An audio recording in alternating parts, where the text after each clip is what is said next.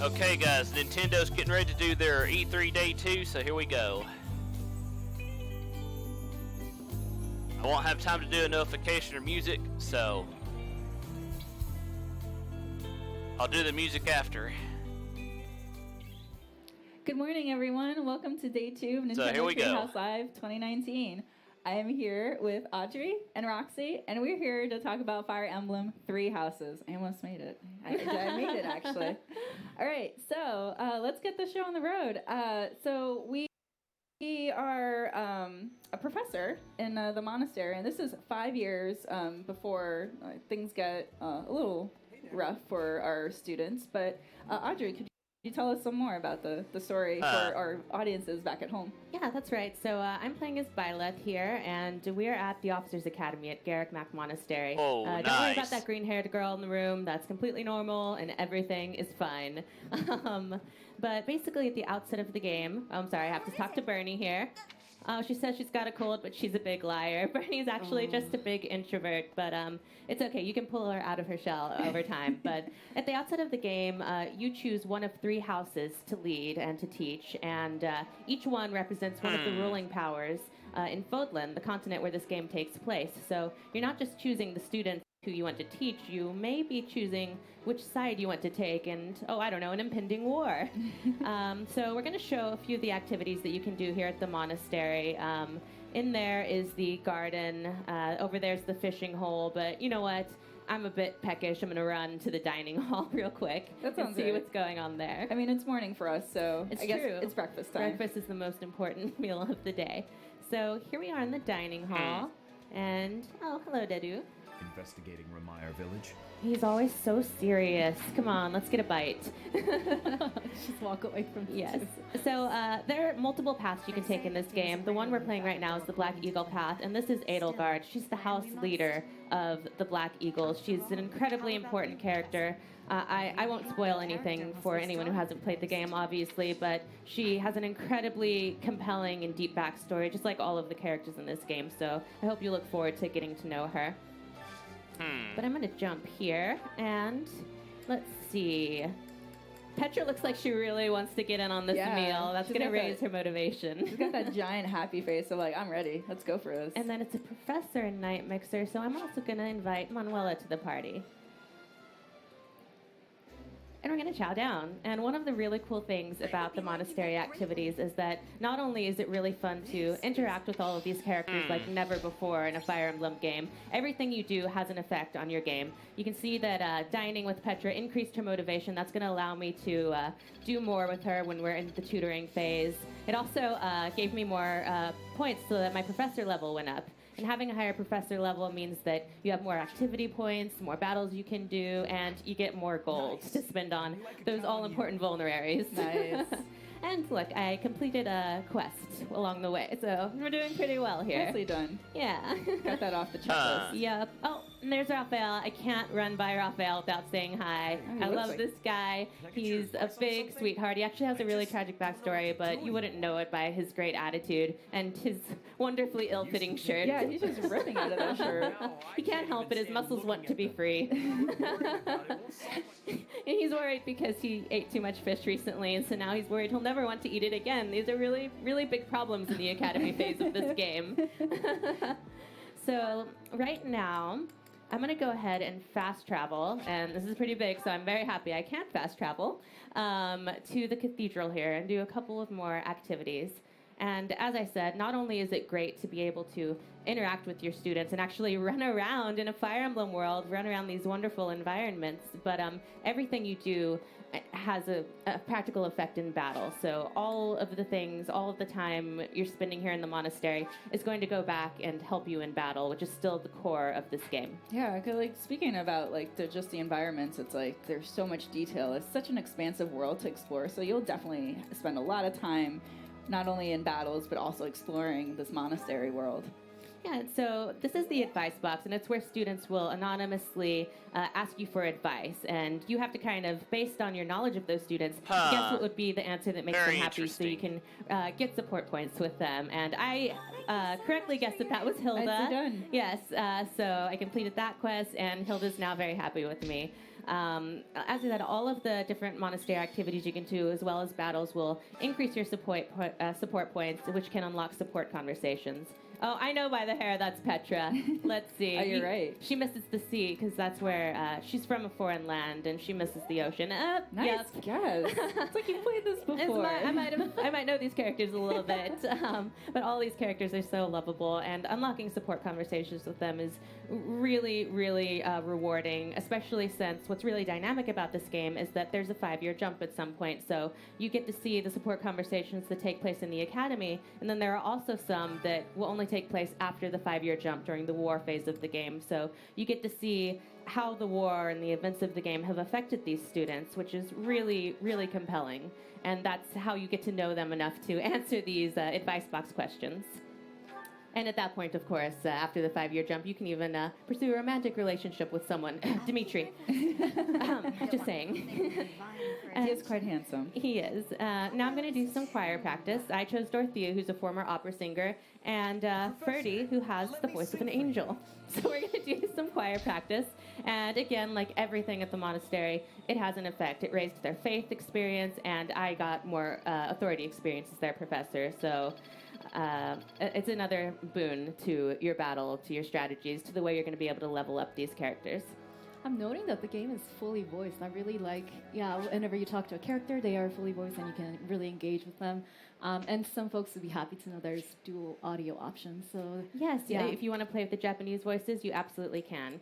So we're going to jump into some tutoring here. And as you can see, you can choose to instruct manually or automatically. One of the wonderful things about this game is that it's as deep as you want it to be. If you want to, like me, I love to pour every single stat, every single unit that I have, and try and customize it to my heart's content. But if you're the kind of player who really just wants to race through the story and the battles as fast as you can auto-tutor, and it won't be quite as effective. For those who are lurking, how are you doing today? You'd rather not deal with all of this stuff that I just personally love pouring over.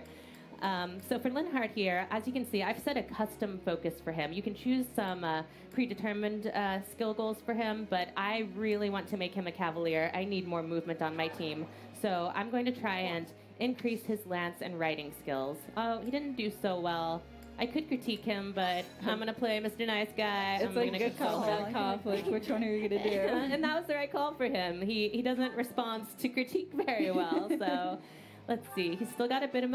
he did it well. Good job. And he leveled up in Lance. Nice. So we'll check in a bit, but he just might have enough of that skill to be able to change class. We'll just have to see. Yeah, good job, Lenny. I'm very, very proud of you. And then, he's still got a little bit of motivation. So let's go ahead and work on your horsemanship. He leveled up as well. Nice. Skill level up. All right. Things are going well for Lenny. And then let's also... check in on Ferdy. He also has a custom focus here. I want to make him a brigand, mostly because I think he would hate the outfit, so I kind of want to force him into it. That's vicious. And another skill level up. He's doing really well here. As I said, I've been very focused on getting all of these skills up to the level they need to get the classes that I want. Very it's very interesting, good to as point we out see that, here, like, guys. there's each character has a specific affinity for a class, And then, but you can again, dictate for those who how are you popping want in, to thank you play for it, popping in. just the way that you want right, to so play they fit it. sort of the synergy of the rest of your army and how you like to play. Let's Exactly. see here. It's dependent on strategy, or it's even dependent Just on the look way at that you want to background, play. guys, and the Absolutely. characters in the background, too. Oh, and as you can see, some of your students can actually ask you if they want to update their goals, and you can choose to go with what they're looking to grow in, or just force them to become an archer if you want them to be an archer. Here, I'm going to leave Ignatz the way he was, just because I really want him to continue down that path. And actually, sometimes if you force a student into territory they're uncomfortable with, unfamiliar with, they'll actually grow exponentially in ways that they couldn't have foreseen.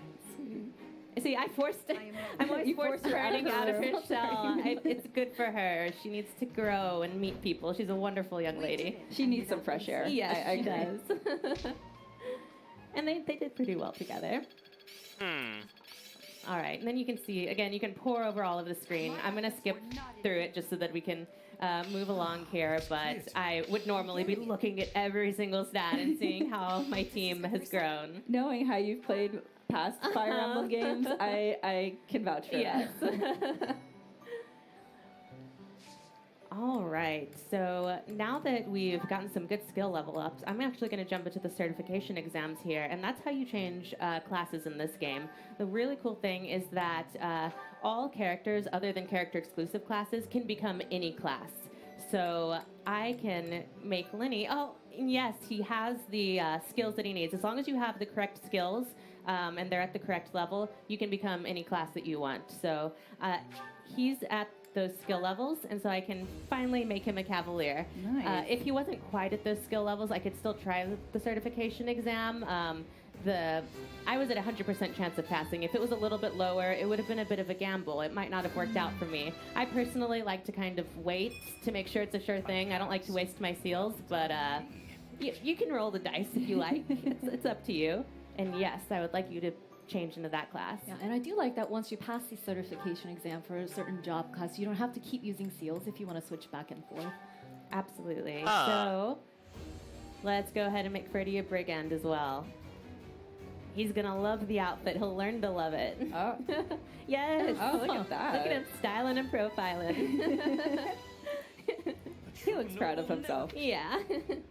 Go ahead and, let's keep you that way, Freddy.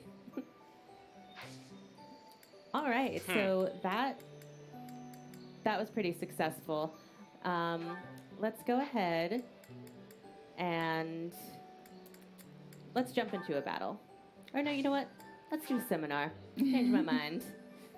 Seminars are a way where you can learn from some of the other professors or faculty at the Officers Academy. Like here, Sateth is really good at lance skills. So if I want to continue to grow Lenny in that direction, I can have him attend one of Sateth's seminars, and his lance skills will improve. Oh, nice. It's very interesting that not only are you interacting with the students. Hang on one second, guys. Nowadays as well, because like just earlier you were having breakfast with Manuelo, who happens to be a faculty member within the monastery. No, there are so many student characters in this game, and they each have such a depth. It's really a delight to get to know all of them throughout the course of the game. Oh, and it's the Holy Kingdom of Fargus Founding Day today, and there's a special dish. I really want to eat there, but I'm going to jump ahead so that we can get a look at some neat battle. All right. My students are doing so well. I'm so proud of them. I love seeing that level of it. Yes. As a teacher and a professor, it is satisfying. Oh, and it's Marianne's birthday, and she's a sweetheart, so I'm going to go ahead and Okay, here we go. And as you see, I got support points for that, so good job all around. I'm the favorite teacher, let's be honest. I do like that you get to interact with students in the other houses too, regardless of the house you initially choose. Yeah. There's an option to interact with them, possibly recruit them. Yeah, that's a great point. So well. you're not just stuck within the students that are particular to a house. You could always recruit them over to the house that you're currently following. Mm-hmm. Yeah, and along those lines, I'm about to do a paralog battle that requires Raphael and Ignatz to take part in it. And Raphael and Ignatz are not actually Black Eagle students. They're both from the Golden Deer, but I loved them so much during my Golden Deer playthrough, I couldn't bear the thought of going on without them. So I acquired the skills as a professor that they wanted to grow in, and since I was able to do that, I was able to recruit them. And because I recruited them, I was able to access this paralog. I otherwise wouldn't have been able to play. So I'm skipping right past this story moment here so that players can enjoy it at home. But basically what's happening is that Ignatz and Raphael are from a merchant families, and merchants are being attacked in the Alliance. So they want us to go and help them. And of course we're going to go help them. It's We're very heroes noble after deed, all. yes. Yes. Doesn't make any. Agreed. Now you're gonna go. I just love Raphael. He's the best. He's so amped. I knew you couldn't resist. He's always amped. Thank you so much. And we've seen a glimpse of the calendar a few times, and that's really notable because you live by the calendar in this game. It determines when you take part in special battles, when you can do additional training opportunities, when people's birthdays are, special holidays, tournaments, all kinds of things. So you really want to keep an eye on the calendar. All right, we're going to go ahead and jump into this battle. Oh, there they are. There are the merchants. Oh, they're in a load of trouble because that guy doesn't look friendly. Oh, yeah, not at all. Looks like they are. So my group starts up split up, and as you may have seen, the objective here is to defeat the commander. Merchants could probably escape. And obviously protect the merchants. That's Sure. pretty important. So you're employing proper flanking maneuvers, which is already... It looks pretty good. Yes, yes. And that's why I'm really happy that I made Linhardt a Cavalier here, because that gives me a lot of movement at my disposal, and I really want to be able to get over to this drawbridge over here. Ooh. So first I'm going to use a combat art, then I'll get over to that drawbridge. yeah. Combat arts are returning. You might remember them from Shadows of Valentia, and there are a bunch of new ones in this game as well. So I'm going to go ahead and unleash one. They're very powerful, of course, but they also do lower your weapon durability very quickly. So you can't just spam the combat arts. You have to be very strategic about how you use them. That is very good to point out. Oh, he lost a lot of health there. I We see, might get Gary, to you'll Some see reinforcements. Lenny die. Oh, We'll no. see what happens. And because he is a Okay, magic let's unit, see he can here, move guys. again after attacking. So I can just kind of scoot him away from those enemies, perhaps. Stay focused. Go play, Charity. Teacher to the rescue. Yes.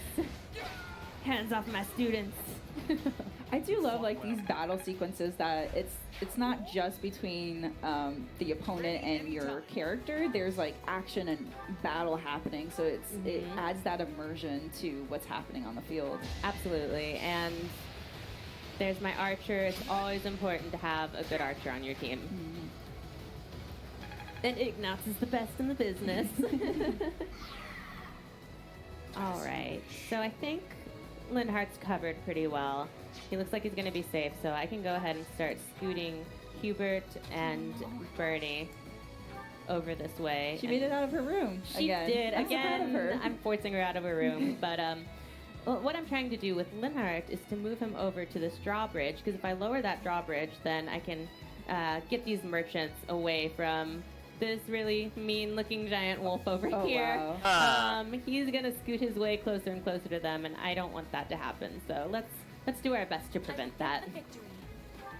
Meanwhile, while we're doing that over on the left side, here on the right side, I'm going to try and inch closer to the commander so that we can maybe take him down before he causes any more mischief. Start whittling down their forces. Yes.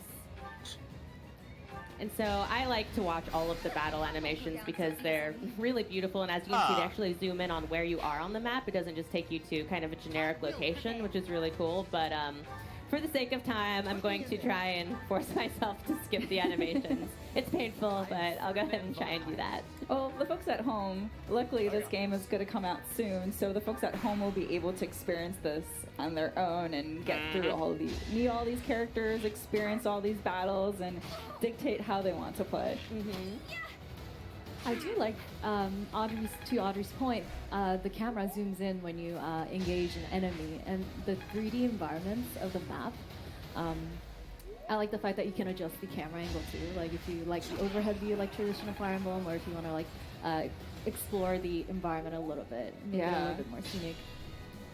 Yeah, that's something that's always been a real great thing about the Fire Emblem series, is that you can customize your battle to your heart's content. You can decide to skip animations, turn them on, off, all kinds of things. So, like I said, I love just watching all of those things, but you really don't have to if you'd rather just get right to it. Yeah.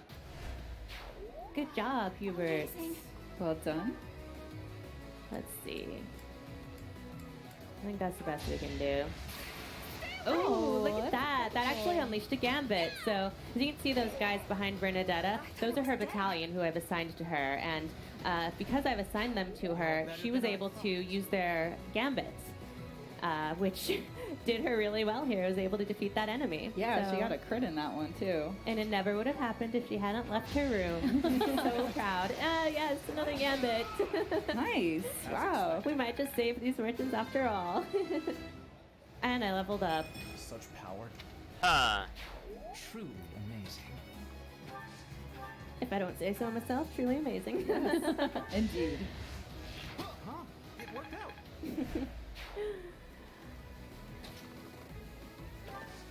All right. The path is clear now.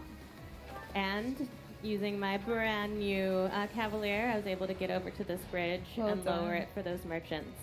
So they can run away from that massive wolf, which we haven't actually just mentioned yet, but it covers like 4 spaces on the map. Right. Like it just shows how monstrous and massive that character is versus all the other units on the field. He's incredibly powerful too. It takes a long, yeah, look, he's 4 spaces.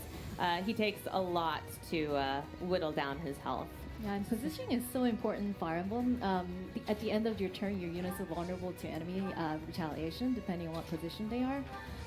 And so these bosses that take up more than 1 square, that really open up just like different possibilities of positioning. So there's one more important battle that I'd like to show. So I think we're going to go ahead and switch over. Yeah. We're not going to be able to defeat this commander today, but I'm going to leave that great pleasure to the viewers at home whenever they pick up the game. Huh. So we're going to jump right into a story battle right now. And I jumped into a bookmark here, and so I've already gone through quite a bit. I'll just run through my strategy so far. We started off over here, and as you can see, this is a real labyrinth here. So I splitted my units in half. I sent my mounted units who have higher movement over this way so that they can kind of go through there and figure things out, while my more powerful units went over here where there were a lot more enemies and a lot of traps. So now we're over here. We've opened these doors, and my mounted units have made their way through this maze. So we're in a pretty good spot, I think. And still deploying a flanking maneuver because you have them on both sides. And I was able to open the door here. One thing that I think is really important to do when you're in one of these sprawled out maps is to kind of choose a key bearer. So I have Sylvain here as the key bearer on this side, and whenever there's a key, I make sure that it gets over to him so that I always know who has the key. I can make sure that's the person I'm sending towards the doors.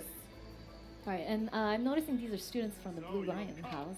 That's right. Oh, yeah, we're alternate playing a path. different house now. That's a good call. And this save file, we're playing as the Blue Lion path and as female Edelgard. Or Byleth. Oh, sorry, female Violet. So many names. I know. Oh, and we've got It just another goes to show Gambit how many characters there are in this game, so it's definitely a challenge to keep track of who's who. But as a professor, that's my duty. All right, so I'm going to cozy up to Byleth here and use a combat art. Ooh, we can, yeah. Let's use that one. Again, I keep not skipping the battle animations because They're so cool. Look at it. What should I do? Deru, you just be you. And then here's my healer.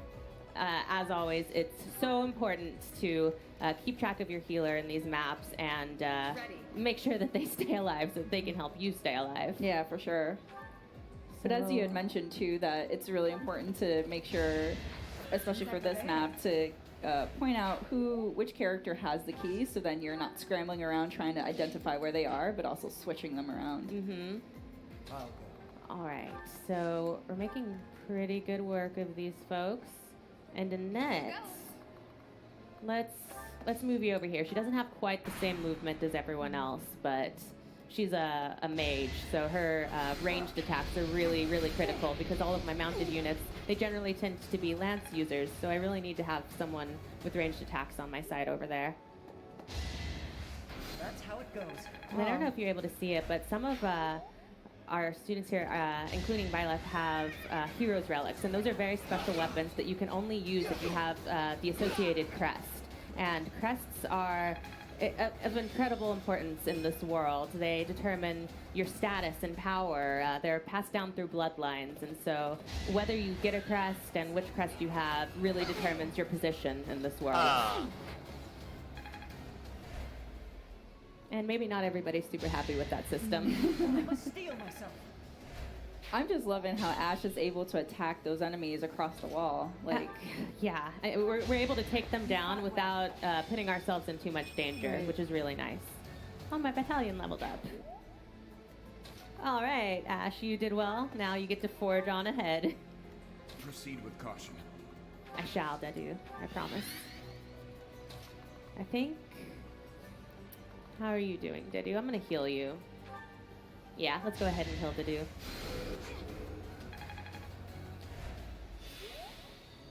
All right, thank you, Mercy. Well, let's go back over to this side, and there's a lever here. So let's flip it. Still a few enemies to take out here. Uh-huh. So let's send Sylvain up this way. Take that guy down because he's blocking one of the warp panels I want to use. Normally, you would need to check all of these warp panels, see where they take you, but I just happen to know which one I want. I'm going to go ahead and go straight there. I've done this before. Oh, yeah, let's use Rally because Felix, he's a bit of a downer. He needs some pep in his step. And then we're all going to move closer to this warp panel, which is going to take us where we need to be to get closer to the Death Knight, who sounds really friendly, doesn't he? Yeah. If we have time, we're going to go and try and say hello to him. Yeah, I'm not so sure if the title Death Knight is... Yeah. Right? Yeah, his mother should have thought twice before naming him Death Knight, maybe. So just to reiterate to the folks at home that are just tuning in, this is Fire Emblem Three Houses, where you play as a professor to basically encourage students and just prep them up. You can play however you want. There's a lot of depth in this game. There's a really deep narrative story. All of these characters have their own personality. And right now we're playing a bit earlier in the game where it's before the 5-year jump, which if you tune in on yesterday's Nintendo Direct, you got a little bit of a preview of what happens after that jump, but this game is really, really cool, and we're really excited to show it to you today. Yeah, and that was just a taste, what you saw in the trailer. Their stories, their backgrounds are all so complex.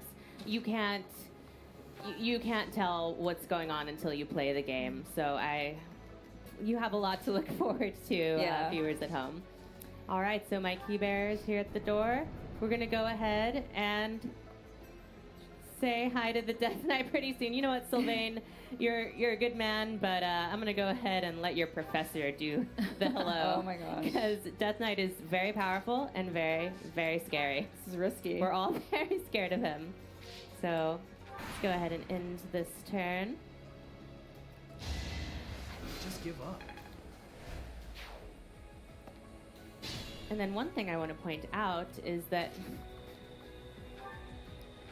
Well, first I'm going to defeat this enemy, and then I'll point stuff out. But say I had royally messed up in battle and, God forbid, let one of my students get defeated. There's actually a way using Define Pulse where you can go back and you can redo the whole match if you want, or you can just go back a few moves. And this is obviously very powerful. It's very limited, so you have to use it strategically, or you can choose to just not use it at all and just live with the deaths. But it's actually a great way to not have to reset a whole 30-minute battle if something doesn't go your way. Yeah. So it's a neat option for fans. It's also important to note too that right now you're playing in the normal mode. I'm playing in classic Or mode, classic yes, mode, which yeah. means that when people die, they stay dead. So,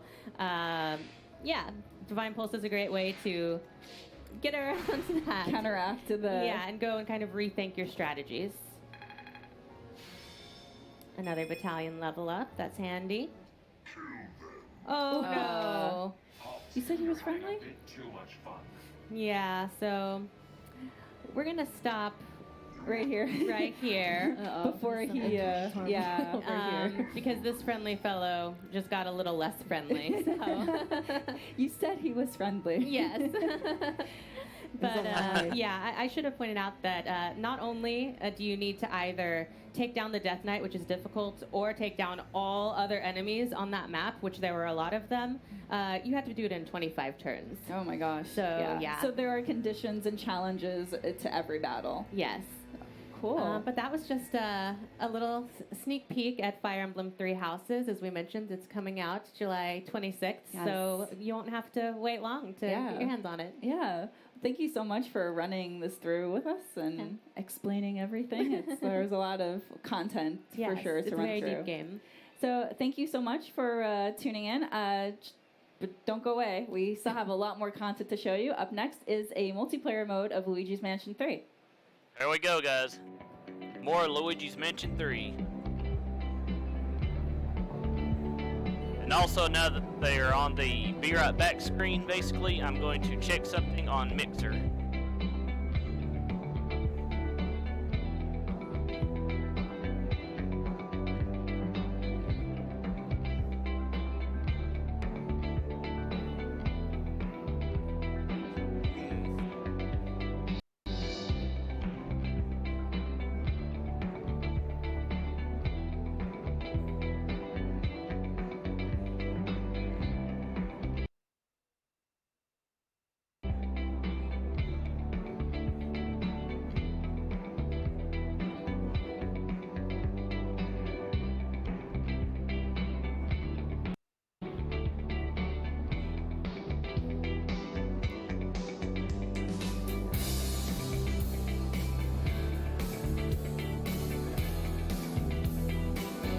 Okay, good. We're done here.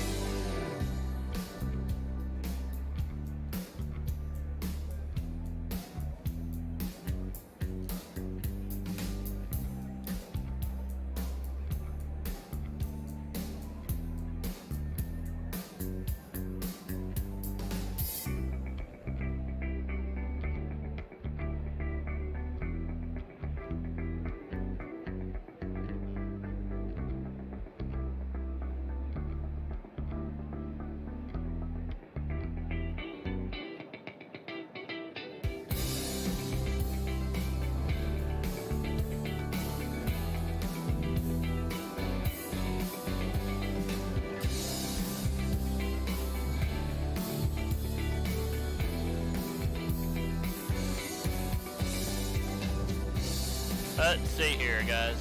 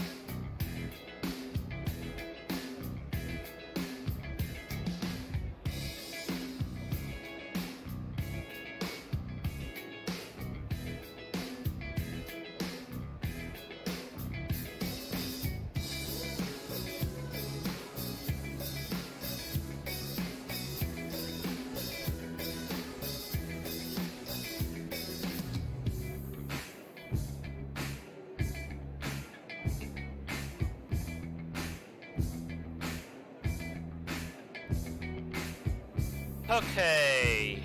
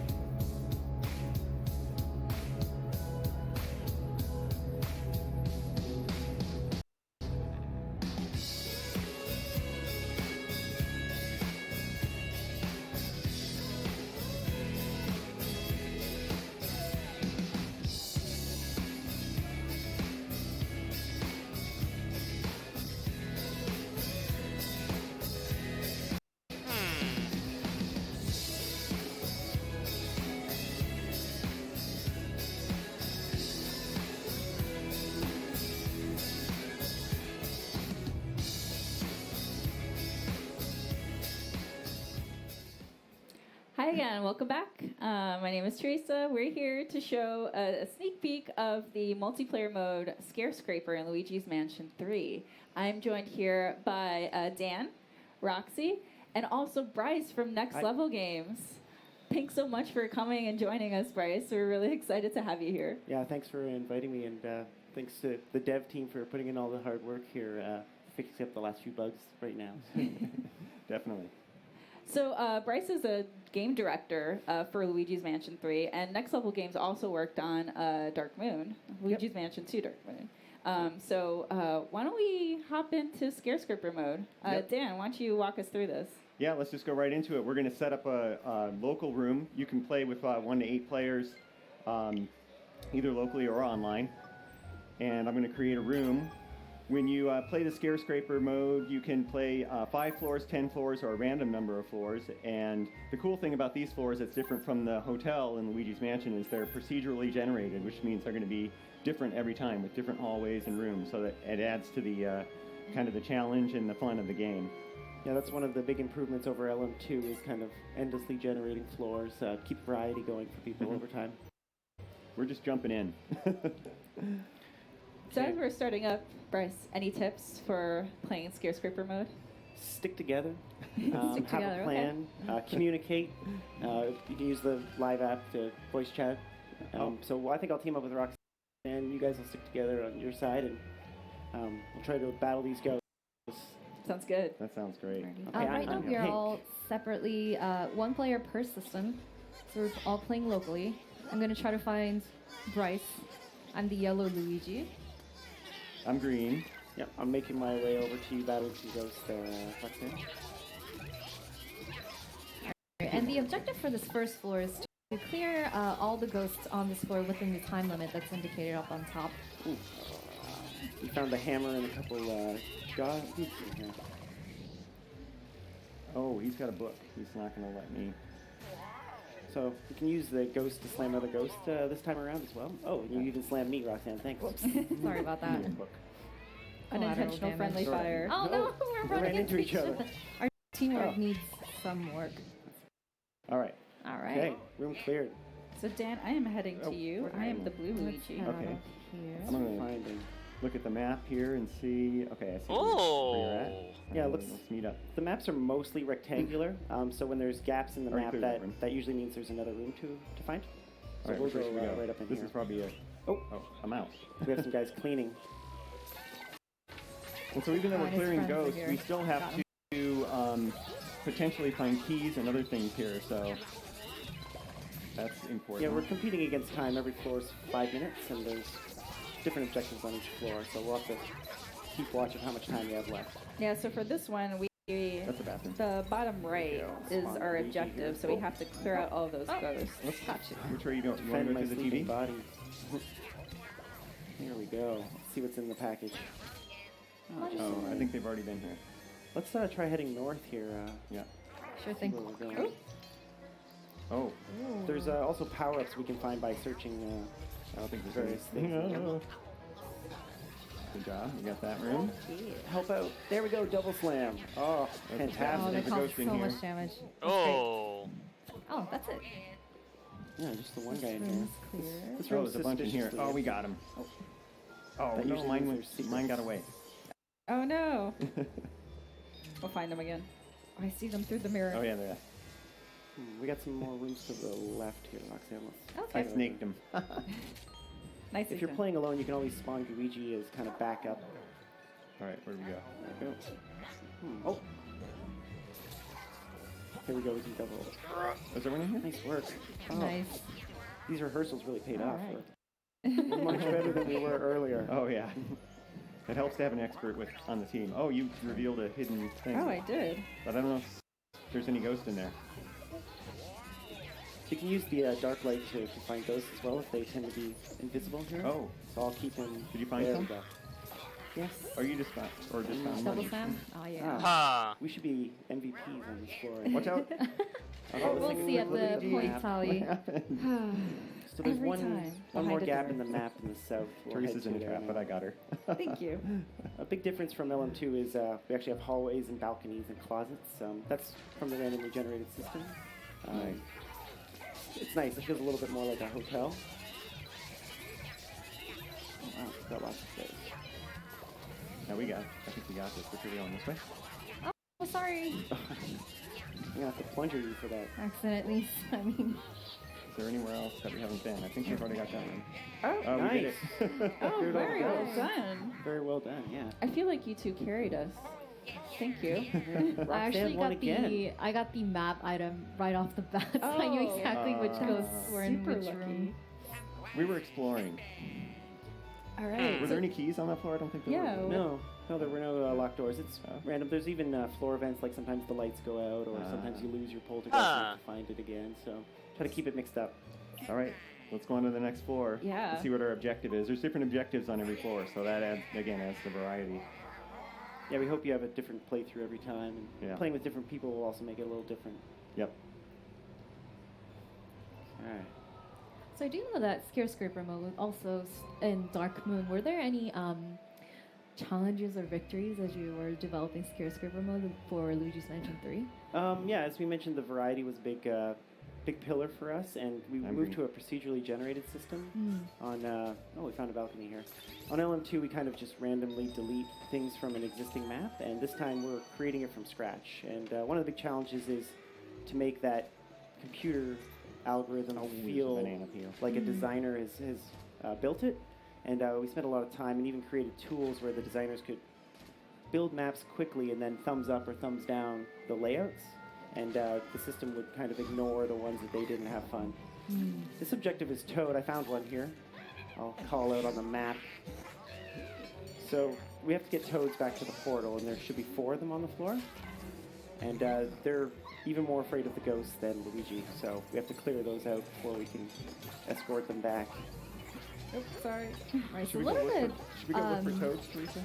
Yeah, strategies are a little bit different for this floor. It's not so important to clear rooms of ghosts. You need to track down where toads are I left and make behind. better use of our time. Hey, there's everybody. Oh. We're in the hallway now. Okay, let's Oh, you find did. somewhere else to go. Did anybody find a Toad?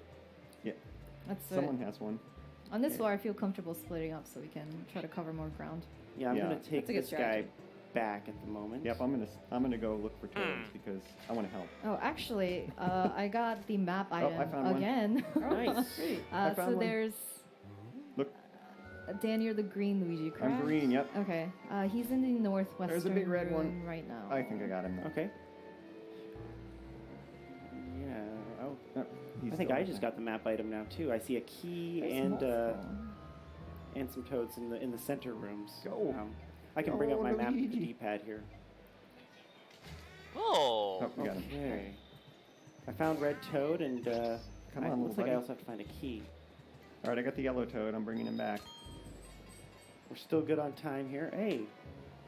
So we're looking for a key in Oh, here, it's in Roxanne. here, isn't it? Alrighty. Might- Did you already turn all the drawers? No, and I haven't found all Oh, the no. hidden objects. Oh, I'm trapped behind a door, and yellow toad's Come on, scared. He's Steve. running down the Oh, you hall. did? Got Oh it. no. Okay. Oh, I will come help. So Help. now we have to look for the locked door on the map. But we haven't It's in the quite- north center. Yeah. Okay. Roxanne, you go there while I Teresa's there. She's gonna help me. take this toad back to the portals. Gotcha. You saw the TV portals in yesterday's studio run-through with Tanabe-san and Ikabata-san. Come on, Toad. Let's go. Oh, he likes you now. Oh, okay. I guess we're going this way. He likes whoever's closest. Yeah. Whoever's going to get him to safety. All right. Good job. Okay. Send him back to EGAD. I have to watch out for those traps. So now we need one more. The green The toad. green toad. Right, Let's so see on the... Oh, he's in the center map. He's in this center, and the only way to access this room is Oh. from actually Not a ghost in there. It looks like from the south. Oh, right okay. from the south. Okay, so you follow can- me, Blue. Coming Everyone with follow Bryce's lead. I guess Bluigi. That'd be a good name. Luigi.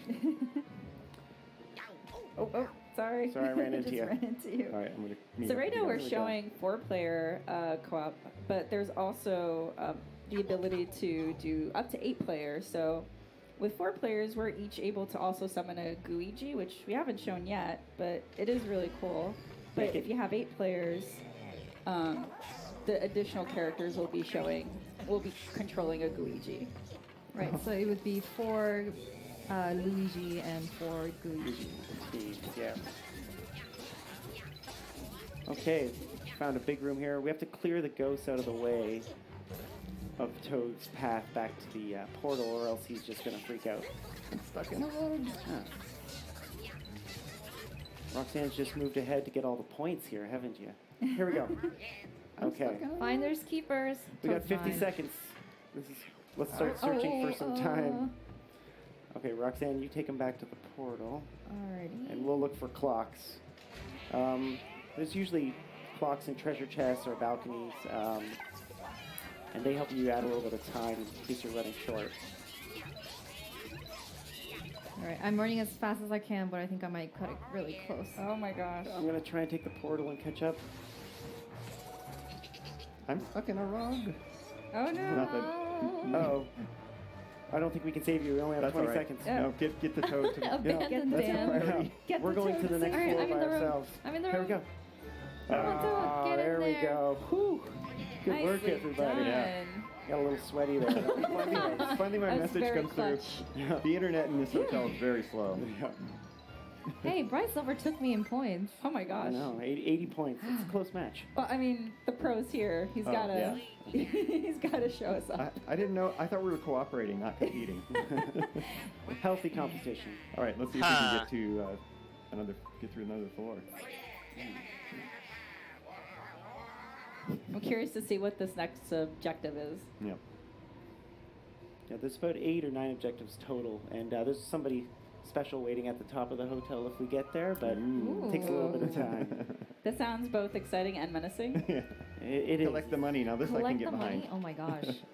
Okay, so this one, the strategy is probably best for us to pretty much divide. And oh, look at that! I got the map this time. Yeah, split up and then try to look for the gold ghosts. They're the ones that kind of have the most money. Also, unhaunting furniture. There's usually better treasure in things that are missing. As you can see right now in mine, there's a little bit of a shine on this box, and I'll spawn my Luigi to help me out. And there should be some ghosts in here. Ah, there we go. The gold ghosts are just as scared as Toad. I think this is a good objective to use first to kind of shake things up and reveal money as well. Is that right? Yeah, you've got a parcel on yours over there, so Yep. just open that up.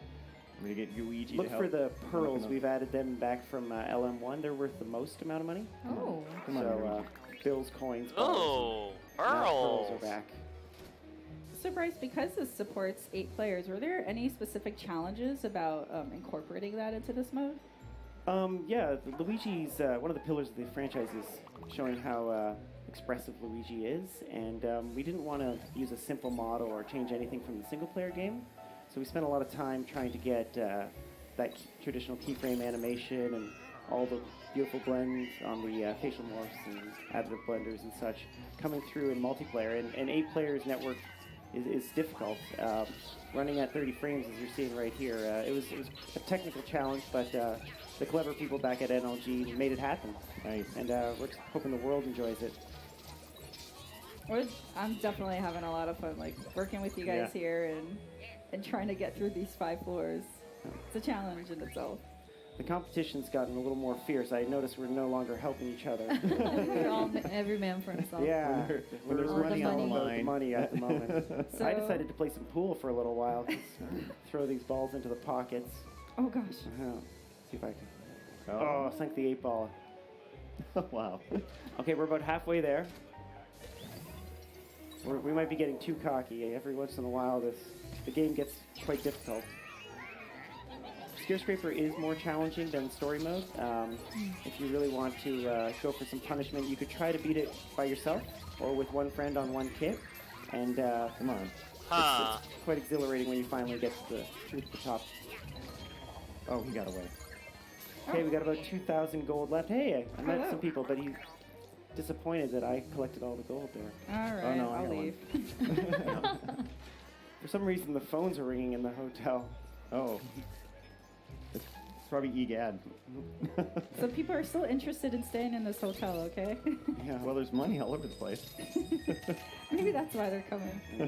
the balconies are a good place for money, and you can find things in the weirdest objects like these planters. Oh, I found a clock. That's going to be helpful. Ooh. The balconies, the floors are a little bit more cohesive than the ones in the single-player mode. So you can kind of guess where the rooms are going to be. If you see empty spaces or you reach a balcony, you know there's nothing else further in that direction. Aw, someone already got that even. 500 left. We're flying here. So I got one of the upgrades now. My backpack's shiny. It's the super suction. So I'll deal more damage to ghosts. Not really helpful on this floor, but that's how the randomness works sometimes. There's also a super strobe that can strobe all the ghosts in one room. And finally, there's a trap detector helmet, which we invented after Tanabe-san was getting stuck quite a few too many times. So if you get a siren on your head, that helps you detect where the traps are. I could probably use that too. It's helpful. It's helpful. Okay, we only need 400. Let's try to find some unexplored rooms here. That door looks suspicious, so I'm not going to that one. 200. Who's going to win? Oh, I found a ghost in the bathroom here. Oh. Searching the toilets is often fun too, or the bathtub. Oh, we did it! Nicely done. Whew, we overshot it by a few hundred. With time to spare. Yeah, I know. Oh my god. We're doing good. Why is it leaving us in the dust? We're going to get past this screen. Yeah. The gold ghosts were really the trick there. All right. Well, I think that we're running out of time, so unfortunately we can't climb up any further this hotel, but that was a ton of fun, and I cannot wait for this game to come out. This will be a blast. Yeah, that was a blast. Thanks for letting me show this off to the world, guys. Any Yeah, other thanks so final much, tips? Bryce, for coming by. Do you have any last words that you want to share with the folks at home? Yeah, we're hoping to finish the game up and satisfy your the fans' needs. We actually listened to the feedback on the forums and in the reviews for LM2, and we've changed the design of the story mode. Brought back some elements from LM1, and I think everybody's going to be pretty happy, especially with the return of the portrait or character ghosts. Oh, yes. A couple dozen of them. Oh, to explore yes. in the game. So Nice. we hope you have fun. Awesome. Well, thank you so much again. Thank Guys, stay tuned. We have a lot more content to show for you. Next up is Trials of Mana. Don't go away.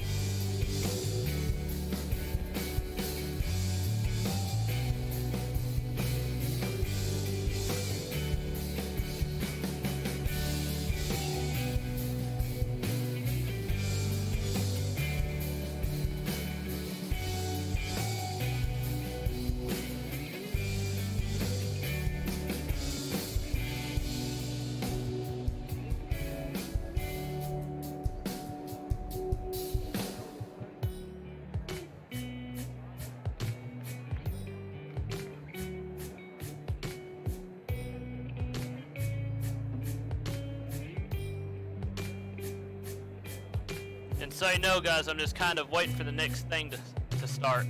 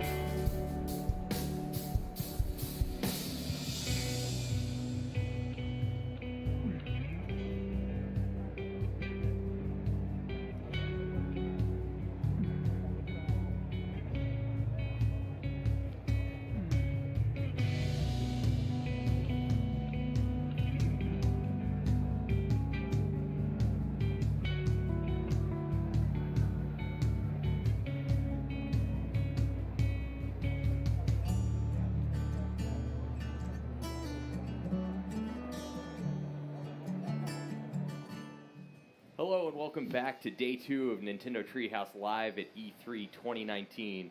I'm Sam, I'm here with Katie, and special guests Tatsuke-san and Oyamada-san, and then Stephanie to interpret, all from Square Enix, because we're going to be taking a look at Trials of Mana. And we're going to be looking at it in actually 2 different flavors. We're going to start off looking at the version that was released in the Collection of Mana just yesterday on Nintendo eShop. And then we're going to move over to the brand new version that's fully remade in 3D for Nintendo Switch. So let's get started. So we are going to jump into Collection of Mana here. Let's make sure that we've got the right controller. Don't think we are plugging in correctly here.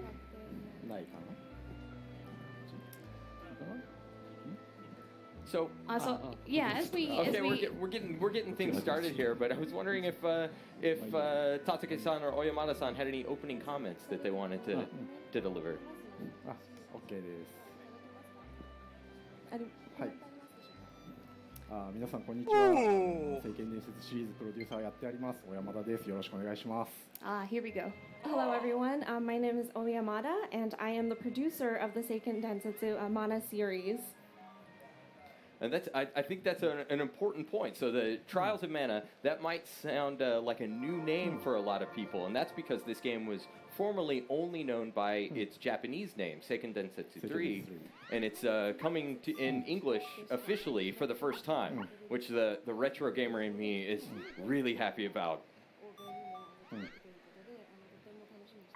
はい、1995年スーパーファミコンで発売されて以来、欧米のユーザーの方々には望まれつつもなかなか提供できなかったので、今回ようやく提供できて私も嬉しいです。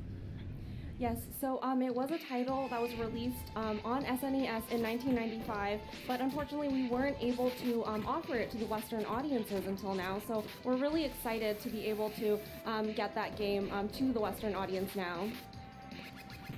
早速スーパーファミコンの時の聖剣伝説3やトライアルズ・オブ・マナの翻訳したものを遊んでいただいています。So right now, we're playing the English localized version of Trials of Mana, the original SNES version. これは最初3人が仲間になった時に初めて戦うフルメタルハガーというボスなんですが、この後リメイク版でも比較できると思うので、ぜひちょっと覚えておいてください。So this is near the beginning of the game. This is the first boss that these characters face after becoming allies.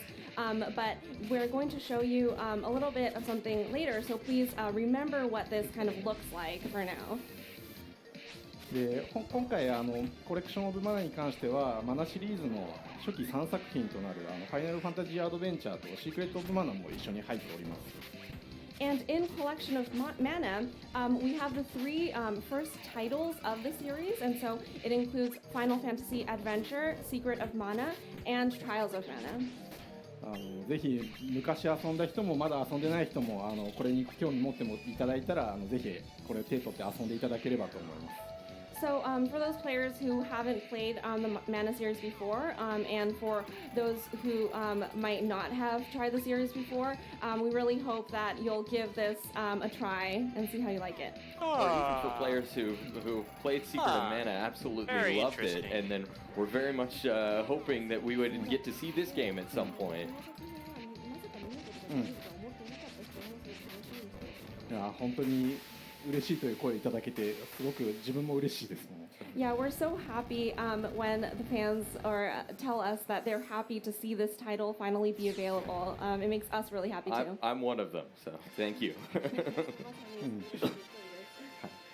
今回コレクションオブマナではクイックセーブ、クイックロードの機能とかを実装しているんですが、それ以外にもタイトル画面にて原作の BGM を楽しめるミュージックモードっていうのも実際して搭載しております。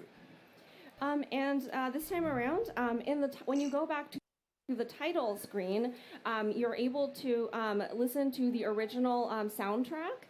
It's called the music mode, so you can enjoy that as well. 非常に原作の楽曲たちも人気が高いので、ゲームの休憩の合間なんかに楽しんでいただければなと思います。The original songs were very popular as well, so we hope that you'll enjoy them if you have any spare time or if you have any time to enjoy the music. Oh, certainly. I'm going to be getting a lot of use out of this feature. ありがとうございます。 Yeah, the music you. is so great. It's like some of it's very serious and some's a little bit more whimsical and fun, and that's going to translate over into the fully realized new Trials of Mana. 音楽もいろいろな種類の音楽があるので新しい作品でも楽しめると思います。So we are looking at the character select screen here. So like in the original Trials of Mana, you'll be able to pick your main character and then 2 supports. はい。では早速。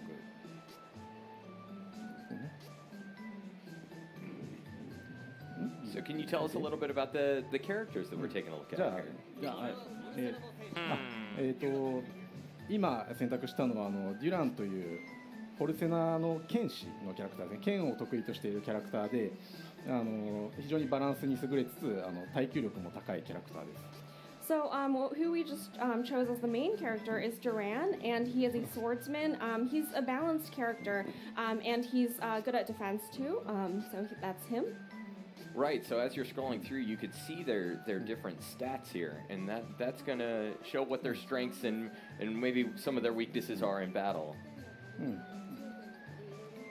そうですね。バトルをそれぞれのキャラクターが特徴を持っていて、何を選ぶかによって、結構バトルの戦略性が変わってきます。あとは、どの、キャラクターを選ぶかによってお話も結構変わってきます。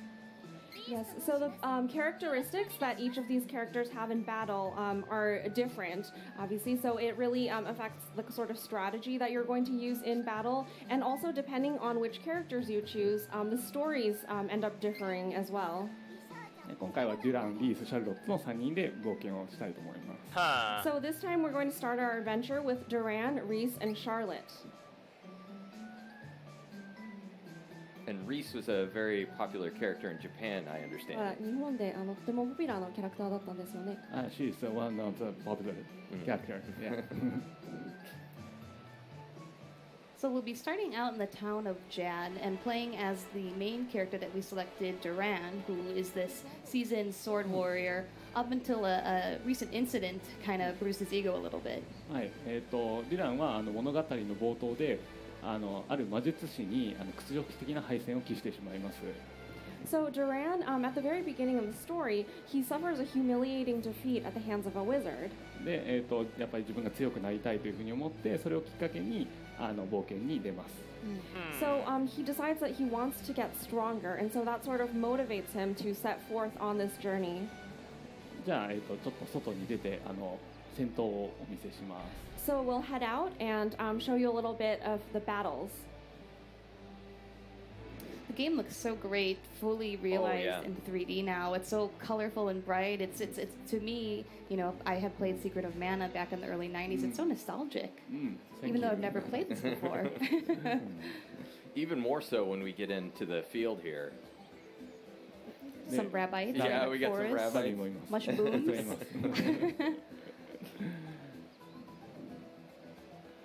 Yeah, it's really stunning looking. 本当に美しいですね。So as you traverse the map here, that star up there is indicating what our goal is, letting us know we need to go to Cascade Cavern.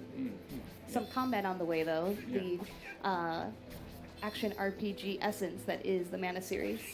その通りね、アクション基本的にはアクションで弱攻撃だったり強攻撃だったり回避をうまく使って冒険を進めていきます。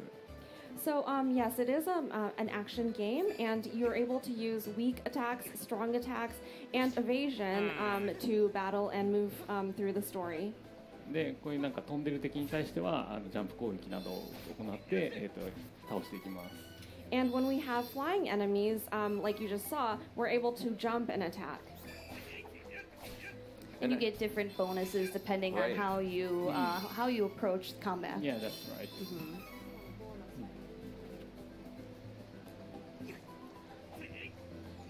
で他にもボタンを組み合わせることによってノックダウンする攻撃だったりとか、あとは、範囲攻撃だったりとかができます。And depending on what combination of buttons you use, you're able to do attacks that knock back enemies or area attacks. And with that, there's also you can strengthen your attacks as well, which sometimes you need to penetrate defenses with a stronger attack.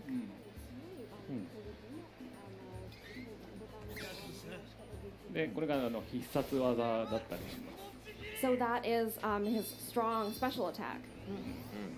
Because the mushrooms deserve no mercy. They're kind of cute. It's deceiving. Yeah, it almost looks like it's mean to attack them. そうですね。世間は結構可愛いマナシリーズは可愛いキャラクターが多いので、はい。Yeah, the Mana series does have a lot of cute visuals and characters. Right. And even down to the items, you just use the ring command system. そうですね。ちょうどリングコマンドがあって、シークレットマナとかでもおなじみだと思うんですけれども。Yeah, you did just see the ring command, which you may be familiar with from Secret of Mana. I like that you heal with candy and chocolate. That's also how I heal in real life. So. で今物語はちょうどデュランが今の洞窟の結界に弾かれてしまったので、ちょっと村人に情報を聞きに行きます。So just now, Duran tried to go into that cavern, but unfortunately he was repelled from entering it. So he's going to go back to the town and see if he can get some information from the residents of the village. One of the things that I'm loving about this new version of Trials of Mana is that it's very reminiscent of the original game, even though it's fully rebuilt and brand new in 3D. 個人的にはオリジナル版の懐かしさをすごく体験できると思っていて、全くリメイクされているのに懐かしさもキープされているという点がいいと思います。そこの辺も意識して作っています。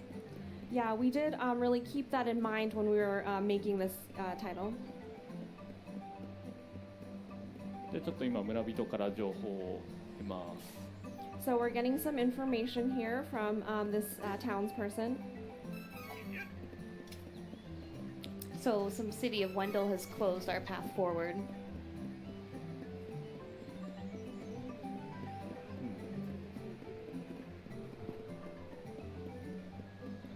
There are all kinds of different characters and townsfolk that we could chat with here, but unfortunately for Treehouse Live, we've got to kind of keep things moving. Yeah, no schmoozing right now. Right. で今村人から夜なんか、怪しい光が出るというふうな情報を聞いたので、宿屋に泊まって夜にします。So just now, we heard a rumor from the townsperson saying that there's some sort of strange light at night, and so we're going to go to the inn and stay there until nighttime and see if we can find out what that's about. And the Mana series, well, specifically Trials of Mana, has a day-to-night system as well. マナシリーズはデータナイトシステムがあると思うんですけれども。データライトシステムというです。Well, just as far as going from day to night, so now we're day to nighttime night. now. Okay, okay, Yeah. そうですね。夜になるとまたちょっと出てくるモンスターも変わったりとか、待ち人が、言ってることが変わったりとかします。Yes, so depending on whether it's day or night, the sort of monsters that you might encounter or the types of people in the village you encounter are going to be different. So Duran just got woken up by that light that we were hearing about earlier. デュランが今光で目が覚めてしまったようですね。So what do you do when you wake up in the middle of the night? You go and chase after Right. the light. You need answers. 光を絶対に追うべきですよね。Through the dark forest. Yes. Seems like a reasonable thing to do. Yeah. 真夜中に暗い森の中を。我々も時差ボケなんでよく今結構朝起きてます。Yes, we too are very jet lagged right now, so we're awake at very early hours. All right, so we're engaging a little bit more combat here on the way to our objective. Gotta stop to fight some rabbis on the way. Yes. で戦闘他にもいろいろありまして、例えばなんか貯めて攻撃するとかでちょっと防御力の高い敵を倒したりとかそういうこともできます。So we're able to charge up and attack and kind of get the enemies with higher defense that way. I love the bonuses that appear on screen. So far, it's very maybe interesting, an guys. alternate objective. For Trial Even of if Mana. you're fighting easier enemies, you can try and do it very quickly and get a little bit more of a bonus that way. ボーナスのシステムがすごくいいと思っていて、なるべく早く倒してそのボーナスを手に入れたいっていうそんな目的も出てくるので楽しいと思います。A little bit more incentive to be strategic. Yeah. 戦略的に戦うモチベーションになりますね。So we're encountering a new character. フェアリーといってナビゲーションキャラクターになります。So this is the fairy, and she is a navigation character. で今はちょっと詳細はわからないんですけども、とりあえずさっき洞窟に入れなかったのを、結界を解いてくれるというので、一緒についていきます。And we don't know the details just yet, but she says that she's going to get rid of that barrier on that cavern from earlier, and so we're gonna kind of follow her. でちなみに今ボイスは入ってないと思うんですけれども、最終的には英語と日本語でボイスが入る予定です。And right now, there's no voiceover, of course, but ultimately we are going to have both English and Japanese voiceovers. Oh, that's great. でテキストについては他にもフランス語だったりドイツ語だったりスペイン語とかにも対応する予定です。And as far as the text goes, that'll be available in French, German, and Spanish as well. Oh, excellent. So if you weren't paying attention to what we were just seeing in the story there, they just heard a sound back towards the town. So I think they're going to go investigate and see what's going on over there. 町の方で音がしたので、またその音の真相を探りに村に帰るところですね。And our fairy friend has taken residency in Duran's head. Kind of startled him a little bit, I think.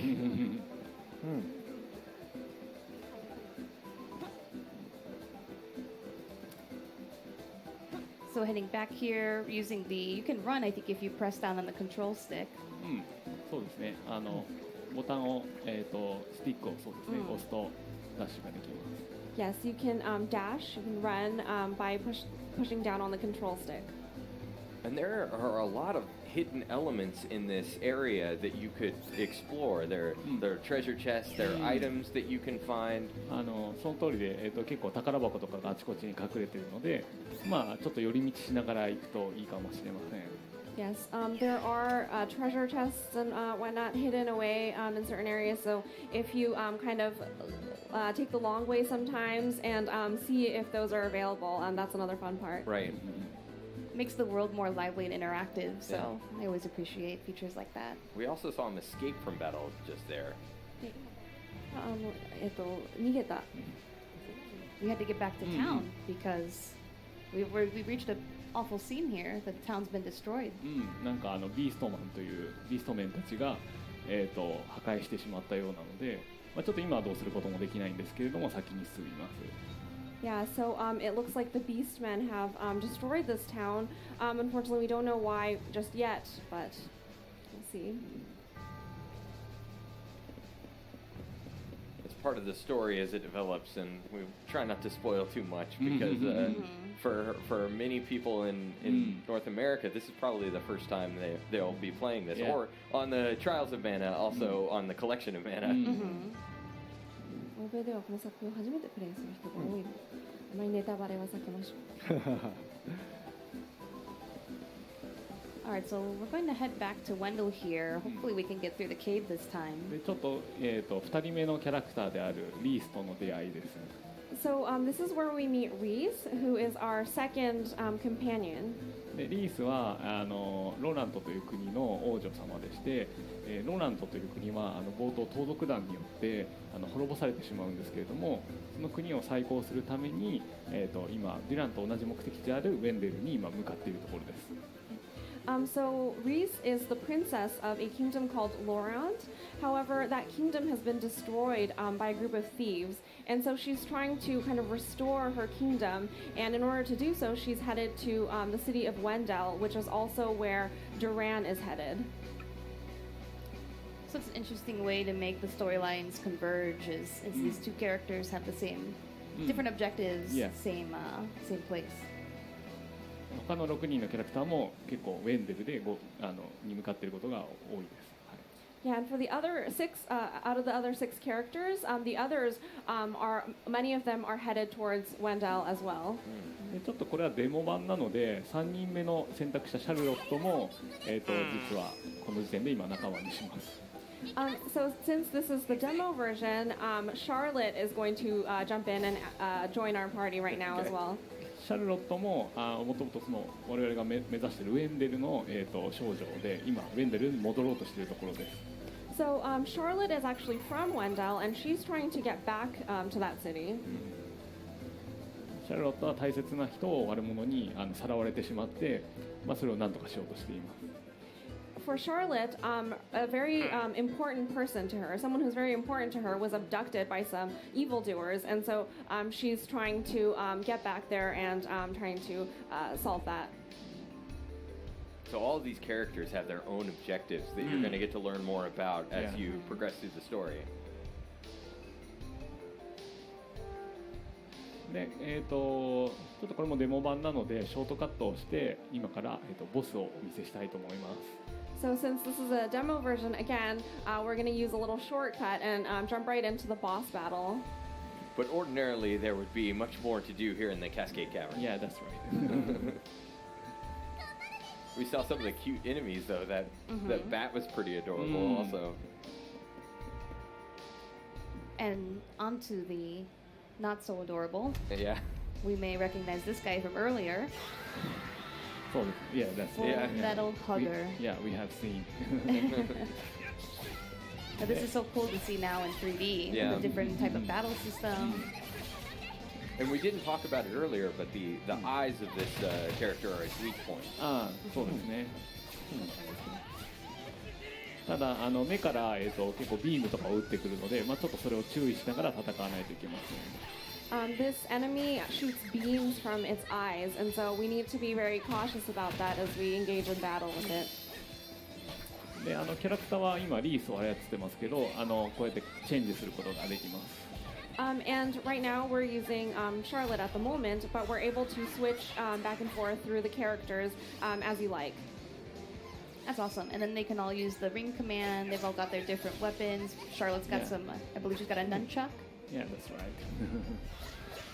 Yeah, and some of them are better at magical abilities than others, so you can switch to them to maybe heal your party or do other sorts of things. Yes. Looks like you're making really quick work of the boss here. They had a tutorial at the top of the segment. Nice work.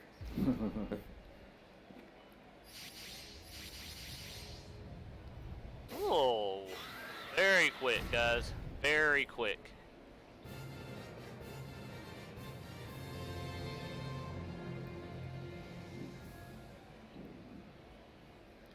this is looking fantastic. Thank you so much for Thank bringing you the very game much. and letting us take a look at it. I think we're running a little bit low on time, but did you have any closing comments that you wanted to share with our viewers before we head out?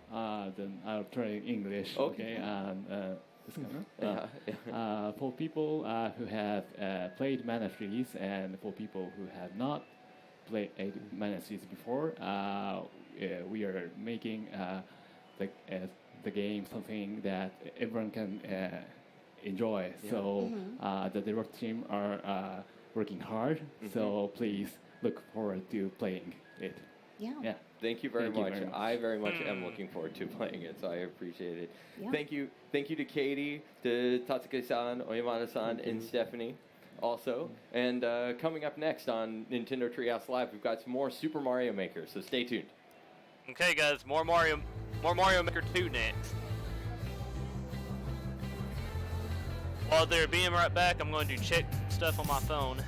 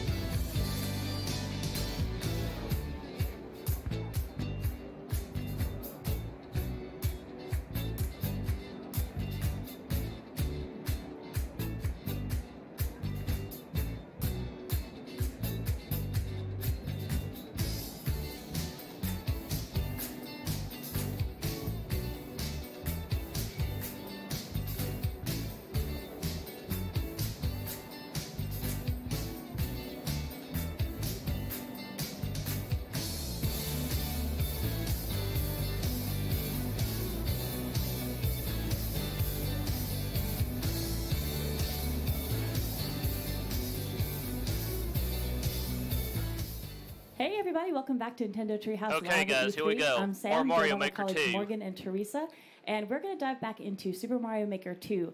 This time we're actually going to go under the hood with one of the levels that was created for the Invitational that happened a few days ago. And we're taking a look at the course here in play mode, but where do you want to get us started, Morgan? Yeah, so this is the course that if you guys watched the Super Mario Maker Invitational, if you didn't check it out, we've got that up on our Nintendo YouTube. But this is the course that we played in the first round. So all the contestants played it. And this course was, all the courses for the Invitational were created by folks in the Treehouse, which I'm lucky to be a member of. And I was one of those folks, but actually a gentleman named Ethan Dill created this course, but I helped play test it quite a bit. So I feel like I have the authority to talk about it behind the scenes. So I'm just playing through the start. The start's pretty simple. We've got a couple question mark blocks. We've got a super mushroom there. We've got a very large fish. Classic fish in a box gag there. Give me that super mushroom. And then a slope. We had to have a slope right out of the gate. And then an exclamation mark block, which you can see that there's no way to hit it from underneath, so I need to ground pound it. And right there, that's how I would get out of this area. But like I said, we're not here to play through this course necessarily. We're going to get under the hood. So let's hop into Maker mode.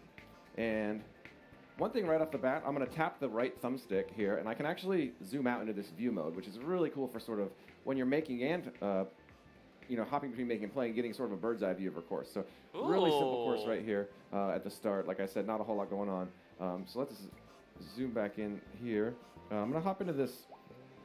Just going to show off this fish in the box. Go ahead and grab that out. Obviously, like in Mario Maker, to put an enemy in a you can just slide it into the question mark block. But whereas you would change an enemy status by shaking it in Mario Maker, and this time you actually just tap and hold, and that will give me all of my options there. So you can see that one already has a mushroom on there. I'm going to go ahead and add wings to it. Why not a parachute also? Get back in there. And these context-specific menus are something that you'll get when you place enemies, other course parts. It's really handy if you don't quite remember off the top of your head what options you have for a particular part. Instead of having to use a little bit of trial and error, you just tap and hold, see that menu, and all of your options are going to be laid out right there. I'm going to change that to a fire flower for reasons that will become clear in a moment. So we actually also had some Twitter polls about this course. Maybe you guys saw that, maybe you did not. We had people vote on what we're going to add to this course, because one of the things about this course is that we didn't make it super hard because we wanted the players to get through it pretty quickly without dying too much. So before I add the clear pipes, though, I'm going to show off really quickly how this exclamation mark block works.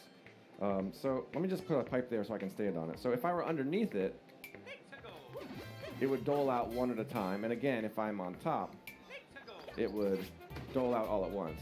And you can see when I'm in Maker mode that I'm able to control what exactly doles out. So I could, instead of what we're seeing there, I could make it a cool kind of a staircase.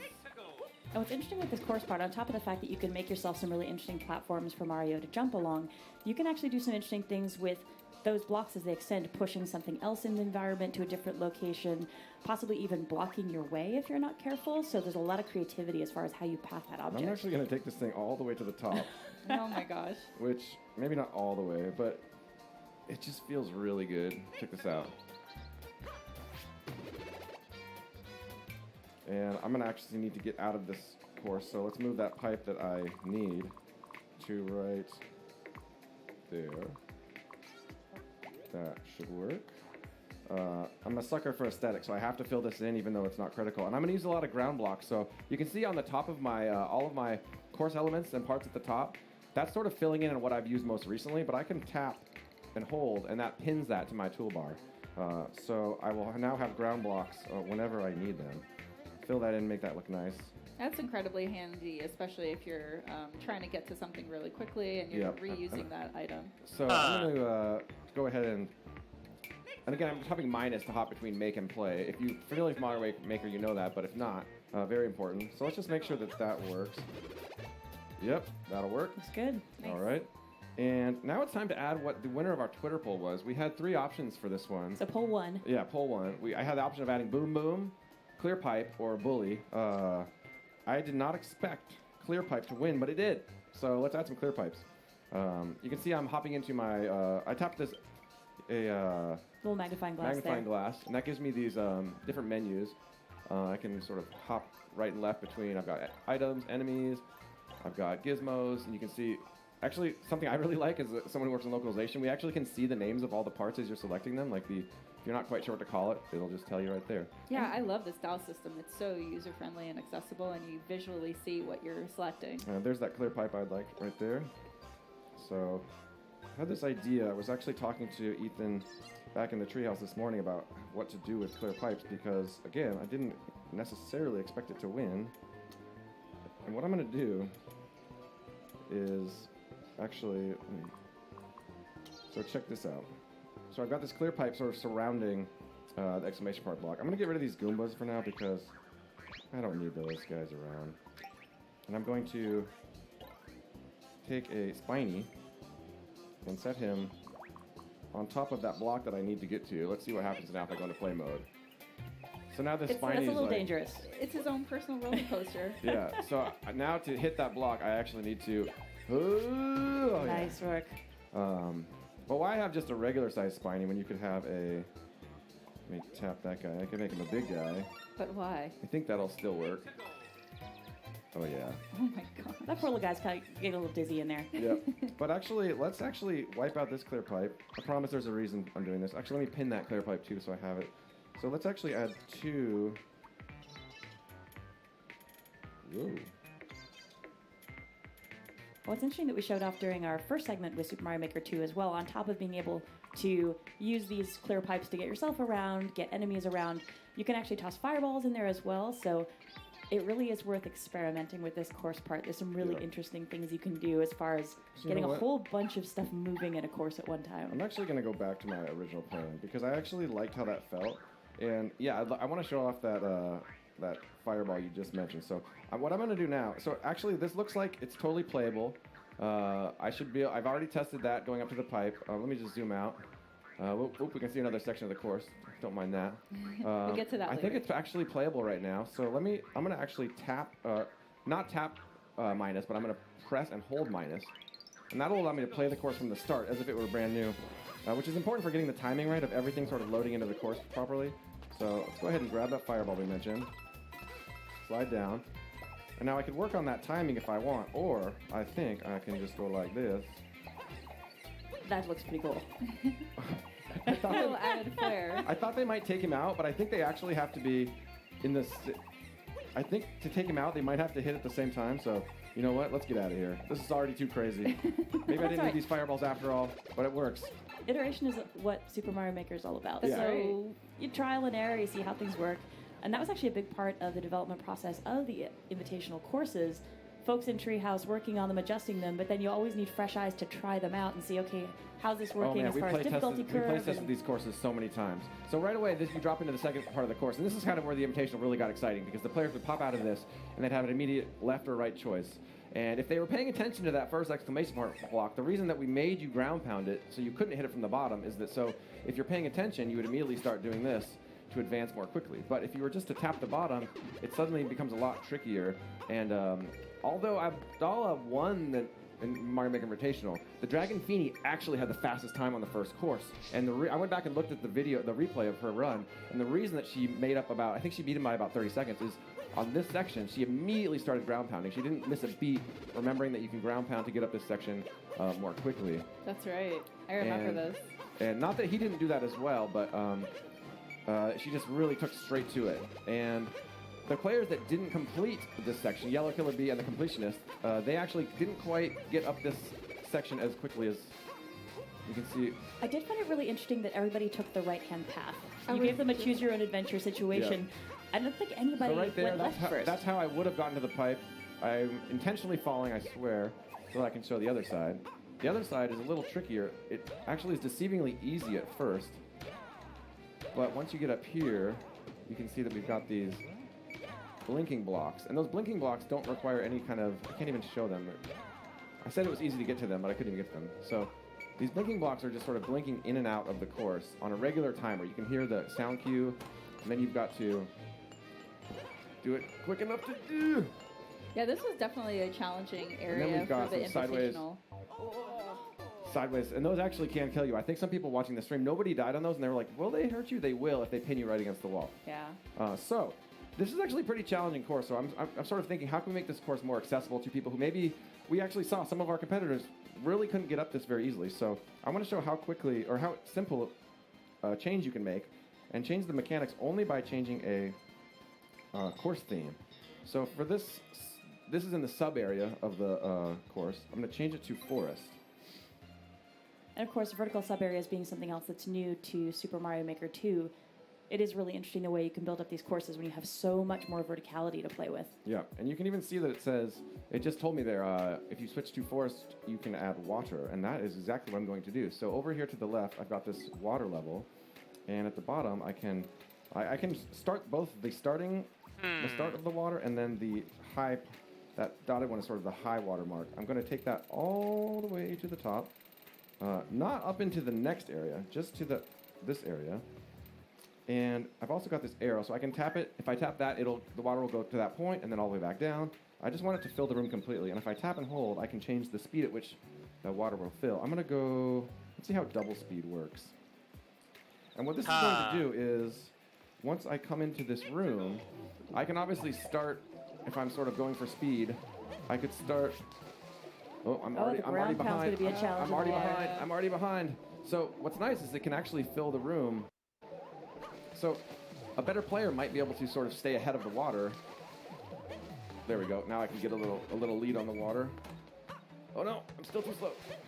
But this is allowing a player that couldn't handle these jumps to much more slowly, but quite easily beat the course, but not nearly as quickly as somebody who had those more advanced platforming skills. And that's just a really neat way that you can sort of use these new...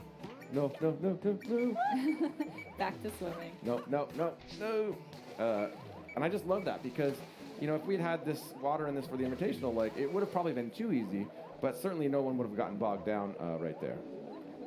Yeah, it definitely makes it possible for you to make something where if somebody wants to have a sort of time challenge and have a race, they could get through that much faster, but nobody's going to be left behind entirely. Yeah. This is the Koopa Troopa car section, which I'm just going to...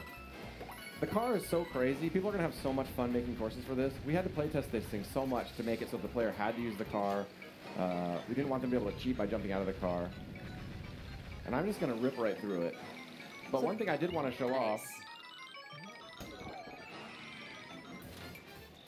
So I'm going to hop right back over to it. The car actually can brake, so... I made that look easy because I've played it several times. But if you don't quite understand how the car works, you could say right here, so right there, those spikes would actually take me out. If I had lost my car at some point... So if you had bumped it into, say, like the ground environment. Yeah, so we have a reset door here, so if you had lost your car here, you could hop back in.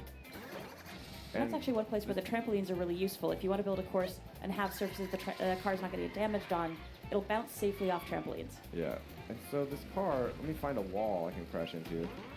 We took out most of the walls, actually, so that you can't break the car, because we didn't want the players to get bogged down. But if I go to the end here... There you go. You can see a little bit of the car coming off each time you hit it. Show off those 3 hit points. And now the P-switch that was triggered way over to the right, you actually can't quite get through this without the car, which was by design. Because we wanted the car to... Yeah, we could try. I mean, somebody probably could, but we wanted you to sort of need the car. All right, so let's hop through there since I already did that once. All right, and I didn't have the car in this moment, but the car cannot go into pipes. You could take the car into that warp block we just came out of, but I'm going to go ahead and head in this pipe, which I could not have taken the car through, even if I wanted to. On the subject of the car, though, I do love that the Koopa Troopa isn't even wearing his shell. He's just chilling out like weekend-style Koopa Troopa, and you're like, true. Dude, I need your car. It's true. It's so true. Okay, so this is the next section. This section is really simple. I actually love the forest theme, what it made this section look like. That tree just looks really neat. The background's beautiful, too. And the only way to advance in this section is to climb up here, grab the Super Bell, and turn into Cat Mario. And now that I am Cat Mario, I can, add the whole nother new gameplay style mechanic, which is climbing walls. So I could quickly climb out of here. But this section was so sort of basic that we, again, had a Twitter poll asking how could we make this more exciting. We had 3 options for this one. If you guys voted, you saw that we could have Hop Chops, Piranha Creeper, or Bonsai Bill. And Piranha Creeper won, which is exciting for me because it fits the aesthetic of this forest theme so well. So Piranha Creepers, similar to the exclamation mark blocks, you kind of control, you as the creator, control like how they dole out. So I'm gonna put this guy over here, have him kind of come over, and peek at me just as I come out of the pipe. I'm going to actually do the same thing over here.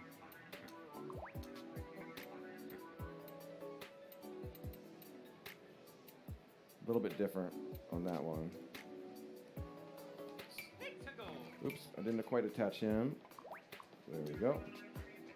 So let's go back in the pipe, because I want to see how these look when I actually load in the way you would.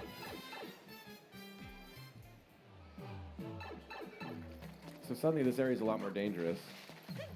And they actually I kind of like that they actually kind of guide me. I'm like, this tree feels safe. Let's go up there. And then from here I could actually, I think if I time it right, I can probably jump over him and then up the wall. Oh, I didn't quite make it. That's tight. Or I could just take him out. You can kill these things too. But if I tap and hold, you can also do blue piranha creepers. What those do is extend out to where you made them end and just kind of hang out. And I think the sound, it's almost like they're sleeping. Yeah. You hear a little snoring sound? So let's change those back to purple. It's a little bit more exciting, I think. I'm gonna make this one not so difficult. Since one thing I was doing, I should be able to now climb up, grab the cat suit, wait for him to go down, climb up, ooh, and get past there. Nice. This next section, I'm not going to edit this section, I'm just going to get past it. Really cool mechanic here, though. You have to wait for the snake block to fill over, to cover up. Oh, no! This was the part that also got the players at the Invitational, too. It was a little bit challenging to traverse both sides. If I jump to the left, I'll hit those springs, but if I wait for the snake block, I can... really messing this up. I think it was interesting, since the purpose of this was a speedrun competition. You gave them two options, the blue and the green snake block. So the green one is going to move a little bit more slowly, going to give you a bit more time to land those jumps. But if you really want to go for a faster time and you want to take the extra risk, you go with the blue side, it's going to go faster for you. Yep. Exactly. Oh, no. Why would I do that? Why would I do that? No.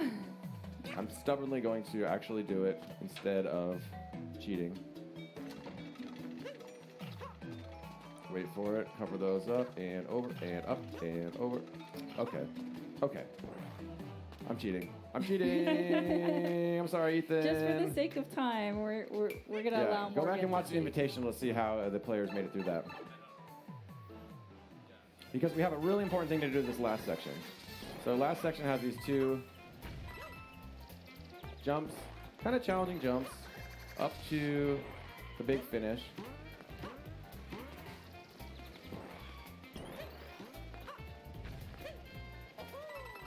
Hit that on-off switch actually changes the trajectory of those. And where that would take me is I'd go into that exclamation mark block, it would drop me at the goal pole, and I'm done. But that's a very simple ending, and we wanted to have a boss battle. Yeah, you have a lot of open air to play with down there as well. It seems like it'd be worthwhile to take some advantage of that. So as quick as I can, I'm going to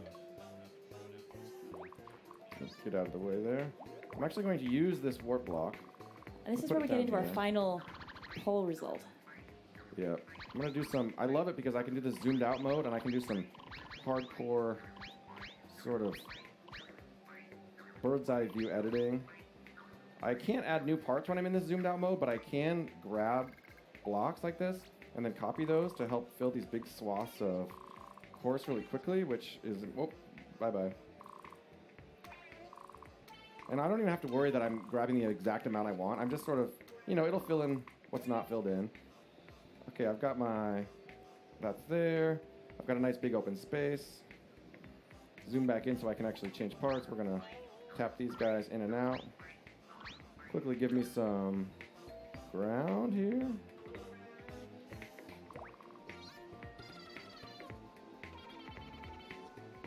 Make it look nice and pretty.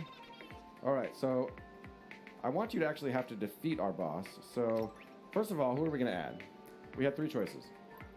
So our Twitter poll result, I believe, we want a big Meowser. So maybe winged as well. Here's Meowser. Here is big Meowser. Nice. Here is big flying Meowser. And I actually want you to have to defeat him. So I'm going to change this to a key warp block. And of course, we're going to need a key to activate that. So let's grab that.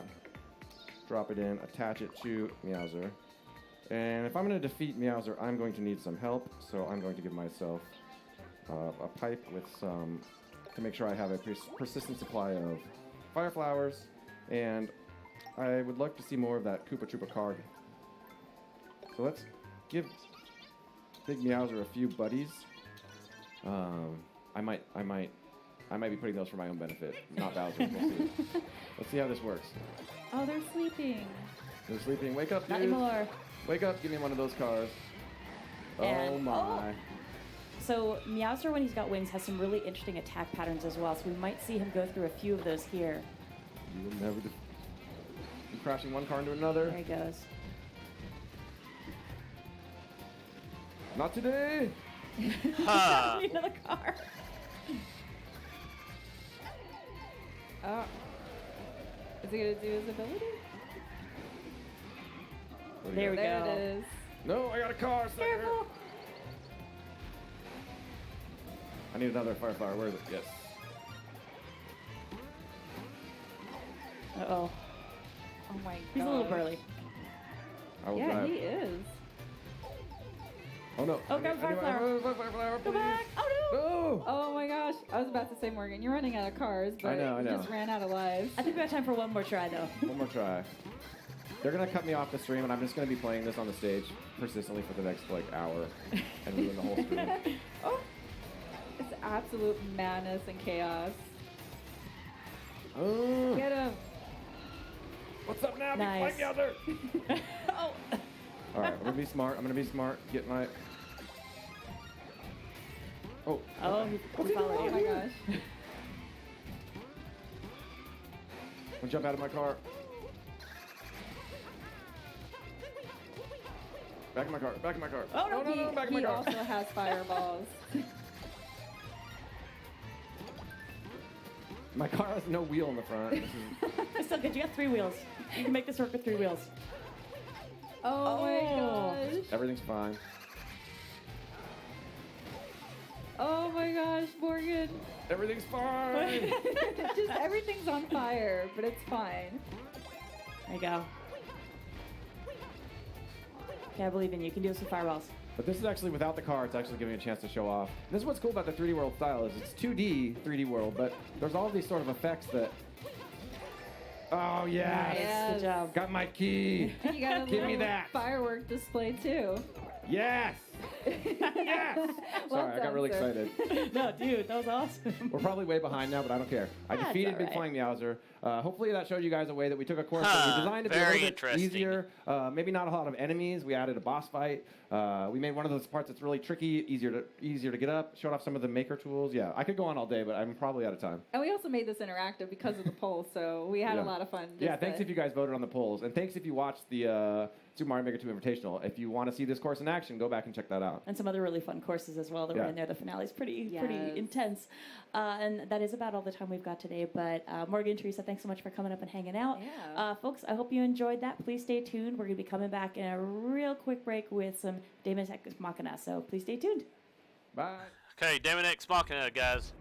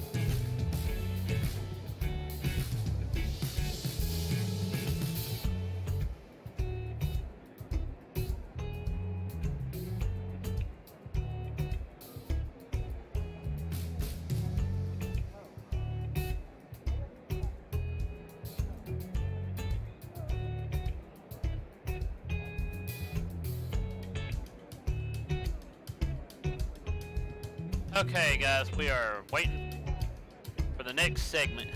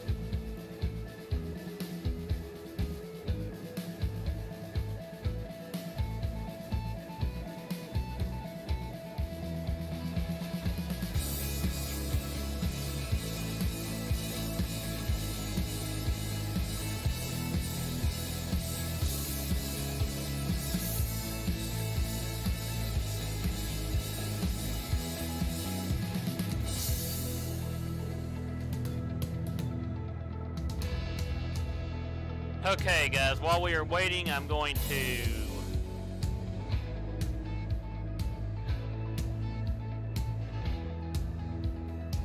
kind of sit back and relax.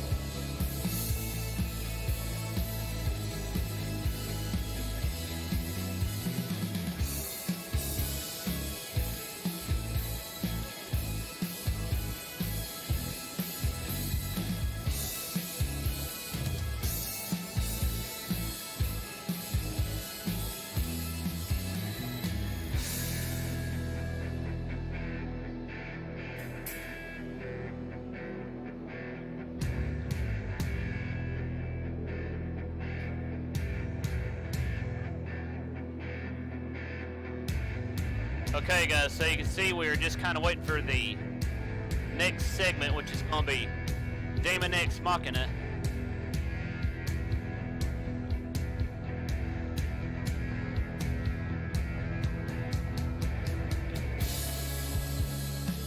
And while we're waiting, I'm going to check something on my end.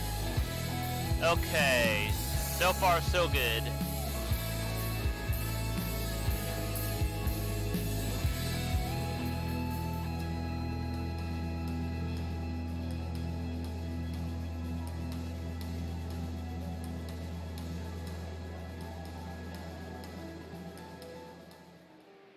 Hi, welcome back to Nintendo Treehouse Okay, here we Live. go. We are going to get into some live gameplay of the cooperative multiplayer in Daemon X Machina. I'm here with Demetrius, Roxanne, Teresa, Raymond, and Sakuda-san from Marvelous, who's going to give us some great tactical advice and other insights in the game. So, go ahead, Demetrius, and let's take us away. Yeah, so first I just wanted to say this is Daemon X Machina, and we're going to do today is we're going to play 2 missions and kind of go over also some customization for our characters. Before we begin, I just want to say this is the cooperative multiplayer, and I just wanted to make sure we asked Mr. Sakuda if he would like to, make any comments on that, and what kind of inspired him to create multiplayer for this game.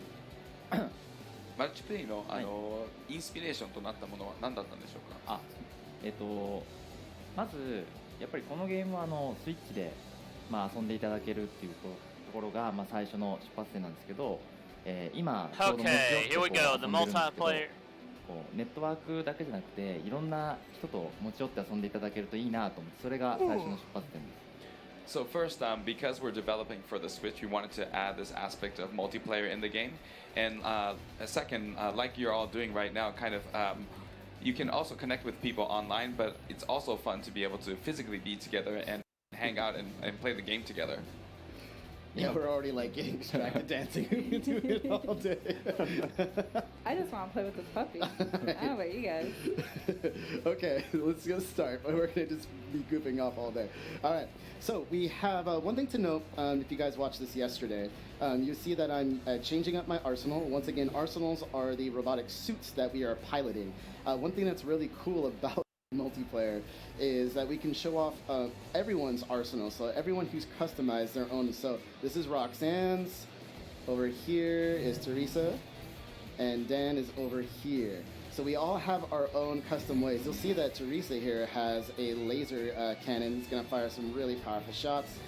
Roxanne has a bazooka on her back with 2 small submachine guns, and Dan here has another a rocket launcher? Yeah, and 2 rifles, along with some shoulder-mounted missiles.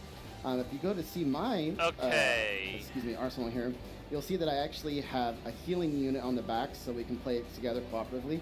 I also have what's kind of like a shock cannon on my left hand here, which is going to be great for this boss that we're going to fight coming up. I also have some really big boosters, so I'm going to be playing really fast. All right, so what I'm going to do now is going to go access this panel. I already showed you guys what I need to do, so I think we're just going to ready up. You guys ready? So we go on, hold down the plus button. And what we're going to do is, our first mission is overthrow the gun fort, Alpha. For those who have played the prototype missions demo, you may have seen this boss before, but you only saw it when we were playing with 1 player, so now we're playing it with 4 players. And it should be good. To be madness. Yeah, one thing that's really great is Mr. Sakuda gave me the advice of using this particular energy weapon that will shock this boss and make him stand still for a moment. Because what you'll see is this boss is very mobile. So there's a lot of cool tactics coming into play, and that's kind of like overall what we're trying to do here. All right. Here we go.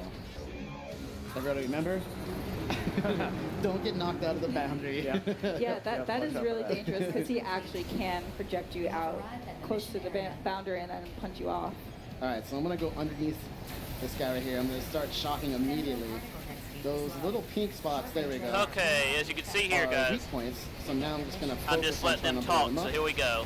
今敵をしびれさせたりとかして戦っているので、しびれると動けなくなるので、その瞬間でみんなで攻撃するチャンスとかが生まれてきます。Yeah, like you guys were doing, once you're able to actually stun the enemy, that's your opportunity for all of you to just gang up on him.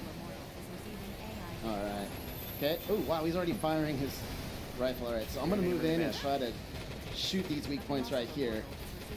あと誰かが倒れたとしても、このゲームはみんなで生き返らすことができるので、もう好きなように戦ってもらえれば楽しく遊べると思います。And another point to keep in mind is that if any of you fall in battle, anybody else can come and reboot the unit.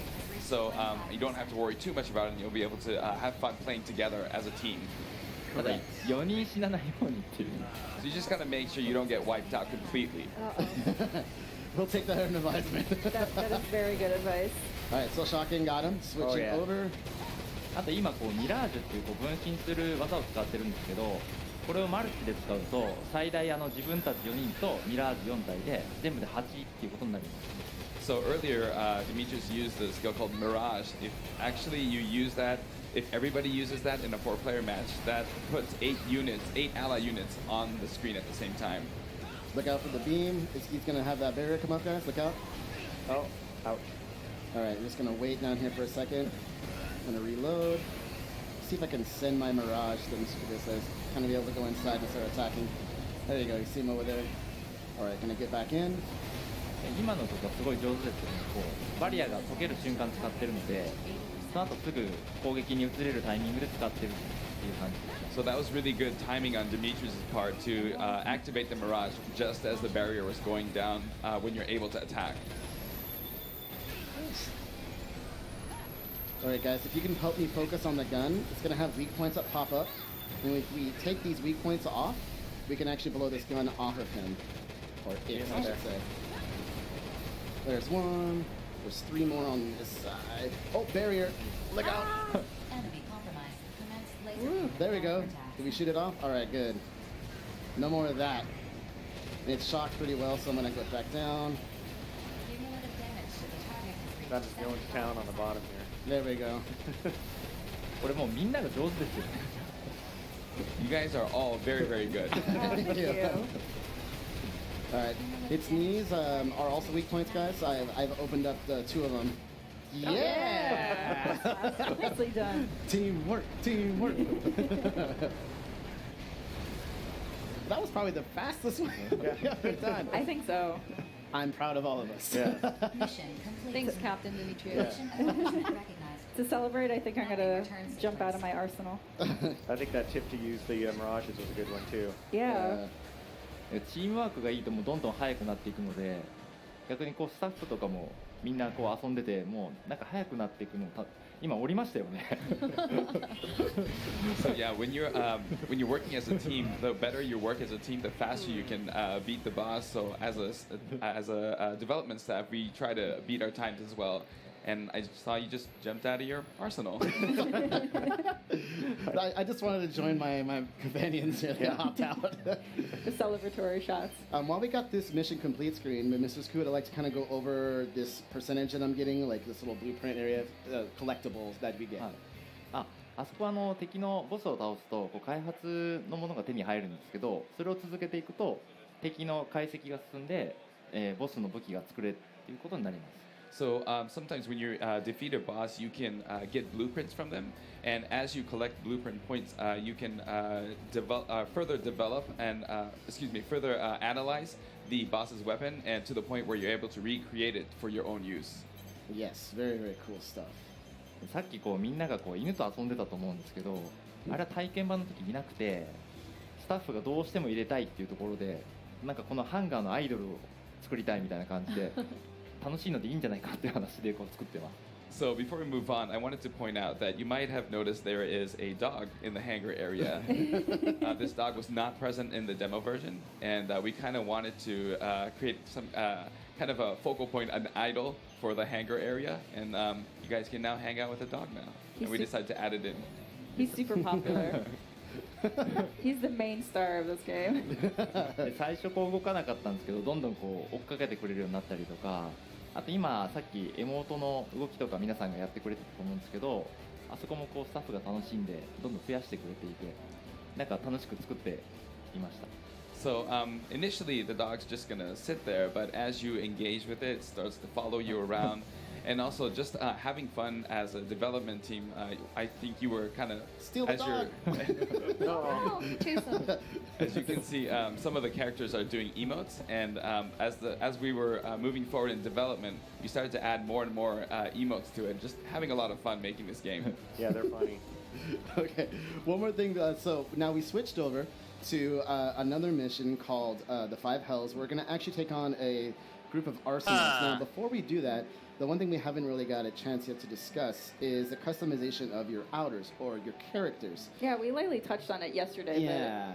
So what you're going to see here is we all customize our characters in a different way. I had to represent my baldness in the best way I possibly could, and I think this game lets me do that. You'll see that we all really try to use our own individual personalities. And on top of that, there's body modification. We kind of showed that before in the demo. What I'm going to do now is actually go into the lab here, and I'm going to show kind of like what I have done. Just a little bit. I don't want to give too much away. But going into body modification, you can see now that I've actually modified my arm and my legs and my eyes to give me additional abilities. If I actually tap this screen in here, you'll see I can increase my reload speed by 10%. I have increased mobility, better stamina, and reduce the landing time recovery. And this is all from modifying. So if I actually went down, for example, to the upper body here, you'll see that there's a lot of different things I can do. I can add like a blade to my arm. I can do a lot of other stuff. Now, I don't want to reveal too much of this, but I just wanted to show you the depth. Now, you don't have to do this way. You don't have to modify at all. In fact, I believe Mr. Skuda has a preference on his type of modification. 福田さんの人体改造に関してはどう思います？僕はしないんですよ、これ。Actually, I actually don't do body modifications at all. Pure. こうやると強くなれるし、あと昨日の動画とかの中にもあるんですけど、こう瞬間移動的に動けるようになるであるとか、こうタッチなんですけど連続でこうコンボを決めれるみたいになっていくんですけど、僕はこう一番素の状態でもちゃんとクリアできたりとか遊べるっていうので、作っているので、こうやらずに楽しんで遊んでます。So as you saw earlier in the previous segment, there are body modifications that let you, for example, travel really quickly, like you're warping around, or let you do combo attacks together. And those are all great. It makes you stronger. But I personally like to, we're creating the game such that even if you don't do any body modifications, you can play the game just fine. So I like to keep it without any body modifications. And Tracy, can you ready up real quick? Oh yeah. That makes sense to me. I need to modify to get my skills right. Hopefully one day I can get there and I can play without that. But it's really cool though too, and there's many different options, and it's really neat, especially that the way you modify your body is different every time, which is super cool. But it also allows the player to show their personality through their arsenal, through their character. Lots of customization. I just like options. to make my character look as weird as possible. And you can even customize like your UI, for example, too. There's just so much customization in this game.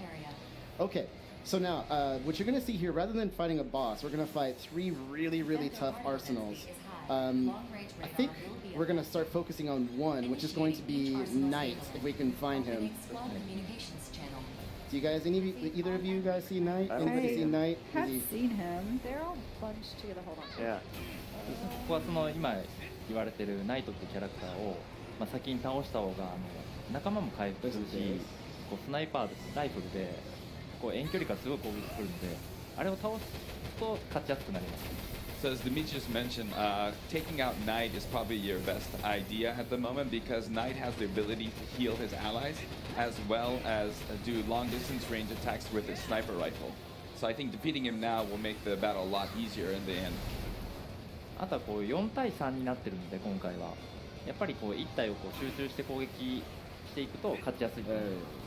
And because the battle is set up so that you have 4 on your team while the other team has 3, it makes focusing all of your attacks on one enemy at a time will help you, aid you in battle. なんか今ちょうどこうミラージュとかも使いつつ、こう8対1みたいな感じでやっつけてる。Oh my god! Everything! Oh my gosh! Yeah, I mean, cornered him. You pretty much have all your mirages activated. It's like 8 against 1. That was ruthless. There he is. He's still trying to run away. He don't like that at all. Put my mirage out again. Oh, don't go out of bounds. Yeah, don't follow him in there. Be careful. マルチでやるとやっぱこうやってみんなで楽しみながらこう勝ちやすくなってると思うので、好きな装備をどんどん集めてもらえればと。All right, no more healing for that. So playing multiplayer is really getting together and playing together is extra fun experience, and you can also gather equipment to better build your arsenal. He dropped his sniper rifle, which was good. I'll come back to that later. So are we going after Abyss or Heaven this time? Since we're here, we'll go after Abyss. Okay. Is he still saying? Yeah, he's firing at me. All right, now I'm gonna get a little gutsy here. What? And I'm going to hop out, throw a couple grenades, and set some traps. So if you guys want to come back to me, oh, he's just getting smashed. All right, I'll go back over there now. I'll him a couple times. But I set 2 traps, so if he does come around this area, we can actually get him to go through. Thanks, Steve. やっぱり上手ですね。ああやってこう仕掛けといたりすると、降りるときはこうリスクもあるんですけど、その分倒しやすくなるんで。So yeah, that's a smart move on Demetrius' part. I know there's a lot of risks getting out of your arsenal, but setting up traps like that can really aid you in battle as you're luring your enemies. やっぱりこう皆さんが上手いので結構早く倒してると思います。You guys are so good. I think this is gonna fly by. We're just having way too much fun. I know. All right, so we see where is where down here. Oh, there's heaven. Okay. 時々こう緑の玉とか見えてると思うんですけど、あれとかは中に入っちゃうとこう3で毒なのでだんだんドットダメージみたいなのが入るようになっていて。Now this might be too gutsy. So sometimes you see green kind of balls or areas on the screen. That's actually acid, and you basically perpetually take damage, almost like a poison effect.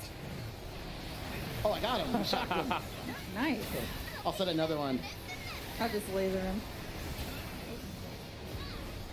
Oh, he's so dead. Oh, yeah. Oh. I think that we got them all, right? Boom. We did. Wow. We destroyed this. All right, yeah. So no one's a match for us. We should start our own mercenary. Wow. Good job, everyone. Sorry, Heaven. Yeah, she's not I almost happy. feel sorry for her. Ooh, Claymore. Yeah, I'll take that. でもこうやってこう仲間同士というかみんなで倒すとこれ今回復してるところですね。ここに入ると仲間も回復できるのでこう回復装備なんかをつけていってもこうみんなとこう楽しめる要素です。So as Demetrius mentioned earlier, he has a healing unit. So in the case you needed to heal, you can help your teammates as well, making teamwork even more important. あえて優しい人がいるといいですよね。And it's nice to have someone very kind like Demetrius. I love my coworkers. They're great people. All right, so mission complete on that one. So as I said before, we had 2 missions to show you, but we did want to quickly kind of discuss with Mr. Skuda about the other multiplayer options. If you wanted to kind of elaborate on that. 今強戦のマルチプレイをしたんですが、他にもマルチプレイオプションがあると伺っていたんですが、それに関してお話しいただけますか。はい、そうですね。ちょっとまだこれからなんですけど、このゲームはアップデートをしていくので、発売からそんな遠くない時間で、対戦プレイとかも入れようと思ってます。So we're still working on it, but not too far off in the future after the release of this game. We'll continue to update this game, and one of those features will be a competitive multiplayer mode. で結構もうそこもちょっとずつ作ってはいるんですけど、まずはこうストーリーモードとかでとにかく一人で皆さんまずはゲームを楽しんでいただいて、その後協力プレイで友達同士とかとさっきみたいなこうタイムアタックとかどんどん短くなっていくのも楽しいと思うので、まずそれをやっていただきたいと思ってます。So as I said, we're still working on it. So in the meantime, I hope players will definitely play the story mode and engage in the story, as well as like we did today, play multiplayer co-op and have fun while we are hard at work. So you see here, guys, I'm just waiting on this segment to get done because there wasn't much for me to talk about with it. やっぱりそれでこう装備をみんなでこう揃えて楽しんでいただける人たちの次に今度は対戦をこう好きな方々が思いっきり楽しんでいただけるようにちょっと調整とかもしていこうと思ってます。And so I know that some people don't like competitive play, and so we wanted to make sure that we have the option for people to kind of get together, discuss what kind of equipment and loadout you want, and play together. And then for those who like competitive play, they can definitely engage in that once we release that, and we'll continue to adjust that as well. で本当にこう発売からそこまで遠くない時期だと思うので楽しみにしていただければなと思ってます。And I really think that it's not going to be far too out from the release of the game that we're able to put this out. So please look forward to it. All right, Roxy, you're on my team, or maybe T's on my team. Yes. I'm on whoever's the best player's team. Oh, you're on my team then. Oh. Shade. Okay. I'm on Roxy's team. Oh, okay. Then Yeah. I'm there. we got this. You just got to We're the best get me set up with a good loadout like you did here. And I'll be okay. All right, then go ahead and take us out of here. All right, so next up we're going to look at what's new in Dragon Quest XI's, Echoes of an Elusive Age, the definitive edition. So stay tuned.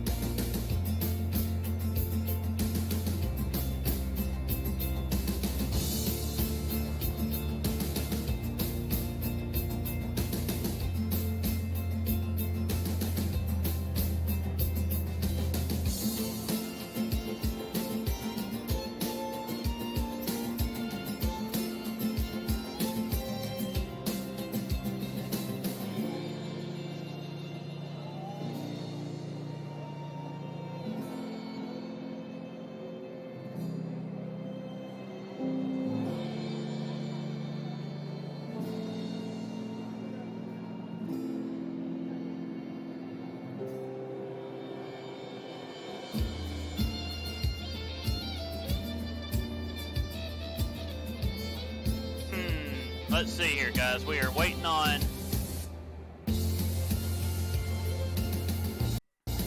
We're waiting on the next segment to start.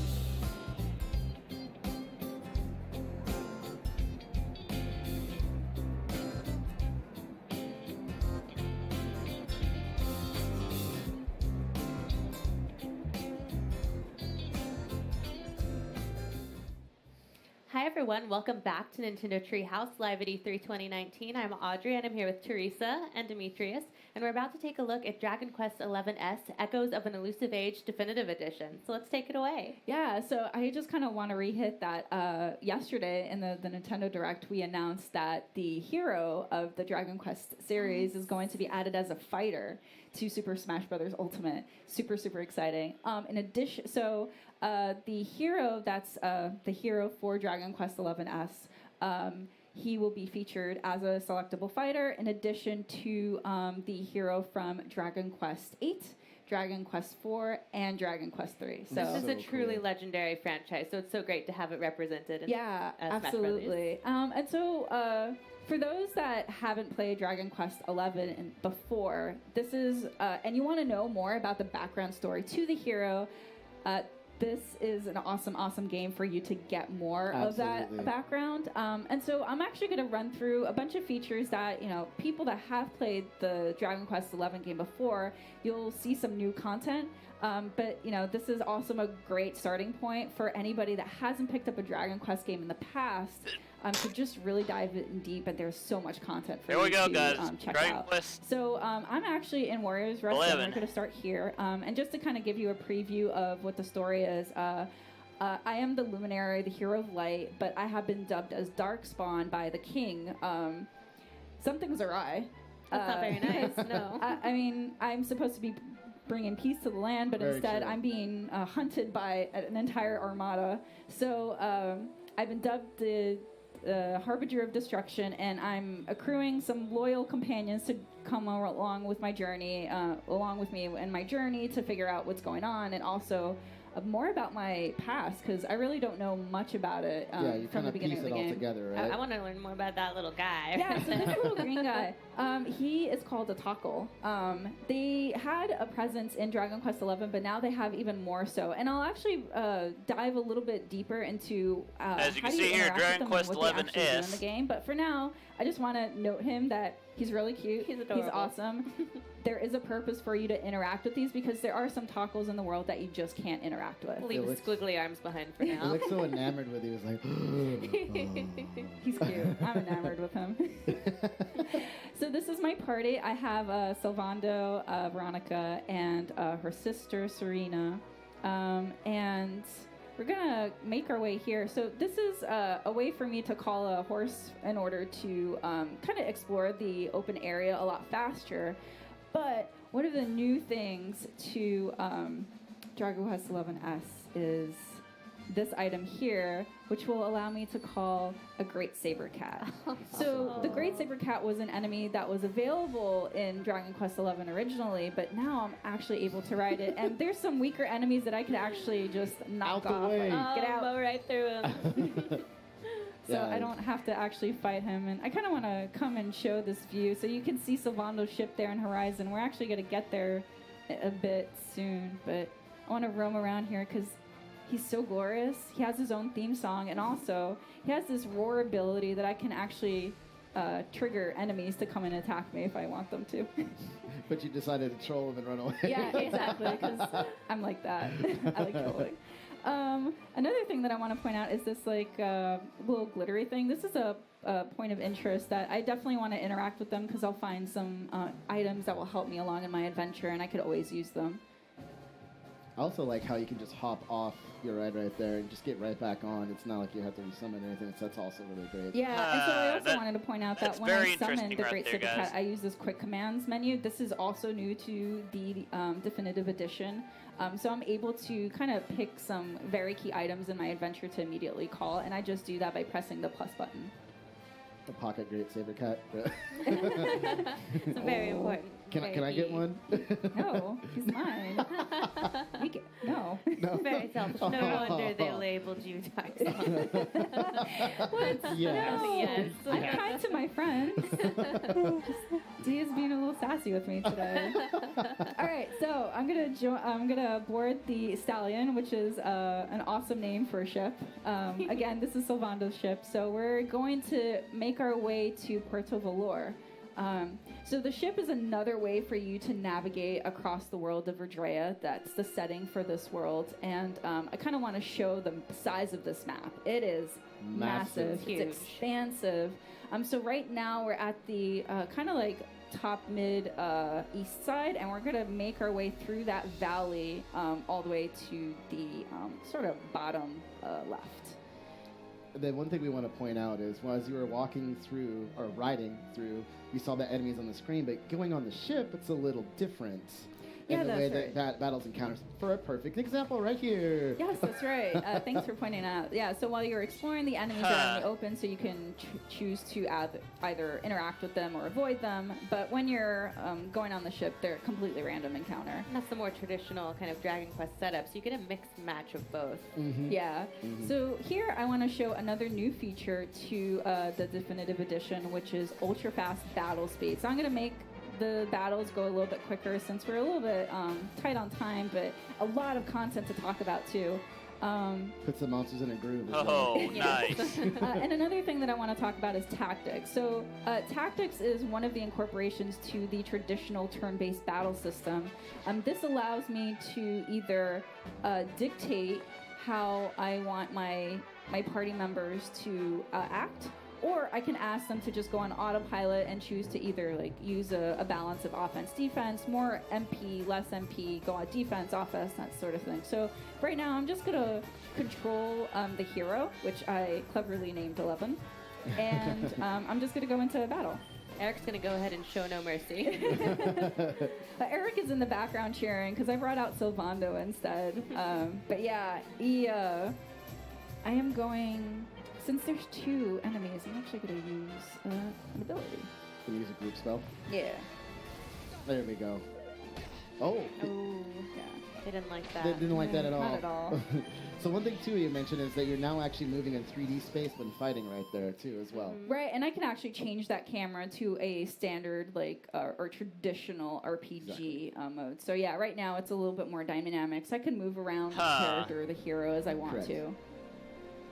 This is such a beautiful world, too. Right? The sparkling water, the shines on the scales of the mermen. It's And the really soundtrack pretty. is amazing. Oh, speaking of soundtrack. I'm glad that you brought that up. Yeah. So one thing that's also new to the Definitive Edition is symphonic, and you might have already heard that because we've been playing it so far. I kind of just want to switch it back to synthesize so you can hear that change. That Dragon Quest music just so gets you every time. So good. Yeah. All right, so we got some more enemies. Oh, we got 4 enemies this time. All right. Yep. So let's see how we do in this battle. All right, casting bow. Tactics. So are you just going to plan to use this character and then have your, your casts kind of just do their own thing at the moment, right? Yeah, my party, I'm letting them kind of dictate their own battle scheme. I'm just letting them to fight wisely. I'm just going to dictate how I want to the hero to play. But again, this kind of shows how people can really choose how they want to play this game. There's a lot of depth into it. I'm actually going to switch it back to symphonic because it's such a glorious. I love this. It's so good. True. It's nice to have the option, though, if you want to just play it old school for a while, Yeah, switch yeah. back to Absolutely. symphonic. The other Very thing I want to cool. show is that also new to the Definitive Edition is the changing the voice language to Japanese. So I'm actually going to go do that now. You could also toggle the protagonist's voice. And some people might have also noticed this whole non-battle music option. I'm actually going to get to that in just a bit. But for now, we're just going to keep cruising along here to try to make our way to Puerto Valor. Which is right there. Right here. Yes, I do. that music. It's so It's like as you're sailing across the boat and you have the AC kicking back, I'm just like, on vacation. All right, so we're on the coast, and I actually think this is a good spot to talk about a new feature to the Definitive Edition. There is this setting called Outfits. So say that I have specific armor that I really want to use because they're giving me pretty good stats. But there's a specific look that I want to use. I can just change the look but not have to actually equip it and change my stats. Which is really cool. Yeah, exactly. So I can just personalize however I want my guys to look. So that was snazzy. I'm actually going to change the look for all of my characters here right now. And that's so nice to not have to compromise your stats for style. Yeah. Oh, look at them. They look fabulous. So I'm actually, let's see. Let's move. Ah! No. He just showed up. It looked great for that let's moment. move right into a fight. Yes. I'm actually going to run away from this one. Oh, what? No, fight. But I can't. Fight. No. No smooches. That's not what I wanted. They're making But kissy those faces big green at you. lips, You can't take come on. it. Yeah. Gosh, darn it. All right. You'll be okay. You got this. I love Sylvando like slicking his hair back. Such a great character. Charming, even the smackers. There we go. There we go. So good. And that was also a good point to hear the Japanese audio. Yes, exactly. Okay, let's move over here. I'm going to bring up the quick commands again and activate photo mode. This was a feature that was available previously in the original Dragon Quest XI game, but I want to highlight this moment because of all of these glorious costumes. So I'm actually going to have them look this way. Oh. Thank you guys. Thumbs up. Excellent. Let's take a photo. Yes. Very Oh wait, I nice. didn't get. Yeah, there you are. You're so tiny. There. I'll keep that one. Alrighty. Let's move along up to the shore and see what other sightings we have. Okay, and then we're making our way. All right. Oh. You sure you don't want to fight those enemies? There was something I did want to mention I forgot. So the Trudane outfit, which the hero's wearing right now, this is actually going to be available in a DLC bundle. And the cool thing about this outfit in particular is that option that I said I was going to talk, which is this. This outfit will open this option for you to switch the non-battle music to Dragon Quest VIII. So I'm going to actually turn that on so fans can actually listen to it, but it is pretty magical for Dragon Quest. Good. Oh, nice. All right. Is it really moving away, and then we're looking Very, for a particular very nice, enemy. guys. Yeah, so these are slime knights. Let's see but there's here. a specific slime knight that I'm looking for. Where is he? Got all these This different one. terrains and areas that we've been to already. Yeah, so some enemies, they don't glitter. Wow, he's running away from me. No! Oh! You! Why would you do that? You coward. Seriously. So anyway, Camera shy. what I was going to say is that some enemies are glittering, and those are the ones that I know that I can mount those, use them as a ride once I defeat them. Unfortunately, they are super fled the cowardly scene. today, and they fled the scene, and I really, really wanted to show them. So I'm actually gonna, let's see. Oh, I see some Oh, more. I see one. Is this one? Maybe. Not shiny. No, I don't want you. Of course, he's not a coward. Go away. Oh. Yeah, there we go. I'm just going straight for it. Yeah. Because I don't want him to run away. Oh, All we have right. some additional folks here, so okay. Yep. So, Dee, as you had mentioned, I am able to dictate every single party member. I Correct. can also move them around. I really don't want to right now. But no, it's cool to have that out. Dang. Goodbye. Oh, that's why they were running away. They're getting one shot. Oh, nice heal, thank though. you, Serena. All right.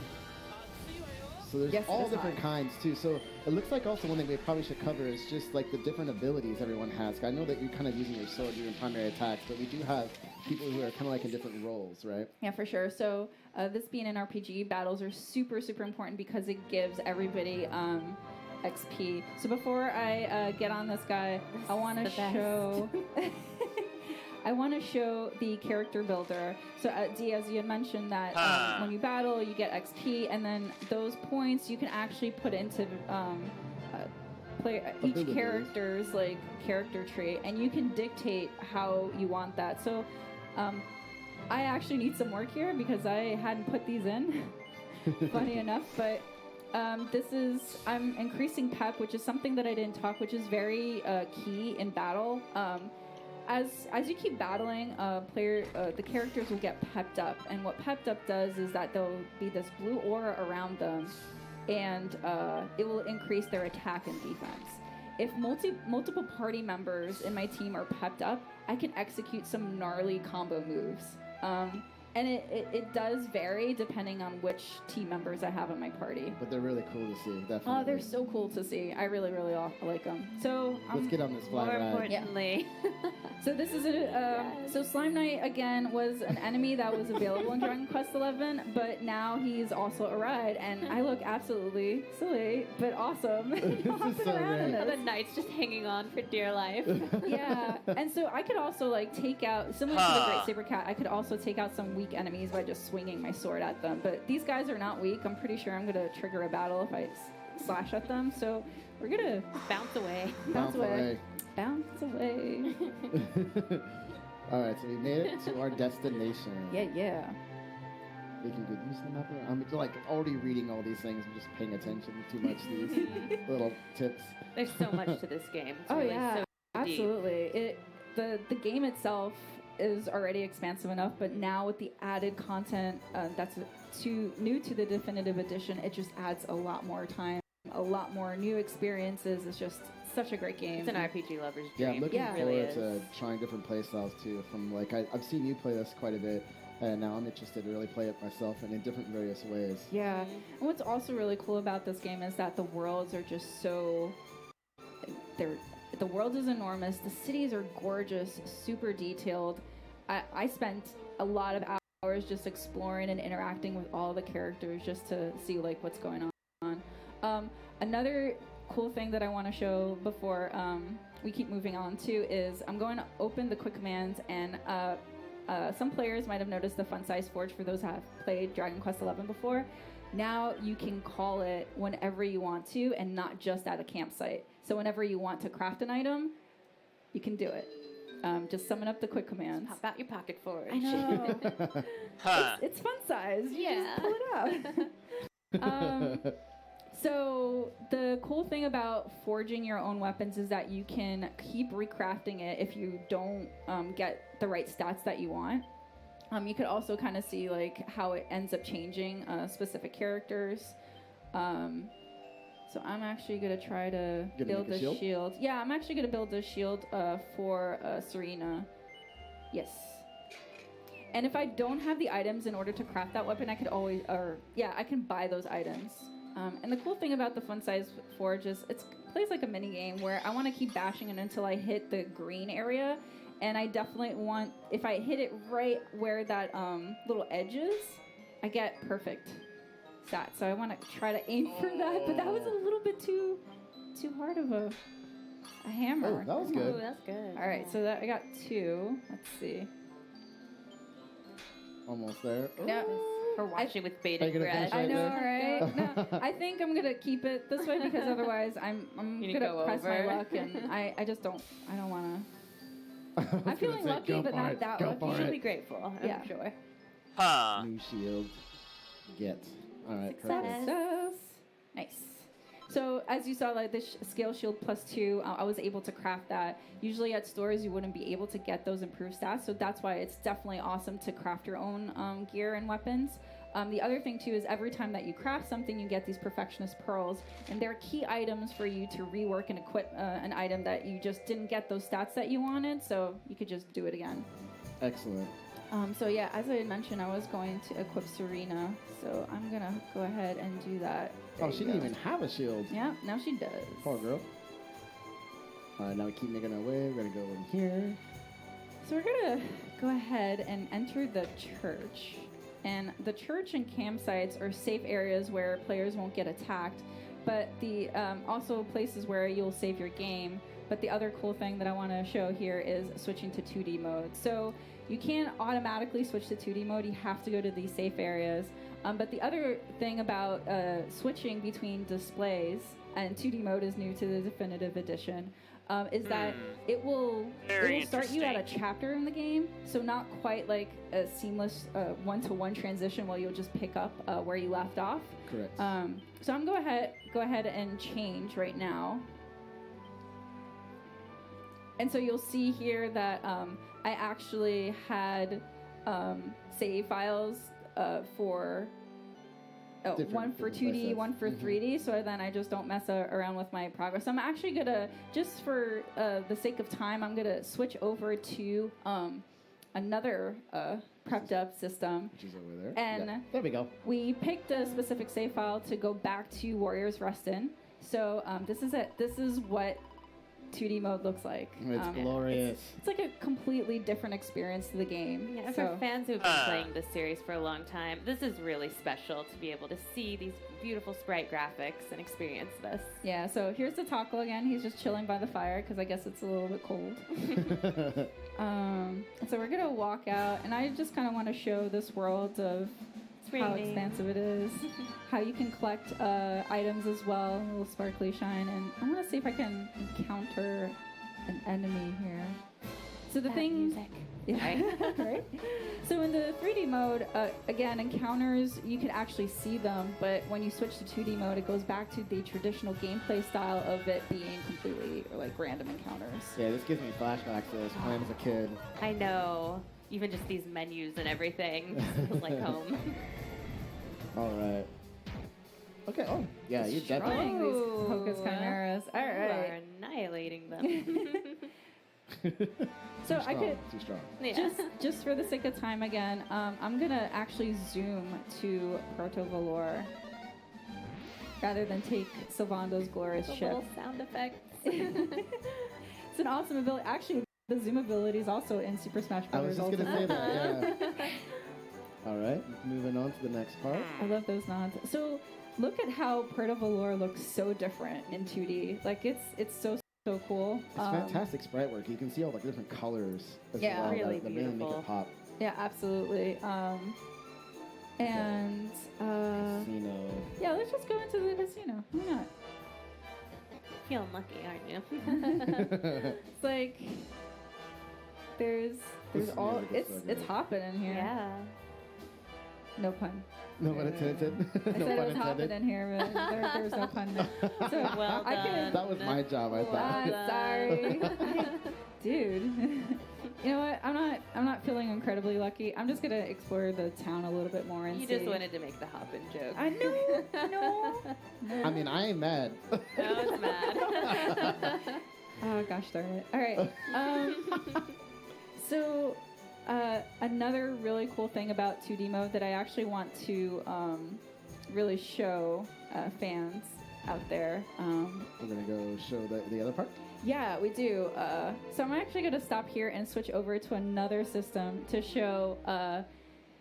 So we talked about the Tockles. There is a purpose why they are in this world. To be adorable. Yes. The other reason is that they are the way for you to travel to past DQ worlds. In the 3DS version of this game that only released in Japan, there was a Street Pass dungeon that you would play as Tockles, and then at the end you would get the scroll that would unlock a past DQ world. That system has been reimagined by Square Enix to incorporate the Tockles more into the world, and so as you progress through the story, you'll interact with them and they'll give you a password. It's a playoff password. It's really clever.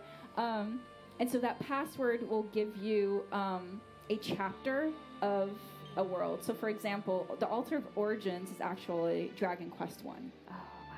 And when I get a password, I will get one of these chapters here. So this is the Echo Chamber in the town of Tickington, which is the home of the Tockles.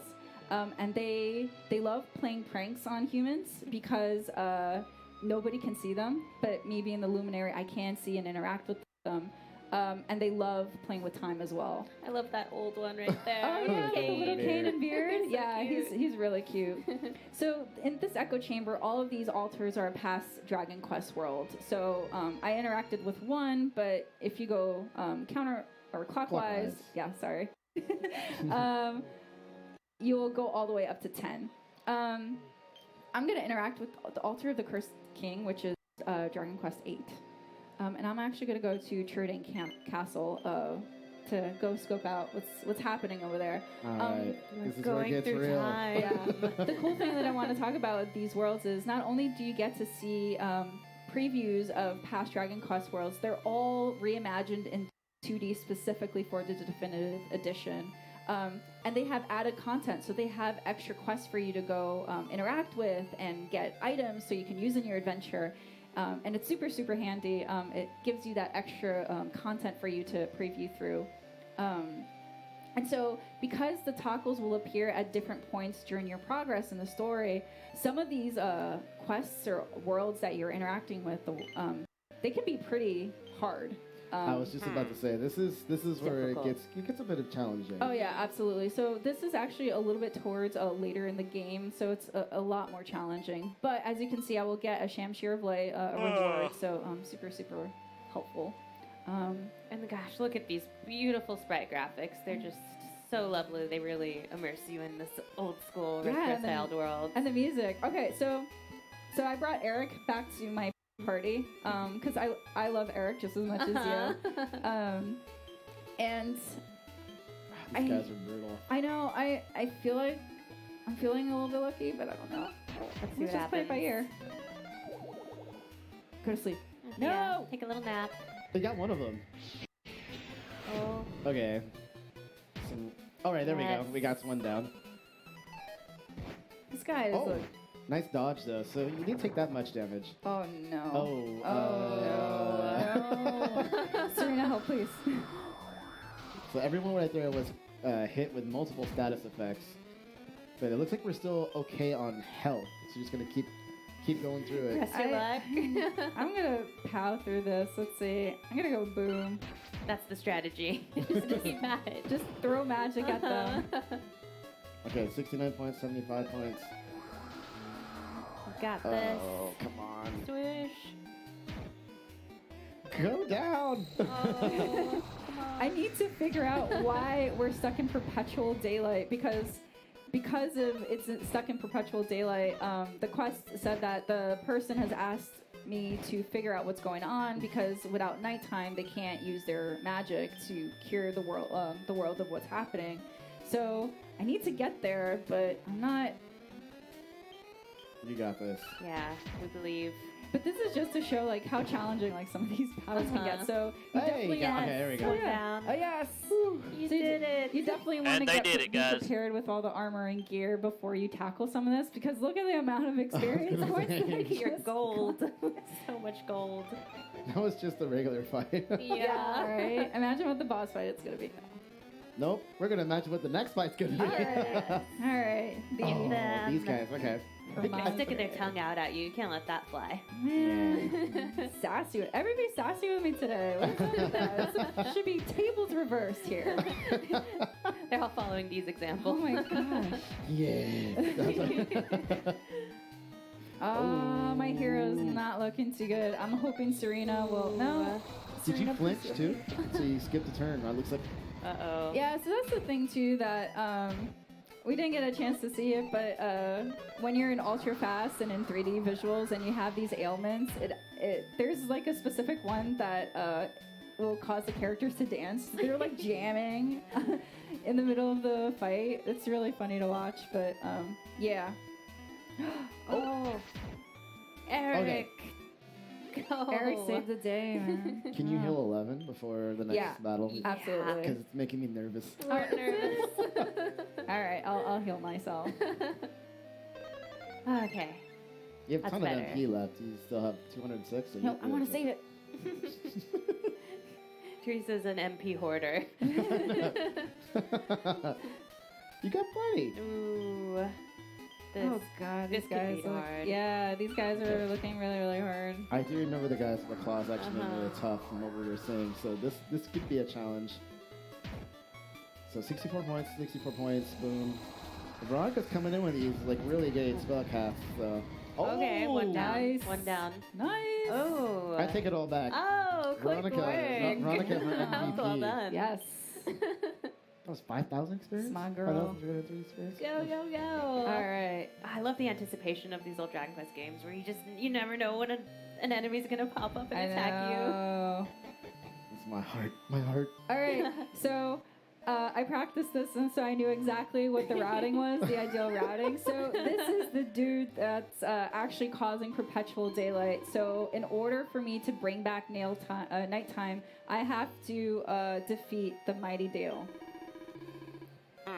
The self-named Mighty. Yeah, right? Self-named for sure. Yeah. You're no match for the Mighty Dale. Oh, man. So he's gnarly, and I actually don't want to battle him, so we're actually going to cut right here. Yes, save that for players. You're slime knighting away right now. I'm just going to put that out there. Bounce away, it's fine. But yeah, this game is awesome, and there's so much content here, and it's coming out September 27, I believe, that we announced. So yeah, I can't wait for everyone, newcomers, Dragon Quest fans, and also Smash players that haven't played this game. You know, it's a fun game. This is the perfect time to jump into this legendary franchise. Exactly, especially because this is the definitive edition. So yeah. Cool. Well, thank you so much, Teresa Demetrius. Yeah, that was Dragon Quest XI's Echoes of an Elusive Age, the definitive edition. And next up, we're going to take a look at Marvel Ultimate Alliance 3, The Black Order. So stick around. Yes. Okay, guys. Death by our hands is not an honor they have earned. They deserve something much worse.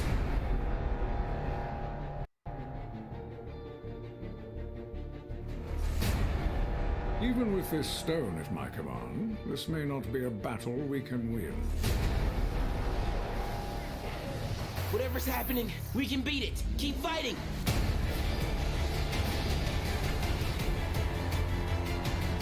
Jump in anytime now, darlings.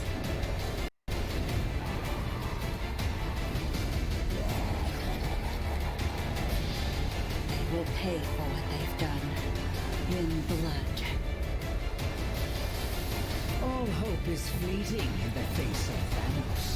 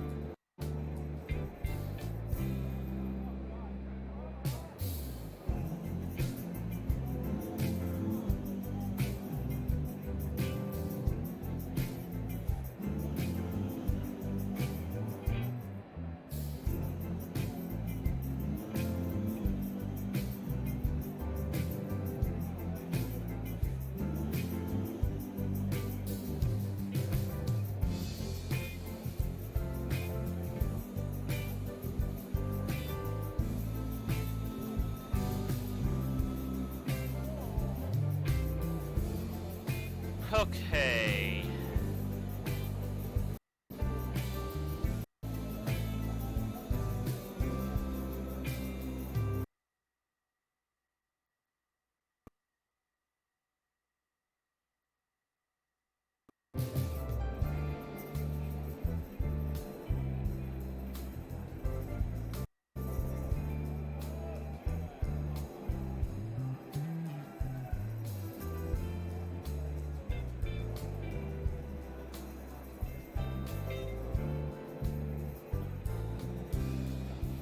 Okay, guys, as you can see here, they're showing off the Luigi's mentioned 3 stuff in the background.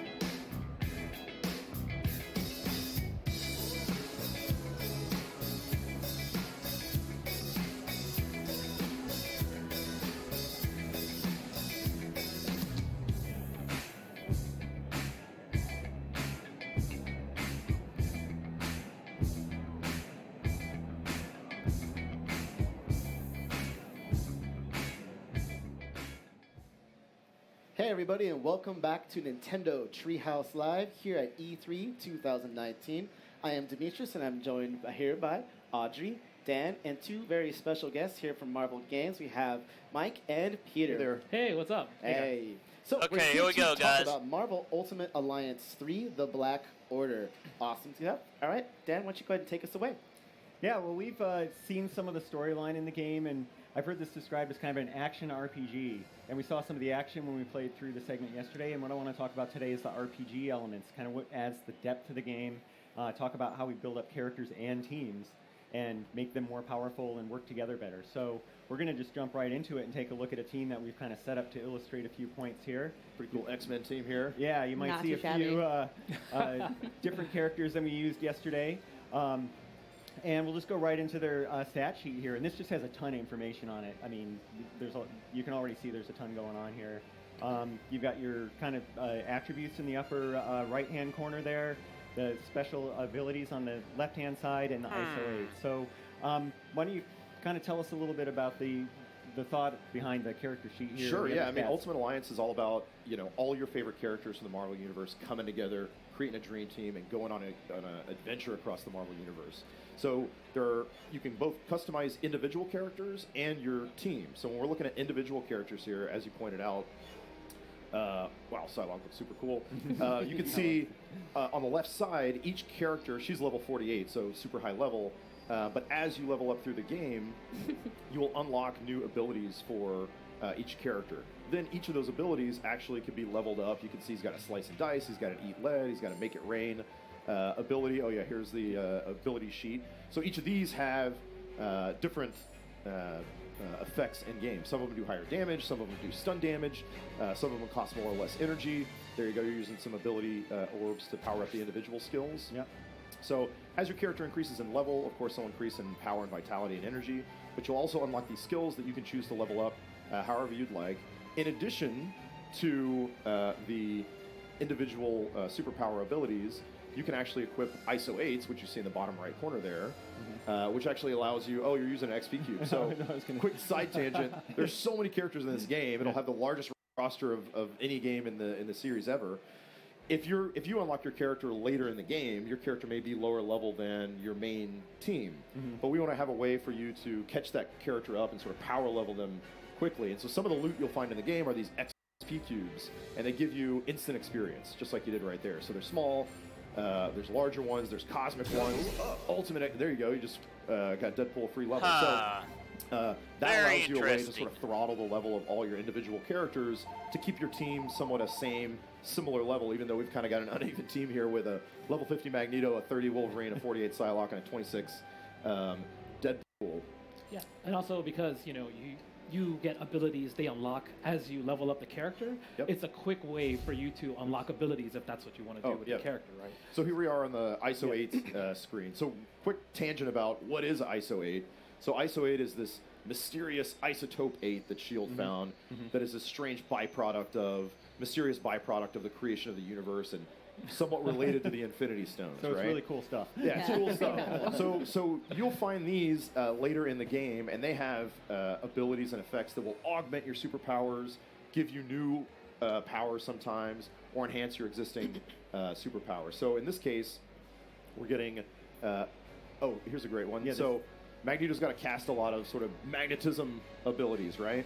So he can get interrupted, he can get hit. So this kind of gives him armor, this green ISO-8, that gives him resistance to being interrupted while attacked, right? Right. And then we've got Wolverine. Yep, we got Wolverine. You added a shock ability to his claws. Let's give him something else too. How about a resilience? But yeah, the shock ability. So you could say, hey, normally he just has adamantium claws, or maybe Gamora's sword. You can add, a shock ability or a fire ability or an ice ability, and that's kind of like adding powers to characters. So at the end game, this really lets you sort of fine tune your characters exactly how you want, and optimize for more damage output or optimize for more defense or synergy with your other teammates. Right, that's the other reason why we set up this team this way with all the X-Men, just to show the team bonus up there in the upper right. And if you have characters that work together traditionally in the movies, comics, or animated shows, they get that synergy bonus, and that gives us a look at what you can really optimize for so when you we get were talking characters about that are customizing your individual characters. So here we are on the team select screen, but I think if you'll show, there you go. There's a list as you unlock characters, all the different team bonuses you can get. And so this is from previous Ultimate Alliance games. If you had 4 characters from the Avengers or X-Men or something like that, you would get a bonus. But what Team Ninja's done here is they've actually kind of made it more robust in the sense that you don't need all 4 characters to get the bonus. You could have 2 characters from the X-Men to get an X-Men bonus and 2 characters from Avengers to get the Avengers bonus, which would stack. But you can see that there are different sort of levels of the bonus if you have 2 characters from that group, or 3 characters from that group, or 4 characters from that group. And it also affects different stats too. You can see some of the teams are good with resistance, some give you extra energy and things like that. Absolutely. So if you go back to the other screen, you can see how many team bonuses we're stacking. Yeah, like at the top of the screen there by Choose Your Heroes. We've got 17% strength and 6% vitality. So we're really maxing out on strength and vitality. And if you hit the L button real quick, you can actually see a quick reference of, okay, we're getting X-Men bonuses, we're getting anti-hero bonuses, X-Force bonus, because Deadpool and Psylocke and Wolverine were all X-Force at one time. Martial artist is in there. Yep. So you can. This is another way you can sort of customize your team and optimize for how you want to play. Yeah. Well, everybody has their favorite heroes, so I think we should kind of jump in and maybe swap out some of these heroes, pick some of our favorites. See what it does, I'm going to stick with Magneto, and we should probably stick with Wolverine so we can show that. He's my favorite. I'm going to stick with Wolverine. I'm going to go after Elsa. We just announced her yesterday, right? Yeah. Super cool. I'm sure people are like, well, how does she play? Like, what does she do? So Elsa Bloodstone, awesome monster hunting, like Van Helsing style character. Yes, just guns on guns. Yeah. There you go. Let's see. I'm going to go ahead and choose Cap. All right. Good choice. Press A one more time. Then pick Cap. Press A. There you go. Press B. Okay, so now we're getting some new bonuses that we locked in a new team. You can see, we sort of lost some of our bonuses, but I think there's some ways to make up for that with some other ways to enhance your characters. Yep. And to show that, we'll go into the lab. Yeah. So if that wasn't enough RPG customization, we have real quick on the Manage ISO 8. As you get more and more ISO 8, you'll get lower grade stuff. You can actually combine them, break them down, and customize your ISO 8 to go even deeper on that system. But we're not going to go into that. We're going to go Alliance Enhancement. Where we can add bonuses to our entire team. Yeah. So here we can see if these different nodes, as you unlock them, you'll get a different buff for your team. So if our team needs more defense, we can go in here and unlock these nodes and give ourselves like crazy defense bonuses. And there are a lot of these. You can see sort of the different grids open up as you unlock the nodes. And after you've played for a while and filled these up, your team is going to be really powerful. Yeah, and this extends to your entire roster. Right. So even if you switch your teams and they have different synergies, you'll still get these. Yeah, all of your characters get these benefits. I'm just going to randomly unlock a few because I mean, how can that be bad? Yeah, you got tons of enhancement points there. So somebody's been playing. Yeah. And so where do all these items and things come from, and what's the best way to level up your characters? What we're going to look at here are these Infinity Trials. These are kind of side missions we kind of hinted at in the first segment. There was sort of a Infinity Rift off to the side that we could go through to get here. But once you've unlocked them, you can go to this map and see them and unlock them. Not only can you level up your characters and get the items that you need, but you can also unlock outfits and other characters too. Yep.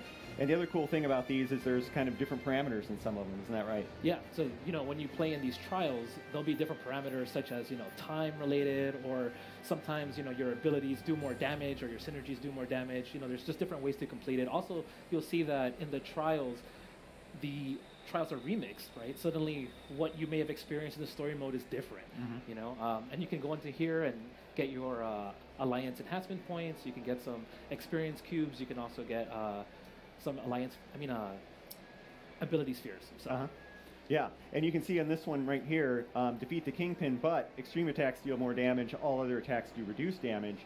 So what we want to do in this one, which we are going to try, is to do watch that extreme gauge, and when that fills up, just light them up with some Alliance extreme attacks. Yeah, and if we complete it fast, we'll get a higher rank. So let's try to do it as fast as we can. Okay. Yeah, and some of these are really challenging, especially the way they kind of switch it up, and you'll see something and you'll be like, where did that come from? That's not the way it was in the rest of the story. You definitely have to use your brain and strategy to complete these as best as possible. So how did you kind of decide on which areas to make into these Infinity Trials? Well, all the credit has to go to Team Ninja. So, I mean, Team Ninja building out the campaign and the story of the game, and knowing how the different enemies behave and different character attributes and mixes of enemies are challenging. They went through and said, what are the craziest challenges we can throw at people if we remixed all the different parts of the campaign? So you'll see multiple bosses show up.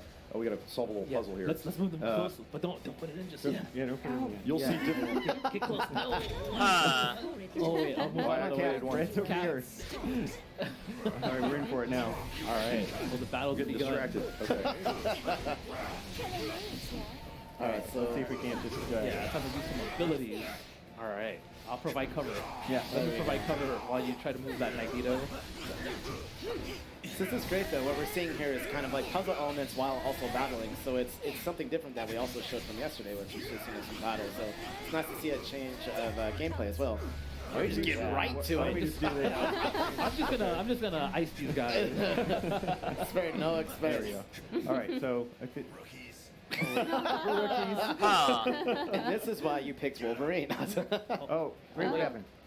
Come back down. Yeah, come on back down. We haven't quite solved it just yet. Oh, and then move the red one over there. Here we go. Okay, I'm going to get it close. So let's try to do it simultaneously. This puzzle is beneath me.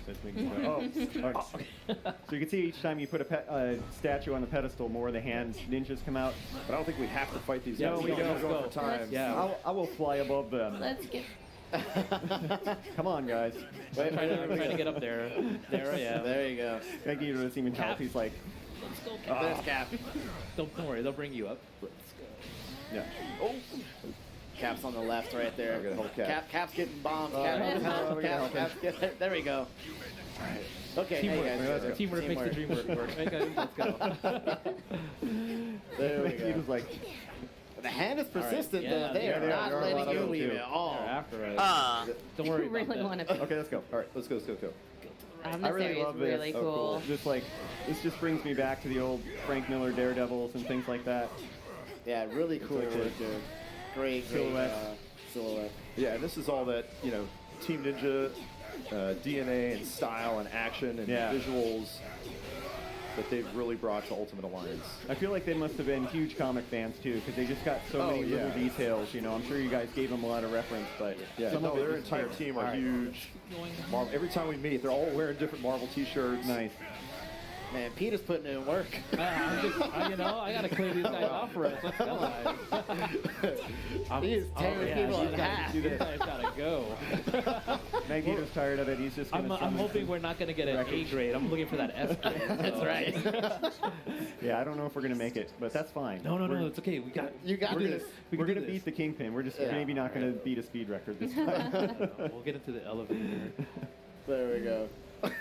All right, guys. So remember, Alliance extreme attacks do the most damage. Let's go. Yeah, so just watch that. As soon as that yellow circle around your character goes, we can do them together or we can do them separately. So, yeah, so you can see Wolverine has got one ready. Cap's got one ready.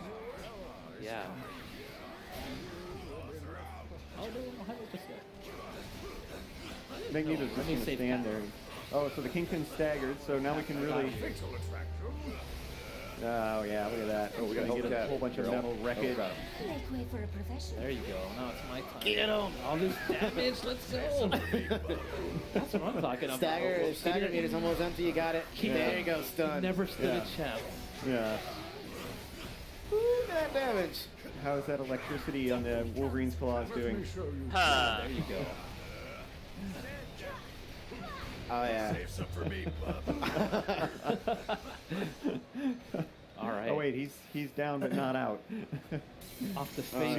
Oh, so he's got a power. He has his own ISO 8. Yeah. Oh, no. So now... Who gave him ISO 8? Yeah. I remember equipping him.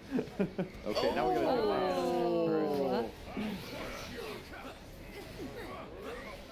It's always interesting too, like we said before, like the kind of the comic tiebacks. It's cool to see Kingpin, like, you know, working with a hand and stuff like that. Yeah. Oh, look at that Magneto bringing everybody in for the lead. Look Do it. We all did our the master of magnetism. Oh. Good job, everybody. What was that about? Oh, we did because y'all just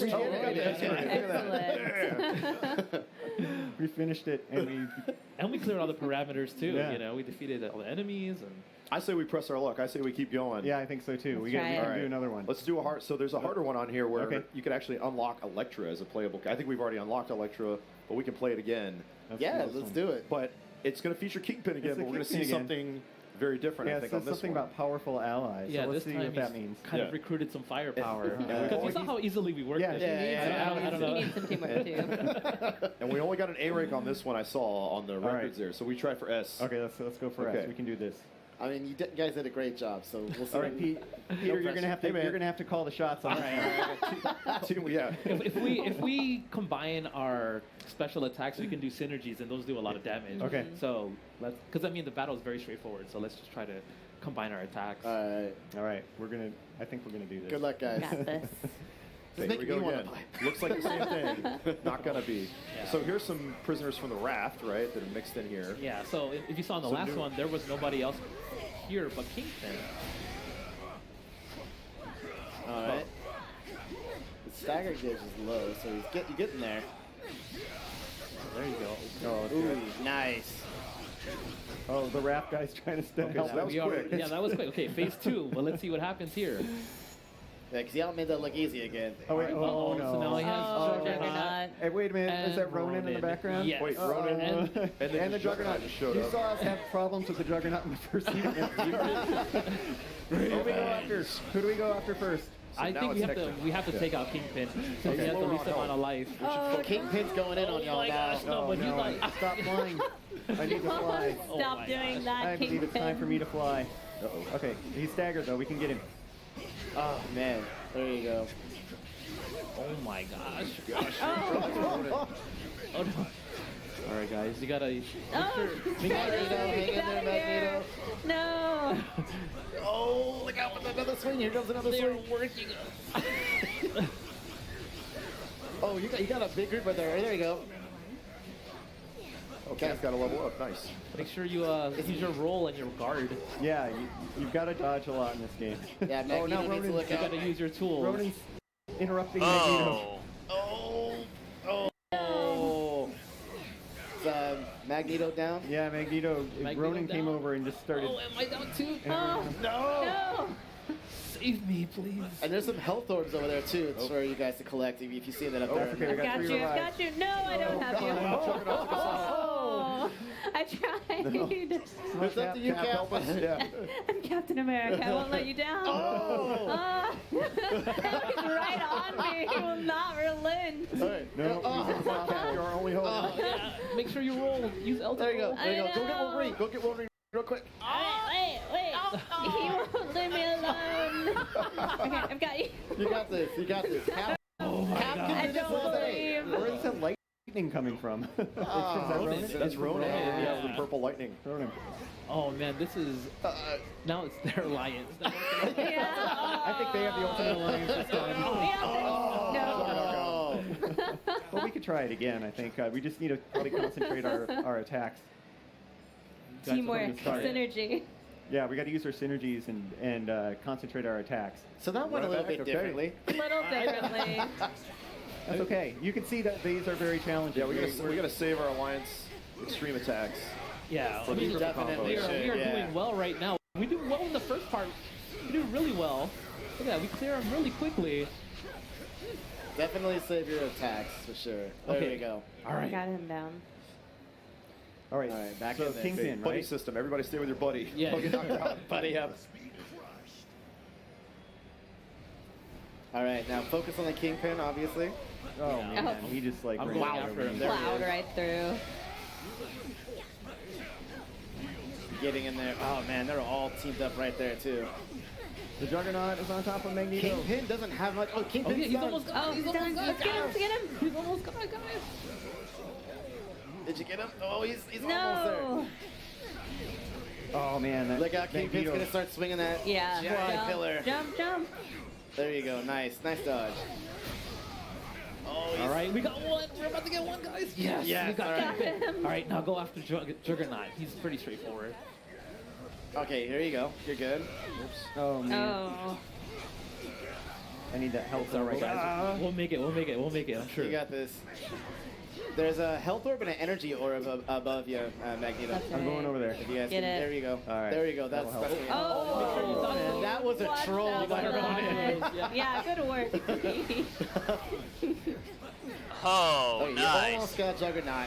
He's almost there. Oh, okay. So It's okay. I'm Magneto, gonna revive. I'm gonna revive. Dodge. you're gonna be okay. You can get through this. I think you got it, right? Yeah, he's up. All right. All Gotta right, I get think we got Juggernaut. Alliance Extreme. Yeah, let's get in there. Yeah, let's do it. Eleanor together. Get it. Oh yeah, there you go. All the damage. Alliance Let's go. Extreme. Yeah, get in All the there. damage. Oh, There we go. Juggernaut's been waiting to get him. He's stunned. You almost got him. You got this. Oh, Yeah. Good job. Barely. All right. Barely made There we it. go. All right. Nah, we have to. Good job. Hey, that's still good. That's good. Not bad. We can't hit on that at all. No. That's awesome. Well, we're out of time for this, but that was a great. And there look you at go, some of the, guys. They're depth out of time behind for game, the character building and Marvel, the challenging Infinity Ultimate Trials. So Alliance. thanks so Yeah, it much, was Mike great and playing Peter with you for guys. coming Thanks on for having us on. and helping us Thanks a beat the Black Kingpin and his Order. buddies. Next up, we're going to look at Astral Chain, including some high-level play from the director, Takahisa Towa. Yep. Please stay tuned. Yep, he's got it. I'm going to look at something on my phone again.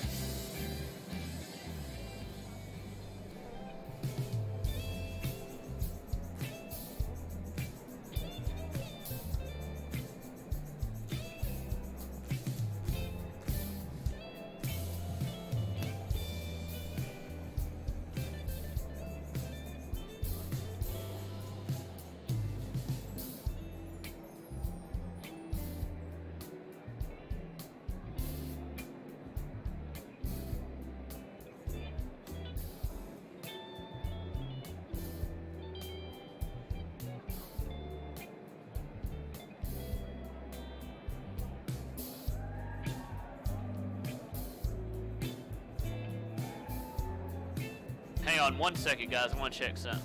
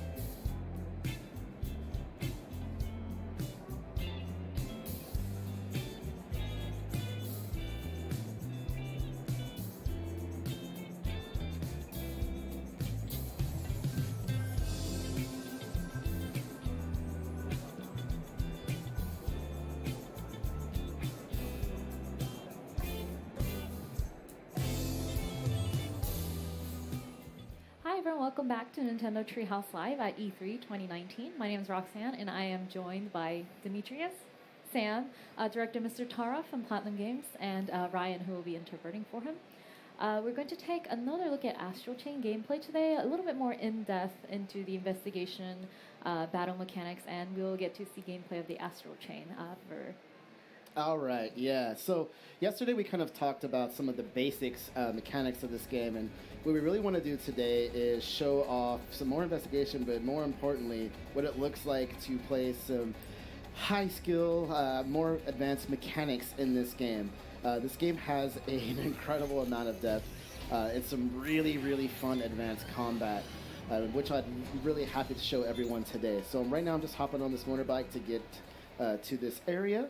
We're going to be playing pretty much, I guess you would say, on File 4, which is like Chapter 4 for everyone at home.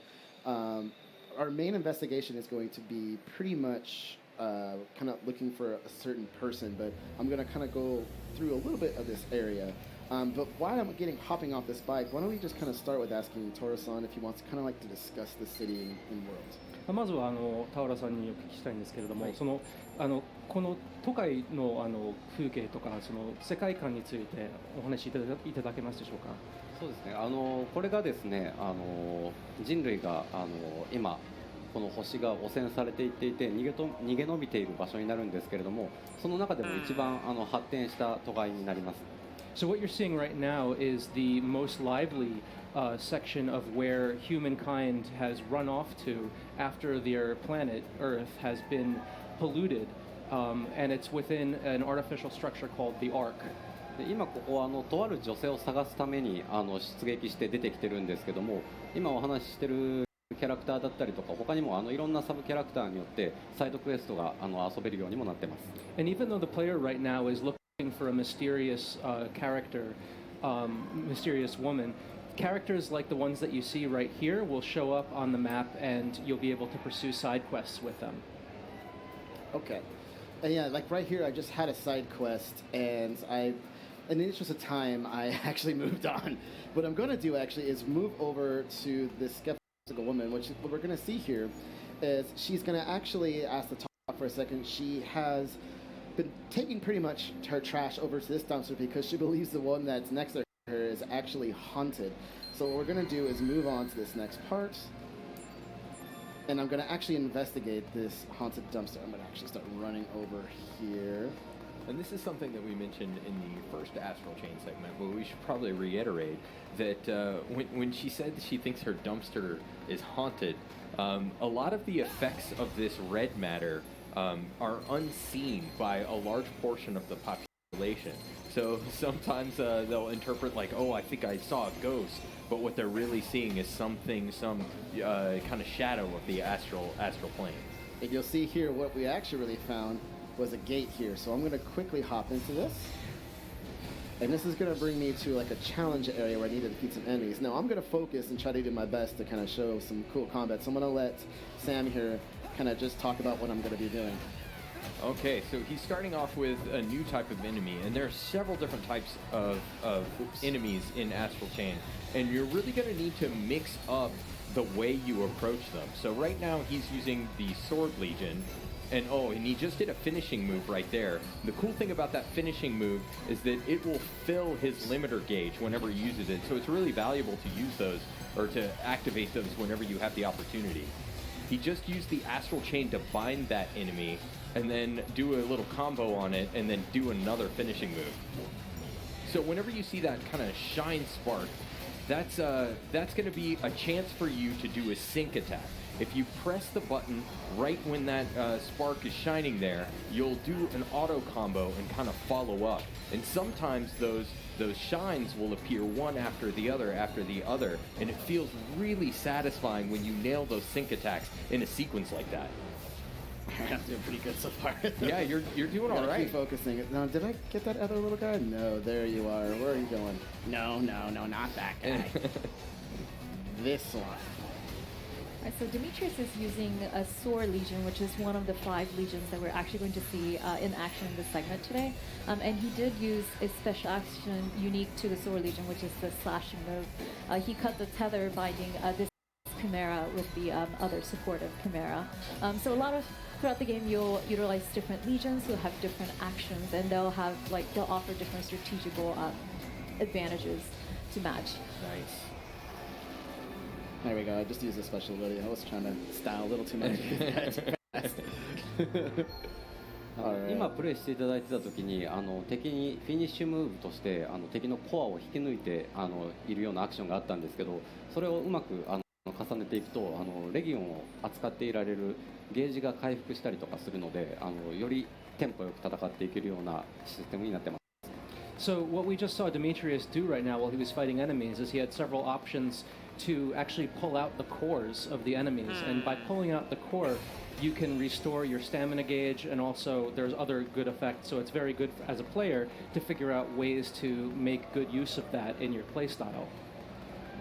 Exactly. Now what I'm going to do now, so you saw me just do, no, please. No, I can't. Thank you. I kicked you it. kicked it. I'm running too fast. Okay. Right? There you go. Come here. Slow it down. Stop. Come here. You know, it just won't let me pick it up. You know what? Fine. Okay. It's a rogue hand. Now that it's stopped moving, I know. you pick it up. But I will actually loot this. Medicine. Oh, there's so many. Can I pick this one up? There. There's so much litter. Gonna have to be another one. Yeah. Please, thank you. All right. I'm just gonna wait to cross here. この街こうやって空き缶とかゴミとかもたくさん落ちてるんですけど、そういうの拾ってちゃんとゴミ箱に捨てたりすることで、いいことしたっていうところで警察官としての評価も上がったりします。So as you noticed before, along this town, there's a lot of different garbage that's spread about. But by picking it up and responsibly throwing it out as you're doing right now, you'll be rewarded and you'll get more points as a police officer. I could also throw those cans back out, but I'm not going to do that. I'm a good person. Yeah, you could toss them back into the environment. All right. Exactly. So what we're doing now is we're looking for someone named Jenna. So I'm going to start questioning some people. Now, to start off with this, I'm going to actually hack into this camera and analyze it. Oops. Let me get better. There we go. Oh, prompt. There we go. So we should reiterate, just in case some folks maybe missed the first Astral Chain segment, but you're a member of Neuron, which is a special police task force, and as a member of Neuron, you yourself are special in that you can see your legion, and you can see some of the enemies called chimeras, and a lot of the regular folk, even regular police officers, can't see that stuff. Correct. And you also wanted us to go ahead and explain what we have for police notes as well.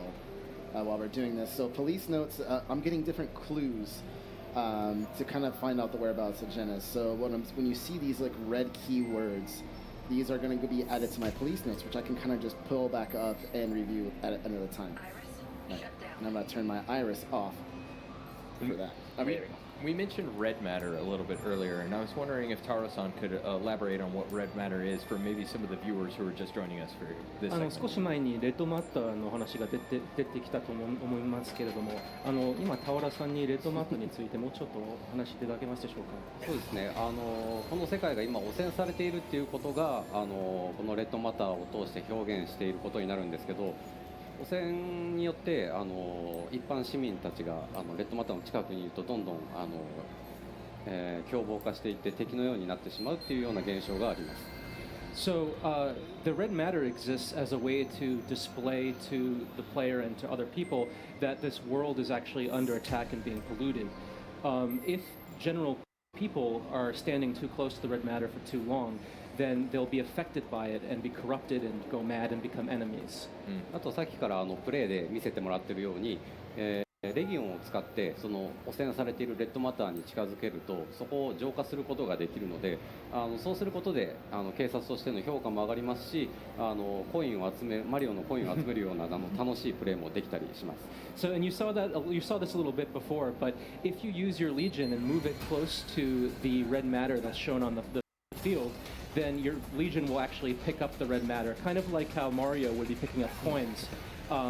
So by cleaning up the red matter, you can actually raise your level or your points as a police officer. There we go. Sorry, that guy was getting a little rowdy with me. So just for those who are wondering what just happened there, this guy is a fanboy of a singer. And when I showed the image of the person that we're looking for, he mistakenly thought it was his singer. And he asked me, well, why are you looking for her? And I said, well, I'm looking for this person who's a wanted fugitive. He didn't hear that, and he got upset and thought I was trying to arrest his favorite person in the world, which was not true. So I just kind of calmed him down a bit, and we're going to move on. Yeah, I really like that. Even the NPCs that populate the arc, they all have their own personalities, and they're going about their lives, and you can interact with them as a police officer as you investigate cases. All right, can we keep moving on? And then in the meantime, too, I actually have this guy here. He was actually looking for this food area called Larger Burger. The easily lost man. So I'm taking him back right now to this area, and this will give me my last keyword that I need. That's going to go into my police notes. You'll see that my progress bar will now be 100%. So perfect. All right. So now what this is going to do is lead me to actually locate Jenna. So this is perfect. You're just going to leave that red matter? Yeah. I'm just going to leave it there. I'm not sure why, but if I keep collecting it, it's just going to be all kinds of crazy. So I don't want to have to deal with that. So I'm just going to move on to the next area here. And because I know we're limited on time, I want to kind of just make it through as much as possible. So there's Jenna. What I'm going to kind of do here. We have visual confirmation of the suspect at the Central Harmony Square intersection. So that's her. Hold her right there. I'm kind of just speeding through this to get time. Right? They found Jenna. Get over there. All right, I'll get over there. Cue the chase music. But if you weren't speeding through this section, there'd be all kinds of different people to talk to and side quests to gather. Oh, I can't just get over there. True. The path that I just took is actually one way. Oh man, I am just terrible with cams right now. All right, let's get over here. I'm just gonna avoid this because it's just not working right now. Okay. So as you can see, Jenna has something very mysterious about her. So right now, they're pretty much telling me not to really go in and chase her, but I'm going to go right in anyway and just go right into it. All right, so we're going to drop right into it. Now this is going to be like a full dive into the astral plane. Something that's really cool. And you're going to see not only search for this person, you're going to kind of see us now incorporate some puzzle elements along with some combat as well. I'm going to get scolded essentially from this officer, but I'm not going to worry about it right now. I'm just going to kind of keep moving on. What I'm going to do here is you're going to see there is this little thing. I'm going to shoot it. So now, he's just switched to his Arrow Legion in order to do that. I'll start using now. アクーさんは今見てもらったみたいにレギオンを使ったパズル要素だったりとかバトル以外のギミックもたくさん入っているので現実世界の方ではできないような遊びがたくさん含まれています。And you just saw that right now, but in this separate world, there's other ways to play besides just regular battle. You saw that there was some puzzle stuff, and there's other stuff as well that you wouldn't be able to have in the real world play segments. この世界に入ってしまうと人間は本当は汚染されてしまうんですけども、主人公はこのレギオンとつながっているっていう特性があるためにその汚染から逃れられているっていうような設定も入っています。 And if a regular person were to enter this world, then they'd slowly become polluted and get corrupted. But because the main character is connected with the Legion, they're kind of protected against being polluted, and that actually factors into the setting of this world. Which is really, really neat. Yeah. One thing also I want to do, since I'm now inside the astral plane, I wanted to kind of quickly show you guys the skill tree. Showing off. So as I said before, there's a lot of depth to this game. Yesterday we kind of went over some stuff, and we just talked about sync attacks. But there's also different skills you can assign to different legions. So if you look here, you actually see there's a skill tree. I've been playing this for a little bit, so you see that I've actually unlocked different skills. But when you're playing through the game, you'll actually get what's called gene codes and other material. And right here, for example, I can actually purchase and get an auto-bind. So what I'm going to do is I'm going to press A. I'm going to administer the genes here. Should I have enough? All right. So I'm going to decide on that. And see how also it unlocked a new area. So not only do I have a new ability, now I can also manually control using my Legion as well. So there's so many crazy cool options. I can't wait to see so many people do that. Now for the skill I just got, I could actually assign it to X or Y. I'm going to keep what I have now because I really like using Round Sword and Hit Rush because it does some really fancy stuff. But just know that's just how one Legion is affected. Like I can do it for other stuff too. So I have Air Shot and Hit Rush as well. Okay. So taking a look at that skill tree, there were a lot of different things on there. Some of those were active abilities that you had to assign to slots in order to use them. But some of those are passives also that'll just kind of give you a buff here or there. And I was wondering if we could ask Tara-san to talk a little bit about the skill tree and about some of the customization that you could do with your character too. 今タオラさんにお聞きしたいんですけれども、その各レギオンにおけるスキルツリーの進路についてご説明いただけますでしょうか。もうちょっとご説明いただけますでしょうか。スキルツリーの機能、はい、そうですね。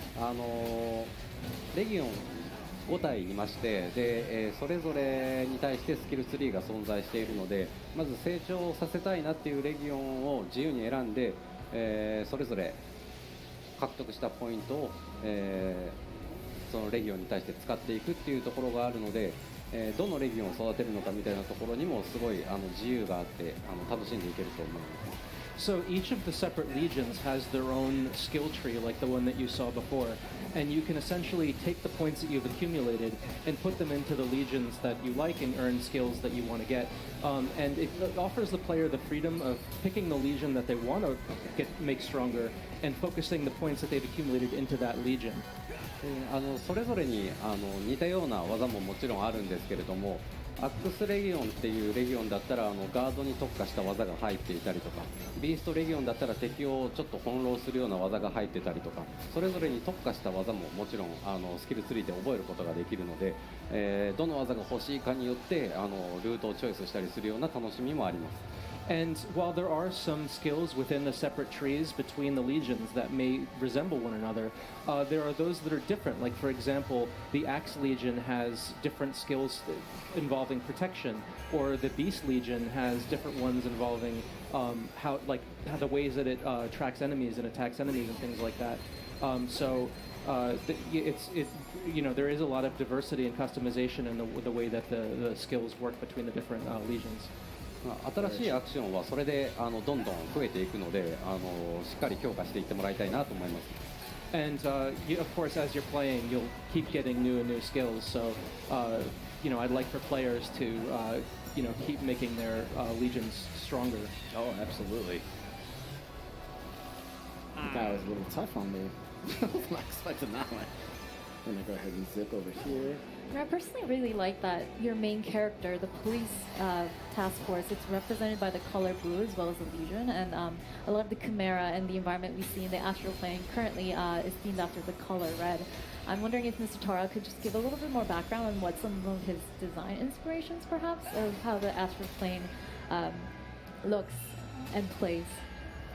今まで見ているとなんかこう見方だと青色で代表されてるそので敵だったら赤い、はい、そのような So なん this か is こう very デザイン interesting, チョイス guys. についてご説明いただけますでしょうか。そうですね、もうそこは単純に青の方が警察のクリーンなイメージがあって、赤はちょっとまあその反対として位置づけているので、一番最初に敵は赤、味方は青っていう風に決めてしまって、後のデザインはそこからの流れで自然な形で配置していきました。So, as far as the color choice between enemies and allies goes, that was simply that blue tends to be like a clean type of color that represents the police, and red is something that tends to be opposite blue, so that would be good for representing enemies. So that's essentially how we decided to choose the color scheme for this game.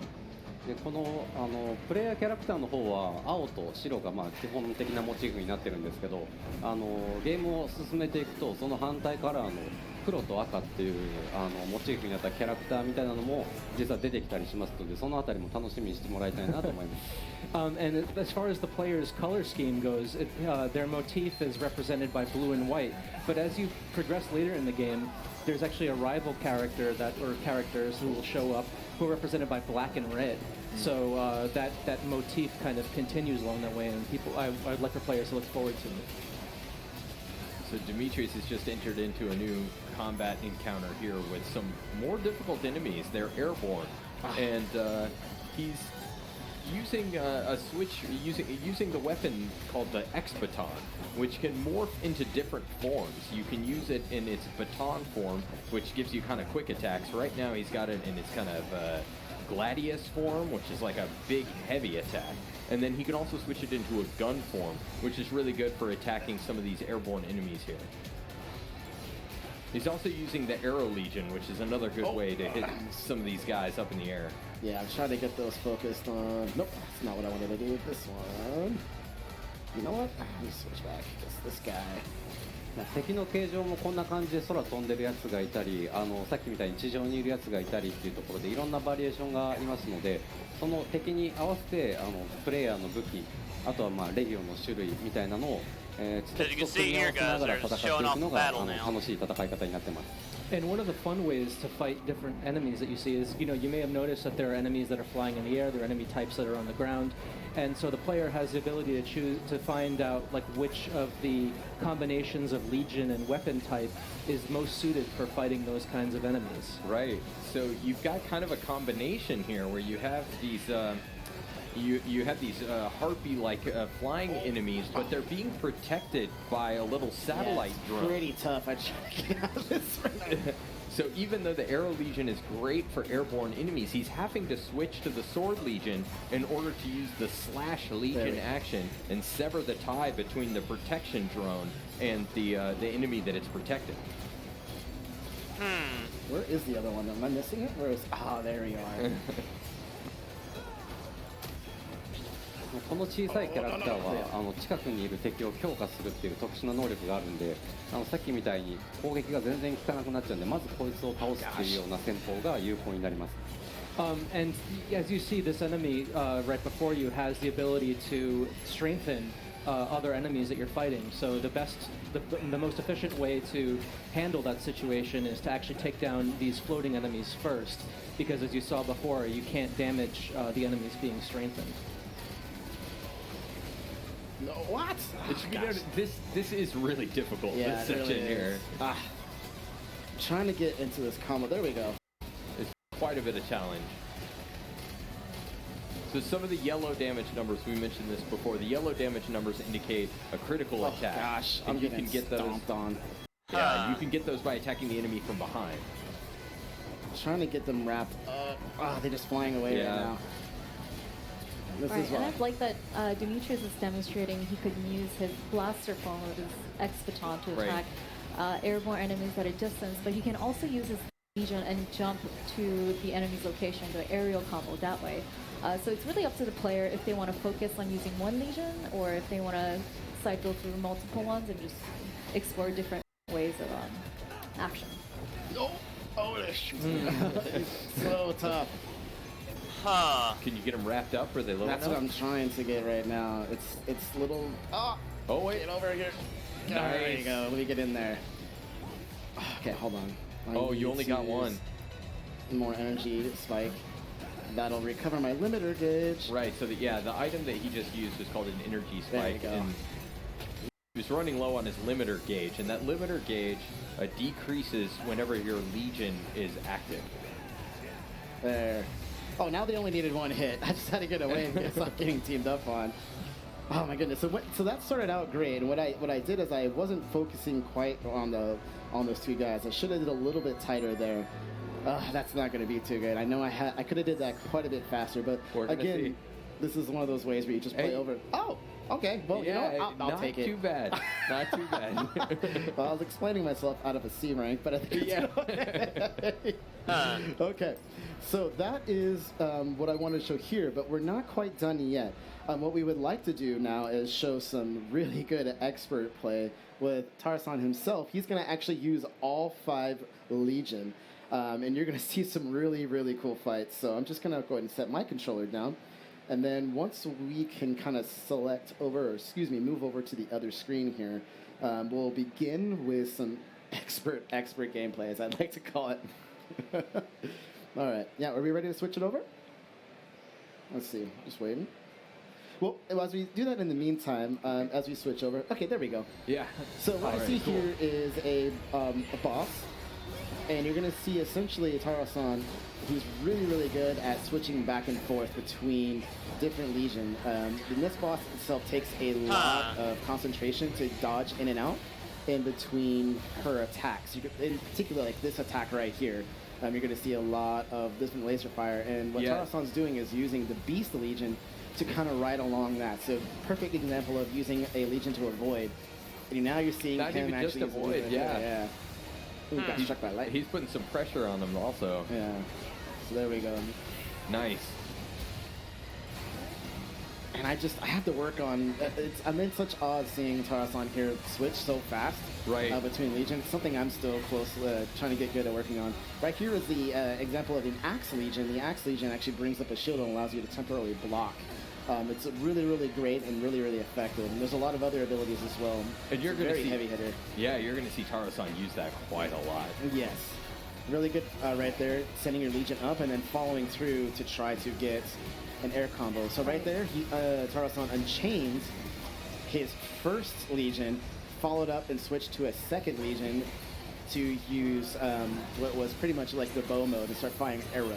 Yeah, excellent use of multiple Legion. Right yeah, when you unchain a Legion, they'll kind of continue on with their own combo, and you can actually summon another Legion while that Legion is still out, and have multiple Legion on the battlefield simultaneously. Right, and that is one example of a skill that you can unlock from the skill tree. So it does take a little bit of progression in order to get there. But I do enjoy seeing him just switching so quickly between different Legions, managing his health with items, pulling off active combos. Oh, I forgot to use the sword. I forgot to use that ability. Very interesting here, guys. Very interesting. Gave him a little follow-up hit. Yeah, we're looking good. The boss is almost here. at half health. This right here is the arm, short for armor Legion. You can actually wear that Legion and then use it like a pseudo armor. Kind of think of it like a boxer. It's really, really Again, fun. this is the So Arsenal chain. There. Gameplay. This boss is very, very Treehouse tough. segment, it's really by the way, impressive guys. To see how you can just switch back and forth. Okay, we're moving. We got this going. All right. So he's got the excellent nice use right there. Clutch. Perfect sync attack follow-up. Yeah, nailing it with the sync attack. All right, here she comes again.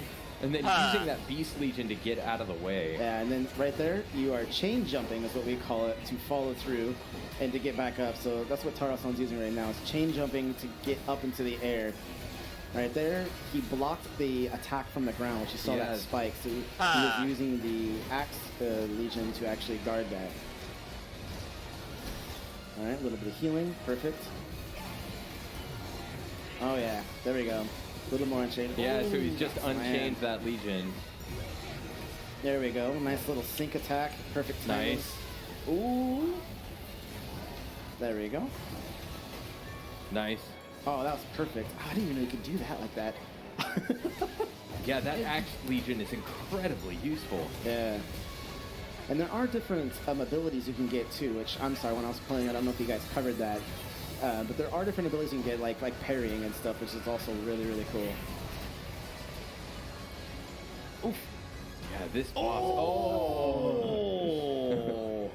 死んじゃいましたけど、でもここからさらに復活して強くなります。大丈夫です。I may have died right here, but from here I'm gonna come back and be stronger than ever. Yeah. Well, I think that just kind of highlights just how challenging this boss fight really is. Oh, I got nothing but respect. Yeah, yeah. This, Oh, this no. boss fight is a lot of fun, and it's a great example of using like all your skill tool sets, and it's really cool. There we go. Nice work. All right, so one boss down. So we're gonna pause here, and what we're gonna do now is we're gonna have one more boss fight for you, and this is another example of a different kind of style of boss that we have. And what we're gonna do is, I think we're gonna switch that over. There we go. Yeah. All right, so here we go. 今のが、ちょっと同じようなサイズのボス戦だったんですけど、今回ちょっと大きめのボス戦をご紹介します。So what you saw me fighting before was a boss that's the same size as me, but this is something that is way bigger. Mm-hmm. I'm still cracking up that none of us thought to actually bust the gel. When we saw that yesterday in practice, we were all like, what? Yeah. Such a great use of that right there. So you get stuck in it, and it's difficult, but you can actually use your chain to break it. He's doing things that I didn't know that you could do here. Exactly what you're talking about, like wrapping up. If you get too close to those, you'll get stuck in them. Mm-hmm. Look out for the slam. Oh, nice dodge. Okay, so this is what we call the homunculus. That's one of the name of this enemy, rather. Excuse me. Ooh, nice, excellent dodge. Wow. Oh, wow. So those were all perfect dodges. Right. If you dodge in the last second, you can actually release a sync attack, and you can do it using your character, or you can follow up using your Legion. So he's doing various ones. That right there was a perfect dodge with a sync attack using your Legion. All right, so excellent. He's like a little safe space over there. And then what you're seeing him do is he's tapping the ZL button to send his Legion up in the air and go directly attack the homunculus. Because you're seeing critical hit damage. That's what that yellow number is indicating. Right now you're seeing kind of white damage, so it's just basic damage. Then he's going to go back up. There's that critical hit damage. He's trying to follow up too to get some more attacks in there. Yeah, but he knew that attack was coming, so he canceled. So now they've knocked it down. Nice. There we go. He's going to unchain, switch to a different Legion, and then just go ham. Holy cow. I really like that the previous boss was a little more mobile. They were also in the air, so it required a different type of strategy. We see this boss is a little bit more centered, but more attacks coming from the side. And again, the battlefield has just transformed. Yeah, this is a bonker sequence. 今見てもらってるみたいにバトルの最中にステージがどんどん変化していって、このステージに関してはレギオンを使って移動したりみたいなこともできるようになってます。And as you were just talking about, and as you just saw, in the middle of the battle, the stage actually changes shape. But you can use the Legion to actually move around the stage between the broken up parts of it. Yeah, what we're going to do now, what Taro-san's trying to do now, he saw that he got the left arm. Now he's trying to get the right arm chained. This will do. Oh! Nice. Oh, wow. I never get sick of seeing that last minute switch to the Axe Legion. So he's switching to that Axe Legion so quickly to protect himself from that attack. Yeah, it's brilliant. And he's going to do it again. Again. Perfect example. All right, right, now and we're he going to change. switches back to sword. And block. All right, maybe he can get it right there. Yeah, he's got it. Oh, no. He's a big guy, but he moves pretty Mobile, fast. yeah. He's going to probably, Okay. All right. This one, he's got it. Oh my gosh. Slippery little sucker. So another way he's going to do too, he's going to use the Arrow Legion to kind of shoot at its head, because remember, remember that I was saying that the weak points on the enemy here, the homunculus, was its head. So yeah, both arms are chained down now, so he's just going to pile on the damage by doing all kinds of abilities here. There we go. Two or three more segments left in this pin punch. And then there we go. He's going to probably do some. How much longer they go with this one? You can see the homunculus's health is going down really fast now. Okay. Nice shots. And then tomorrow will be the final day. Will be the final day for Nintendo's E3 Treehouse Live. I had such a hard time with this boss. Yeah, he's almost got him. Oh, blocked. Yes. Nice. Perfect. All right, he's going to move. And he's getting his hits in where he can. Yeah, he's going to reposition one last nice. Styling. Styling. Perfect. No, we're just going to show the little cutscene here at the end. But yeah, that was perfect. That was amazing. That was great. こうやって倒した後も、これで終わりかと思いきや、まだこの先も実は続きます。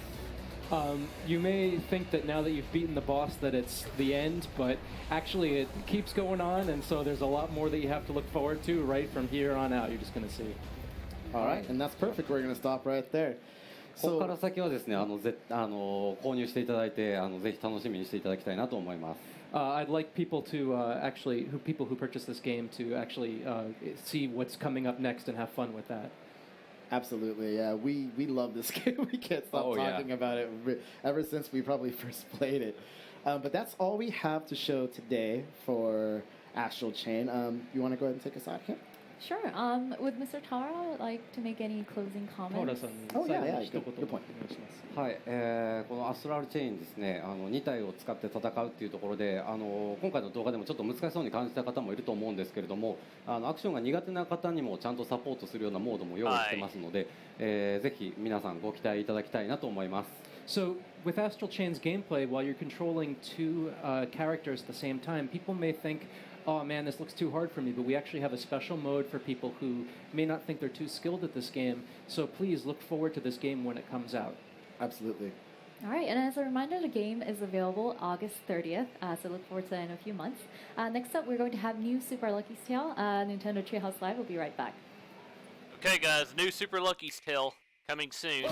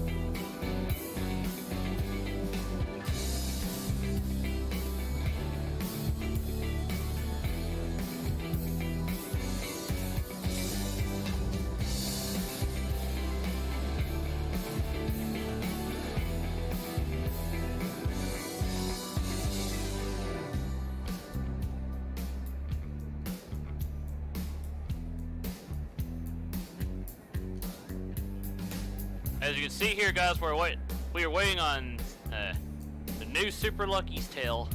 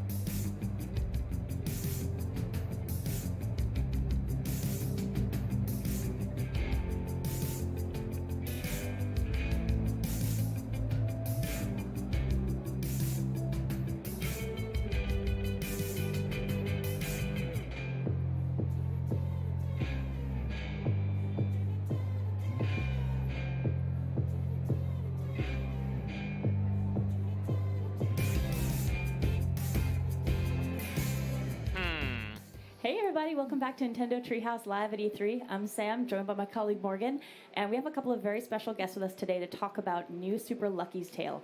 Over here we have Dan and Taylor from Playful Studios. Hello. Dan, the game director, and Taylor, one of the artists. And thank you so much for joining us today and giving us a little bit of an extra look at this game. It's our pleasure. We absolutely love getting any chance to show Lucky to a new audience. I love it. And where would you like to kick us off here? What are you thinking? Well, we brought a completely brand new level, never before seen. So we really wanted to show something unique for Treehouse Live. Awesome. Cool opportunity. So we brought a level that is set in the world of Veggie Village, populated by these crazy wormhole characters. They're real country folk, but they love a good concert. And so in this level, it's a Harvest Jam. And so they do this every year. And it's a celebration of the harvest. And they're about to do the concert. However, something has gone wrong, and all the performers are missing. And so we want to show what this level is like. It's a playground style level, so there's a lot of things to go explore and do and find and collect, as well as many different ways to play. So logic and reaction, things like that. So I love it. I'm seeing that's some what we carrots here. I'm ready for vegetables. Yeah, I got this little giant owl carrots. hopping around on the. I love it. He's just waiting for us. Yeah, he's a we call him Pill Owl. He's just a little sphere, a little just squeezable little shape. And, Lump of outlet goodness. he's super cute. Yeah, we love him. So All right. I'm ready to get started here.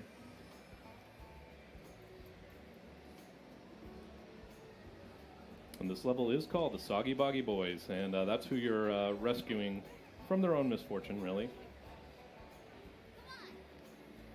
So as we get started here, can we start off by just giving folks a little bit of a look at Lucky's moveset? Because he's got some really cool abilities and moves that you set up here.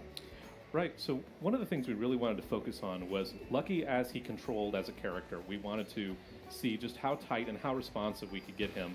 And so we've added a lot of things in here to emphasize flow. Like, we didn't really want to break up your experience ever. So if you'll notice, he's got a jump, a double jump. He has a hover slightly with his tail swipe, and that combos really well into burrow. He has a 1-2-3 with his tail, hi, and he's really a joy to control. And one of the things that his dive is especially good at is seeking out enemies. So one of the things that's actually pretty difficult in 3D platformers is jumping on the heads of things and seeing that in space. And so we wanted to build kind of this very organic, natural, flowy feeling moveset that helped you without feeling like it's taking control from you. So an example of that is just jumping, and you can burrow dive right on interactables and enemies and things like that. And I mentioned before, playground, we call this game a playground platformer.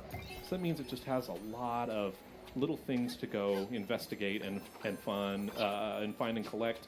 So this is a little time trial run. It appears in a lot of our levels. Yeah, I know how this works. I see blinking collectibles. I know what happens. Yeah, exactly. I gotta go. There's the time limit. Hurry! And so not everyone's going to find this, but we give you little hints, and I got it. So I got one of 4 possible pages in the level, so you can just blaze if you want, get right through it and beat the level and get 1 page for that. We just saw that burrow, when you do it in midair, he like twirls, his whole body twirls. Oh, yeah. I love that detail. And it combos really well into his slide. It just feels good to control Lucky, and that is so important to the team, just and us to get it right, because you're going to be spending a lot of time with him, and we don't want that to be a feeling of frustration. We want it to be a feeling of joy. So we call this like land dolphining, or just being able to like go in and out of burrow and experience that over. And then there's plenty of things to get out of burrow. You can use it to bust up crates and things like that. It's a lot of fun.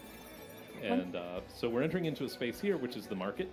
And so all the all the wormholes here are here ready to talk to you about the upcoming festival.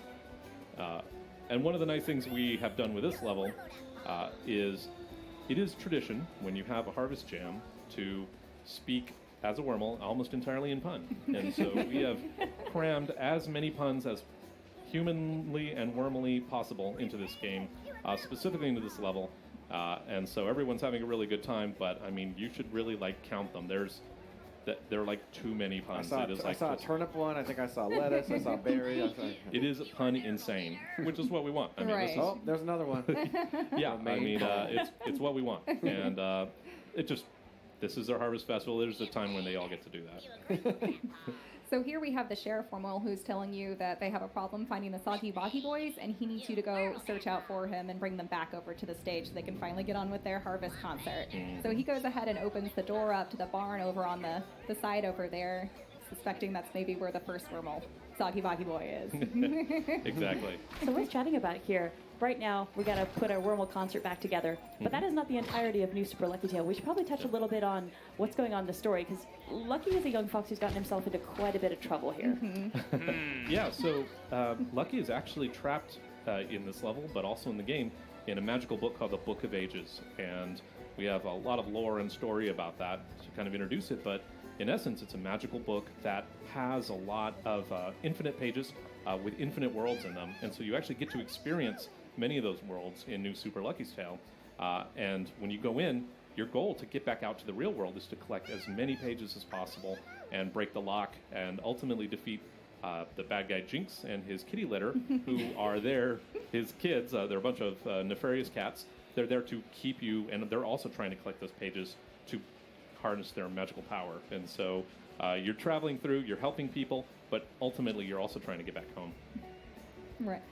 And over in this section over here, this little girl was telling you that one of the Soggy Boggy Boys was trapped up in that barrel up there by the angry farmer wormhole. We saw him trespassing in his farm area. So you're going to have to use your strategy of burrow and just sneaking around over here in order to try to worm your way up to the top over there. Nice. I had It is to a do harvest it. festival, so you were doing what you need to be doing. Farmers are always so protective of their crops. They are. They are. So one of the things about this is, as you can see, the bouncing behavior is actually pretty cool, and we use it all the time in the game. But in this particular place, if you bounce while you're trying to be staying burrowed and hidden from the farmer, it actually resets you to a checkpoint. So normally a cool thing that you use to get over walls and to find collectibles, but here it's actually a kind of a hazard. So it's a fun way to repurpose and kind of explore all the different possibilities with an interactive. Yeah, and those coins didn't look that different from the little stem. So it's kind of like, wait. Yeah, there's a little bit of trickery here. You have to pay attention, and we give you a tiny bit of heads up, but honestly, I've gotten tripped up on so many times. I'm like, oh, I'm not paying attention. I'm trying to dial it in, and the tomatoes will get me. So in this tomato-based stealth mission, it's actually a great opportunity to talk a little bit about the camera changes you made, because the camera system is quite different from what you had that you were working with before. Totally. One of, I think, our biggest goals was to give as much control to the player as possible. So we basically made our own 3D camera solution. It has all the bells and whistles you would want, but also we didn't want to. A lot of our players play without really moving the camera that much, and I think that's probably true for a lot of 3D platformers. So we wanted to not just provide a 3D camera and be like, great, hope you do something nice with it, but really we wanted to give players full control all times, but hints. So like a good example is here. I did not do that. Like that's actually, we know that to get out of this shed, you're going to be facing this direction, and so we have these hints that while they're completely overwritable, like I mean, you can take control anytime you want. They're basically showing you what you need to see when you need to see it. This entire section, in fact, is covered by hints, so I'm not controlling the camera right now. The game is helping me navigate that, so that way I can just focus on moving Lucky, and I can focus on moving the wormholes or meeting the wormholes and things like this, and then I have full control whenever I want it, and I can move it how I like. Oh, there's a little collectible hiding down there. Wait a second. You noticed it. See, how many times have I played this level? But there it is. So I mentioned this before, but I feel like so much of my game development career has led to this moment where we were able to dress up a worm like Bret Michaels and have him do a concert, and he's about to launch into his solo, which is a jug solo, which I've always wanted to put into a game, and here it is. Yes. So we'll get to watch that.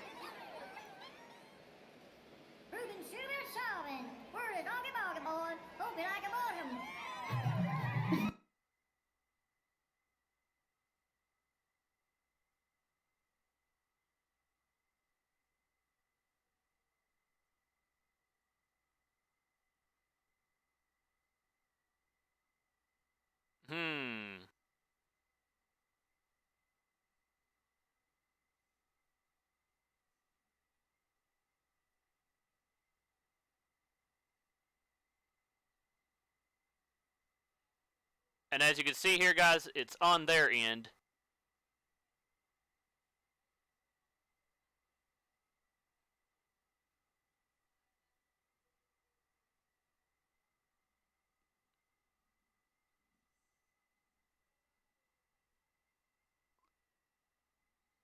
So if you're watching this with me, press F for specs to the Nintendo Treehouse technical difficulties. Let's see here.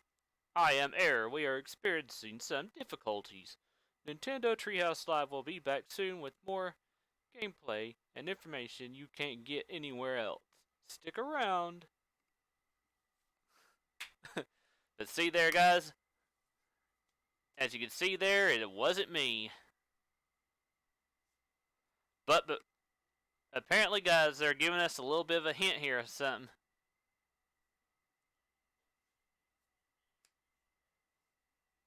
I mean, why would they use error here for error?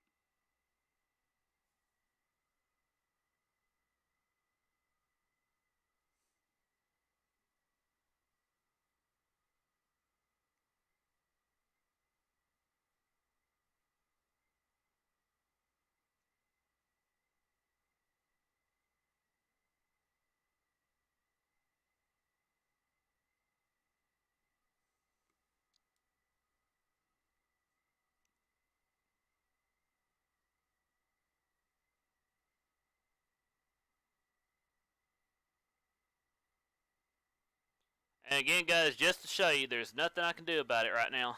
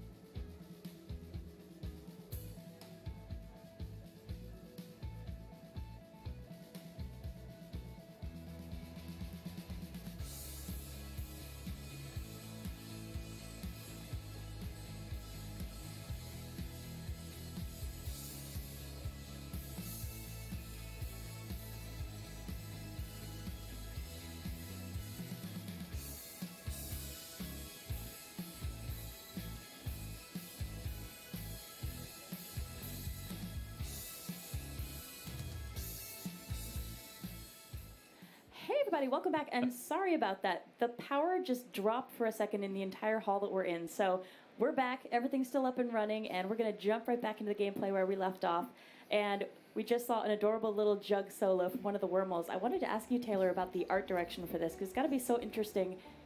This game has so many different settings, so many environments. People maybe had a chance to check that out with the trailer that we released, all the variety, but it's got to just be so fun getting to create art for a game like this. Oh, it is, yeah. The team gets really enthusiastic about the characters, so it's really fun trying to put some concepts out there and see what's biting, what's making people laugh, or what they think is funny, and I'm like, oh, this is probably in the right direction we want to go for that. With the worms in particular, they proved a bit challenging for other departments like the animators, because a lot of the characters that I've made for this are kind of stumpy in a lot of ways. Like their limbs are too they're really short, or their mouths are too big, like on the giant fish and everything. And they're like, how are we supposed to express this? But the great part is they've come up with so many really great ways to kind of nudge that in the right direction. And just, it's so funny seeing stuff on our chats and everything at work, because we'll get updates on like the animations that they're doing for it, and we're just like, oh, did you see that? Did you see that? And you just hear like laughter erupting, like a fire going out through the studio. So well, even during that jug solo, which took out. Okay, here we go, guys. It is the most powerful. We cranked it to 11, and we paid a price. That was the animators. That little could barely hold his jug with his little arms, but he had it. He had it. There is a certain suspension of disbelief when you have a fox running on 2 legs. And So and they can hold the jug. They can, and I mean they've farmed everything with those nubs too, so they've figured it out somehow. They built themselves a successful society. They have. And on that topic, I suppose, just to talk about some of the other characters as we head into our next little area here, folks who had a chance to check out the trailer saw that there's quite an interesting variety of allies, enemies, some interesting folks that you're going to meet along the way. Yeah. So there's a lot of different characters we're going to meet. Real quick, while we're here, I want to just intro this space. This is the washing station. So as part of the Harvest Jam, you got to wash all your fruits and veggies. You can't eat them without washing them. And so this is the entire station that they've hooked up to do that. And this is where you're going to find Bert, who is part of the band, but he is looking for the rest of his fireflies, which are his backup dancers / stage effects. And so you got to help him collect them all. And this is a very free-form space. You can approach the goal in a lot of different ways. I wanted to showcase that seeking behavior I was talking about before. So you can really kind of extend. You can deal with enemies in a lot of different ways. Lucky has a kick. You can but it makes it a lot easier to jump and interact with them. Thank you for the follow. Stuns them very easily. Defended Arc, how you It's a fun doing? way to connect with all the different characters, and then especially sections like this, you can use dive to great effect. So sorry, you want to go ahead? Oh, sorry. With each of these sections that we're going to be showing you, the wings where all of these Saki Boggy boys are, is they're really trying to help you kind of hone in your skills as far as those skill sets go. Like here, you got a lot of platforming experiences that you're trying to navigate through, which is really helpful. And in the previous section, it was all about trying to perfect your skills with the burrow dive and navigation within that. So it's really nice to kind of see a breadth of those mechanics being used here skillfully. That's right. I mean, and this level, I think, shows that just really well. Each one challenges a different aspect of what you're trying to get done, and a lot of this is reflected in the game as a whole. This is the washing part here. Like all these things are just dunked over and over again until they get squeaky clean. But it's also a fun platforming challenge as well. Yeah, I love that connection, the thoughtfulness between platform. We're used to moving platforms, things like this rotating platforms or platformer, but they have this really cool. It builds out the game world like it's a fruit washing station. No. So there's that thoughtfulness between level design and building out that world and giving this sort of really neat. Hang on one second, guys. Story. Yeah, that's right. Behind the level design. It's like painfully charming. We've already seen some great examples of the writing. It's just really fun. It's really lighthearted. It's almost like playing in a giant storybook. Possible. Oh, okay. Sorry. Get back into it. They gave me one message to pause because it. We're good? All right. All right, we are good. This level in particular was one of the ones that we just completely rebuilt from the ground up. And before, it was like a really cute space, beautifully lit. But during the process of making this game, we had so many instances where we were like thinking, wow, wouldn't it be cool? What if we can do this? And we had so much great feedback from fans and then reviews that were coming in, and it just really ignited a fire in us to maybe we should take a leap and just invest in what if we kind of refine this mechanic? What if we add in 360 camera in here? How much better would that feel? And we started adding a little bit in, and then at some point we were just like, well, what if we just funded this and put in the time to really just sink into this IP that we really love so much, and we just get so excited to hear from fans that they're interested in this type of game, they want to see more of this stuff, and so we're like, cool, let's maybe just do it, take the leap and do it. So when we were starting to work on this one, it just exploded, like the original map that we had for it. This whole thing is a labor of love. Yes. I mean, we wanted to see how much we could cram in here. The new is not just a title. It represents exactly what we're trying to get done with this game. Is we wanted Lucky to be as controllable and as delightful as possible. We wanted the adventure to feel fresh and challenging. We wanted the enemies, the way they reacted to you. We wanted the story. Every one of those pieces, we wanted it to feel like just a breath of fresh air and tons of fun. Right. And this is one of the brand new levels. Oh no! That kind of helps showcase, I think, that attention to joy and detail. I think that really comes through so well. It really is the definitive version of the Lucky's Tale stuff. It really is. Yeah. It's all the cinematics and writing and everything. It's got all of Okay, that. guys, as you can see So here, we they're helped Bert collect all his fireflies, and he's waiting for they us should to be turn it all they back should in. be getting close to the end of Let's this go check 'em out. segment.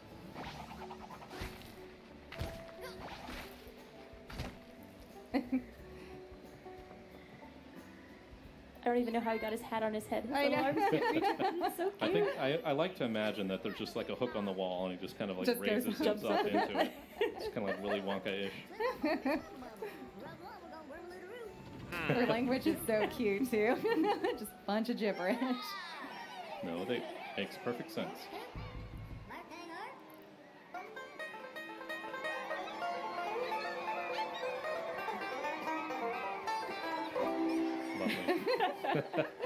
That unsure smile and the kind of creeping up into His hat doesn't quite fit down on his head, so it wobbles back and forth as he jams. Those little details are really, really charming. All right, so Sheriff is leading up to where we're going. We're going to this next section here, which is so we've done a lot of reaction, and we've done kind of some just general platforming, and this is a logic puzzle. So many different levels feature different ways to play.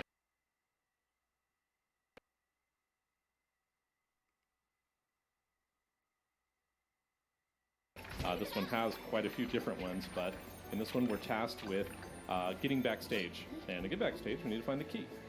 Difference about the key is that it's super heavy, so I actually can't jump, and I can't tail swipe when I have the key. So you need to be somewhat judicious about when you pick it up and put it down. And I know how this works, but this switch here raises and lowers this. So this is how I can get it up there. And so pick it up, and I have completed step 1. However, the challenge is just beginning. There are other steps ahead. There are other steps ahead. All right, so phase 2. We need to get another key all the way up there. And, a little nice. secret there. I have missed the U every playthrough. I miss at least one. I think that's one thing that really rewards coming back and really digging into these spaces, because there are so many collectibles and so many little details. Even things where looking around the little kind of market space, it really is nice just to soak it in and take your time finding things in there. There's a good chance there'll be rewards that you didn't find the first time you passed through. Right. That's the whole idea. We have, like I said, up to 4 different pages that you can find. And if you want to keep, collecting coins and things like that, there's other rewards for that. You unlock costumes and some other fun stuff too, just by going above and beyond. But like I said, you could go straight through this level and just get 1 page for completion, and that's totally fine. We want you to invest as much time as you want into this, but we want to give you rewards when you do. And so if you get all 4 pages, you're well on your way to unlocking special costumes, but also making a lot of progress towards getting to the boss. And I think one of the things that makes the game really special is when all of this comes together. You've got a game that offers a really fun level of challenge with some really intricate puzzles and really tightly tuned platforming. The platforming feels good and satisfying to play. At the same time, this is a great game that you can have fun playing with on the couch. You don't have to worry about chasing your kids out of the room. They can watch, and they might even find you collectibles that you didn't even notice when you're going through. So it's this really amazing family activity that you can share with everyone. Right. I think it is approachable. You know, if you see someone playing it, it's easy to go in and immediately get what's going on and immediately feel like, oh, I can contribute. Just like you said, like, hey, you missed it, you know, and that's like a classic thing that you can do to your friends, like, you missed it. I saw it, but you didn't see it, you know, and so it's a lot of fun, and it invites people to come in and comment and play with you, so I think it's really good at that. So we've collected all three. Here is their final concert.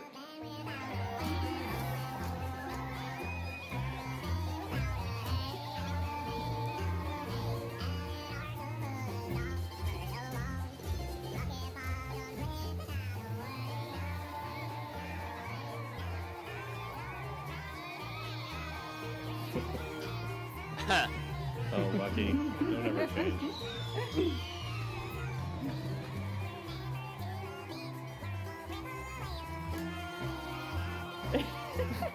So cute. There it is, the Harvest Gem in full effect. And so this is an area that really focuses on that type platforming and puzzling. Other areas will have big boss fights. There's going to be a real interesting mix of experiences for players to enjoy.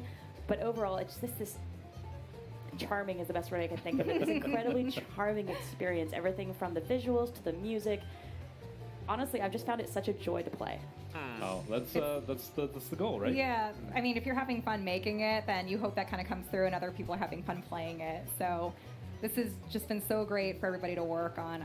The enthusiasm behind the team for this has just been stellar. Those are the people you want to work with, the ones that even if they get pulled off and maybe to another project, they still come back and they're like, hey, I have an idea for something, and that just kind of builds up, and then you end up with something really cool. So it's just fantastic to work with people like that. It's, you know, the team is passionate, and we mentioned this before, and that word gets thrown around a lot, but it truly is, this whole game has been elevated by the entire team's commitment to trying to make it more joyful, more delightful. Like, if there's a rule for playful, there's a rule for this game. It is, I want you to give us your best ideas. You know, no idea is off the table, but I really want you to connect to what we're trying to do here, which is bring something delightful and enjoyable to as many players as possible, you know, on the best possible platform for this.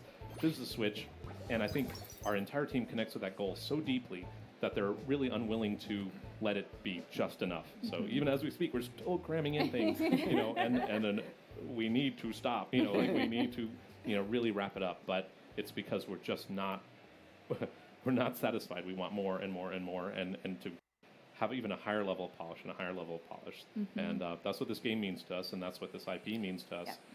This is Lucky. This is our IP. This is our character, and we wanted to make the definitive edition for this, and we wanted to really this be our foot forward, especially on such a, I think, an audience that respects and really craves this type of entertainment, because we know we do, and that's the whole point here. I think that the love that's been put into this really comes across so clearly when you check out this game, and your team has been working so hard on this.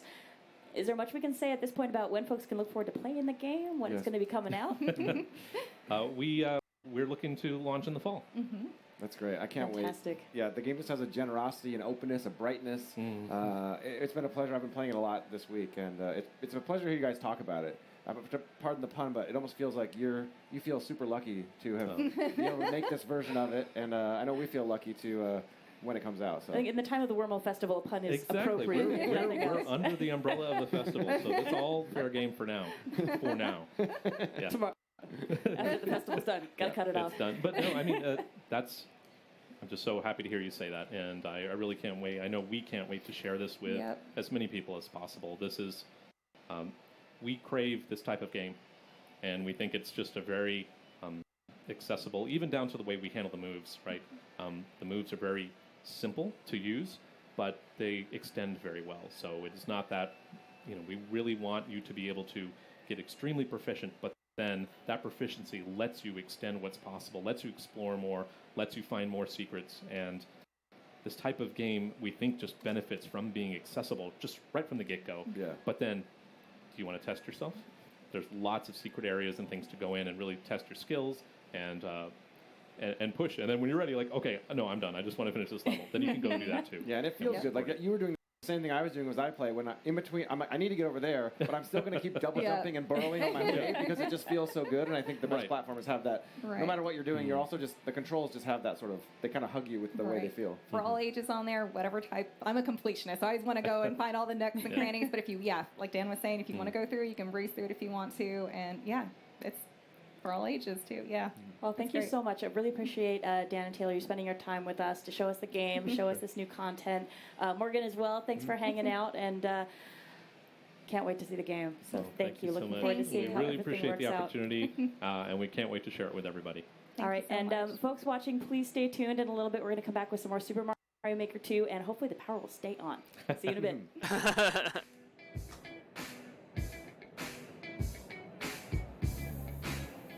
Anyway, guys, there's going to be some more of Super Mario Maker 2.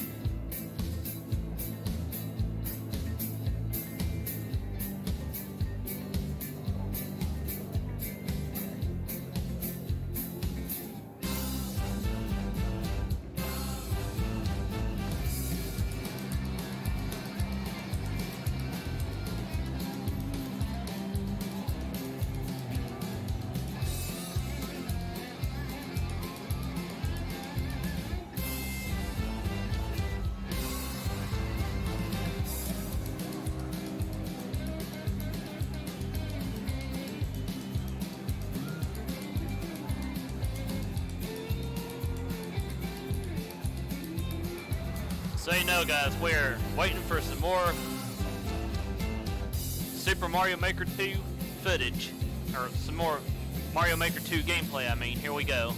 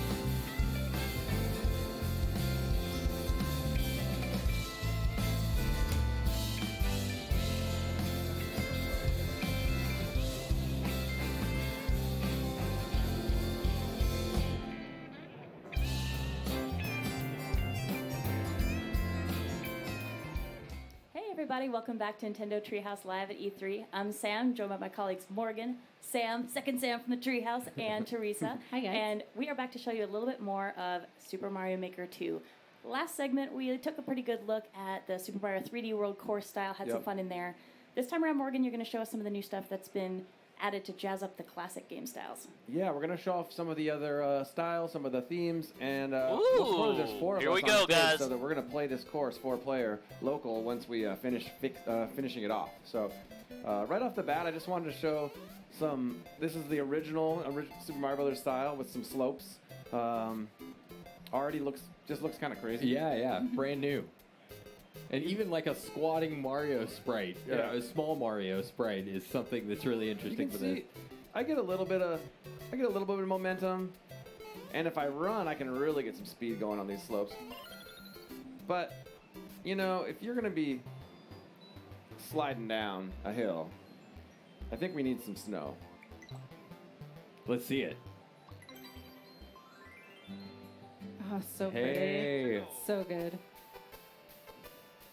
Oh, I'm getting a little bit more slide. But I feel like butt sliding, especially icy butt sliding, is best done in Super Mario World style.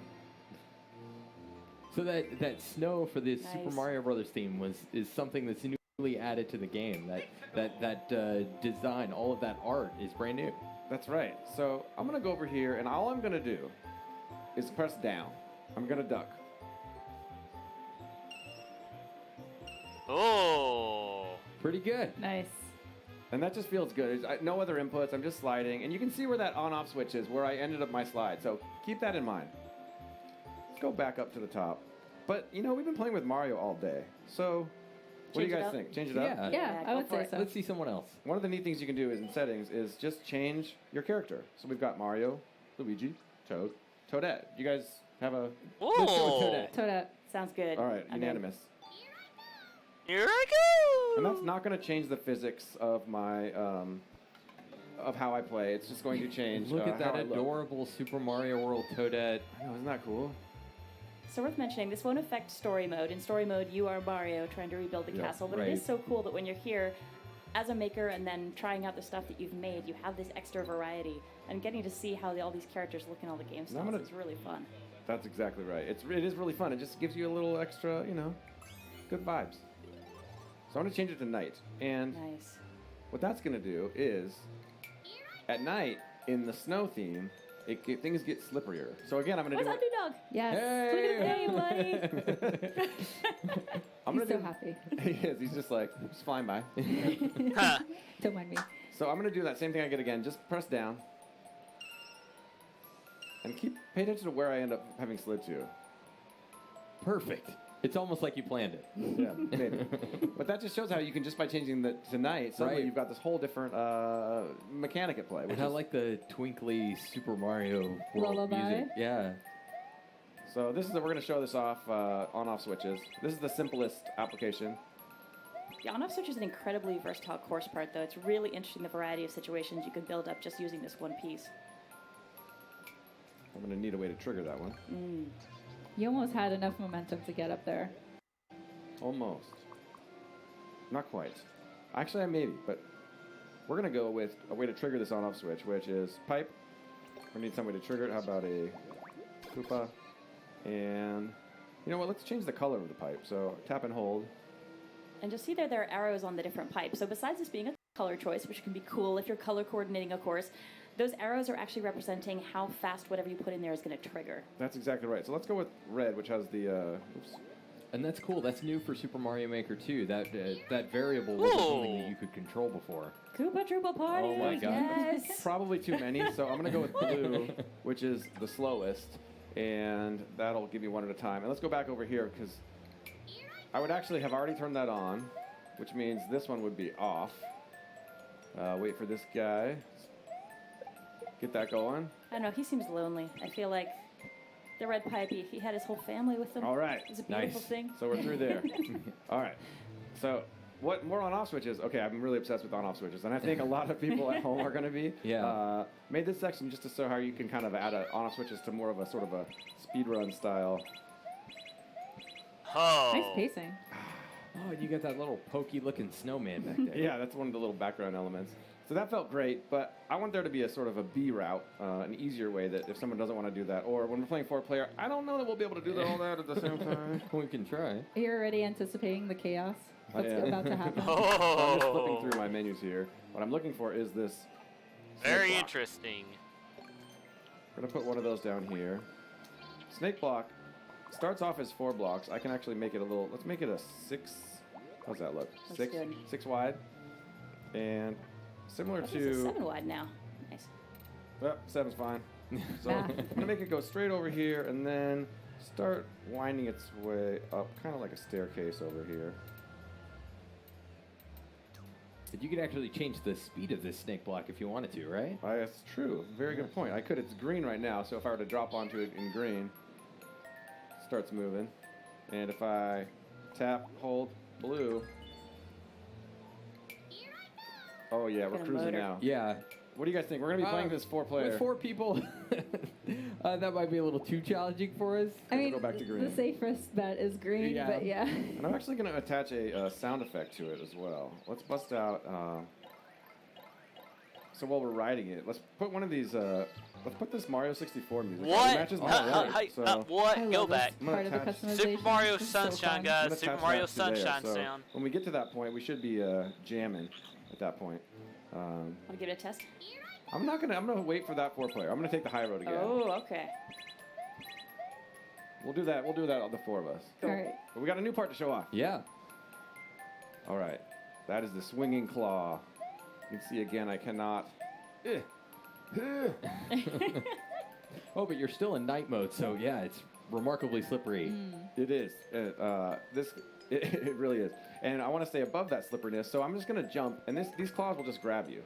Jump out. You don't have to do anything to have it grab you. And then if I don't touch the stick, it just kind of hangs out there, unmoving. And then I can start to back and forth, build up some momentum. Jump. Jump. Ooh, Nice. Also, I can't believe you played 2D Mario with the stick. I know. No, I've been going back and forth. I've got this crazy Magic Koopa box so that I can use touch controls while we're streaming. Right. I could be also creating with the Pro Controller if I wanted to. Both work great. Mhm. I'm just sort of in touch control mode right now. So these claws are great, but I don't know. Should we make this section harder? Right now it's sort of bare bones. Yeah, and you've really only shown off one of the things that the hanging claw can do. Yeah. You got some other possibilities. Yeah. So let me zoom out really quick too. I just clicked the right stick, and that allows me to sort of see at a glance. See, there's nothing else going on. It's kind of sparse. Let's add some enemies, because what happens when you add an enemy to a claw? Let's go with somebody simple right off the bat. How about a... Moles love snow, right? Sure. So that'll just hold on to the enemy until I get close enough. Woo! It's like an evil claw machine game. Yeah, He has to deal with the slipperiness too. Look at that. And He he's can't just turn sliding around too. So that's a good first enemy. Let's actually embiggen him. Nice. I don't know. What do you guys think for the second claw? We could do Boom Boom? Maybe a power up in one of those, because you're going to need something at some point. Okay. That is true. Okay, we'll do Boom Boom. Big Boom Boom. Not yet, Mercy. I It's think coming. The power it's up coming. is for us, not for Boom Boom. June 28th. We'll be fine. One more. How about It's soon Wiggler? though. Everybody like All right, Wiggler? yeah, I know. So here today Wiggler's the is. best. Hang Big on, Wiggler. hang on 1 second, and I'll tell you. With wings? Why does everything have to be big? Why not with wings? I don't know what'll Alright. happen. Yeah. He attaches by his head, which is nice. I like your guys' idea of giving us. Let's give ourselves that, and let's give ourselves. Okay, some today is flowers. Wednesday the 12th. It'll be Somewhat of a out. fighting chance, I guess. I think we'll be okay, and there'll be 4 of us. We'll I be don't know. fine. Big Wiggler is worrisome. What's interesting here is I think you're going to need to run into the enemies to trigger them so they drop out of the claws. About and then you're 15, gonna have to 16 days backtrack from to get now. back to that first one to swing your way up. So this is going to be really So- interesting Yeah, unless well- you can get your height off of one of those enemies. Also, I will be and we'll play putting. with that. You know what? Let's put it. Since we're gonna have to come all the way over to the right anyway. Let's I add will a be putting 10 this point over here. game into my Actually, Amazon let's make it store, a guys. 50 coin. Which Why actually not? let me go ahead and link I've here. got another coin up here. Hang and on then one I've got this second. icicle here. These icicles are awesome. They both aesthetically look great. This one is they're also dangerous. So you can, if I were to jump into this, it would not be good. You can also tap and hold those to change them to icicles that you can see that it's shaky, and if you get just close enough, And that is our It's close that is our enough. Amazon store right there. Drop. And it'll respawn. And you can do so much with those. If you So want you know, I'm not at E3, so it's not like I can exactly show off the game live. Bowser, you can do all sorts of stuff. So icicles, yeah, not going to talk. I'm just kind of they're fantastic. Reporting on what I see here. As you can see here, they're showing off some enemies. For people that are really into making courses and aesthetic courses and courses with like rooms that feel well. And they're talking about what's going on here. This kind of gross area over to the right where I can see this pipe and this blank spot I forgot to fill in. So as long as I have actually let me pin that ground, tap and hold. So I've got this, as long as I have an unbroken line of ground from bottom to top, I'm gonna make it too wide even though I don't technically need to. Suddenly when I drop back into this area, see how now it doesn't roll over to the right? Yeah. It actually sealed it off like it was a perfect sort of barrier there. Now it's a clean end level. Yeah, exactly. Your courses that more professional look. Oh, it's so nice. And if you make like doors that go into rooms, it'll sort of seal those off. It's fantastic. It gives you a lot more control over all of the space you've got to work with in a course as well. What's nice there is really you're just building that full blind. Well, that's cool, Mercy. Thank you for stopping in. So if you were in a vertical sub area, something like this, it would be a single line of blocks just going all the way across the screen from left to right, and then you'd be able to accomplish the same goal. Exactly. It's such a nice tool for creators and just to sort of put that polish that you want. So I've got this sub area that we're going to be playing through. It's very bare bones right now, and I'm still in the same theme. That's no fun. Let's get back down to the bottom. Whee! It's actually way more fun going down than it was climbing up. The biggest slide ever. So let's mix it up. So we're already in night. So let's see. Maybe we could do. Let's see. What should we do first for night? We could do. One thing we could do is sky. Ooh. Looks so fluffy and cheerful now. Sky is pretty fun because you get sort of this floaty. Anti-gravity. Super Mario. Right there, guys. Pretty Super Mario good, Land but, 2. yeah. Super Mario Land 2. Not quite the right course design for the sky. We could do. Need to go underwater? We can do underwater. And remember, night is turned on each time I switch it. So this is water plus night equals. Ooh, now we're wow. Yeah. Oh. It's a setting I love because certain enemies and course parts actually serve as light sources. Right. So you can do some really interesting things if you go underwater at night and then place things that are going to be objects. Maybe you find them, you trigger them to get some light. You can actually make yourself a maze where there's tons of stuff around you, but you're not going to be able to tell, so you're going to try to find your path through the course as you go. That's such a great point, Sam. So I'm going to go ahead and add just to show off what you were talking about. Hey, little buddy. You can see that fireball, is actually going to create an extra. I could see some really devious stuff happening with this setup. I think it'll actually work better if I'm down there because you can. I want to show off how that kind of has its own light source. So you can imagine a level where maybe you're having to follow those. Fireball. Cool. Right. Yeah. And this is actually something that works in the Ghost House style as well. So if you're in the Ghost House theme and you're in night, you're going to get this same really spooky darkness. You can do some really interesting stuff there. It's true. There's there's so many combinations. I don't even know where people are going to start when it comes out, but yeah, just pick something that inspires you and go with it. It would actually be really cute if you had Luigi as your maker. You could do like a Luigi's Mansion kind of thing where I suddenly love you that. make a spooky, dark Luigi spot. So speaking of spooky, well, maybe not spooky, but fiery at least. We've got all that ice up top. So how about we actually switch to fire down here? Let's do the castle. And castle plus night is actually something I don't think anyone's ever seen yet. No, I don't think so. So Let's hit it. Let's see what happens.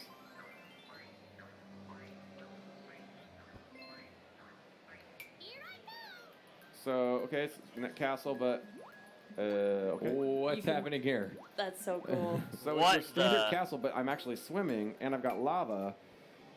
And I actually want to show off how this looks in New Super U, just because of the way the lava looks. I do love because we played with water levels in the forest theme in our last segment here.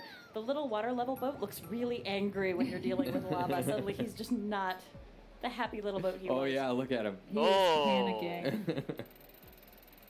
That's right, I'm filling this whole chamber with lava. What are you doing to us, Morgan? It's going to be fine. Make it go faster. What do you think, triple speed, double speed? Double speed? Let's see maybe what triple speed looks like, but let's not leave it there. What triple speed looks like? Okay. For the sake of science, I'm curious, but I don't think I want to deal with triple speed. Let's zip back down to the bottom. Okay, We're going to so be our now, own worst enemies here.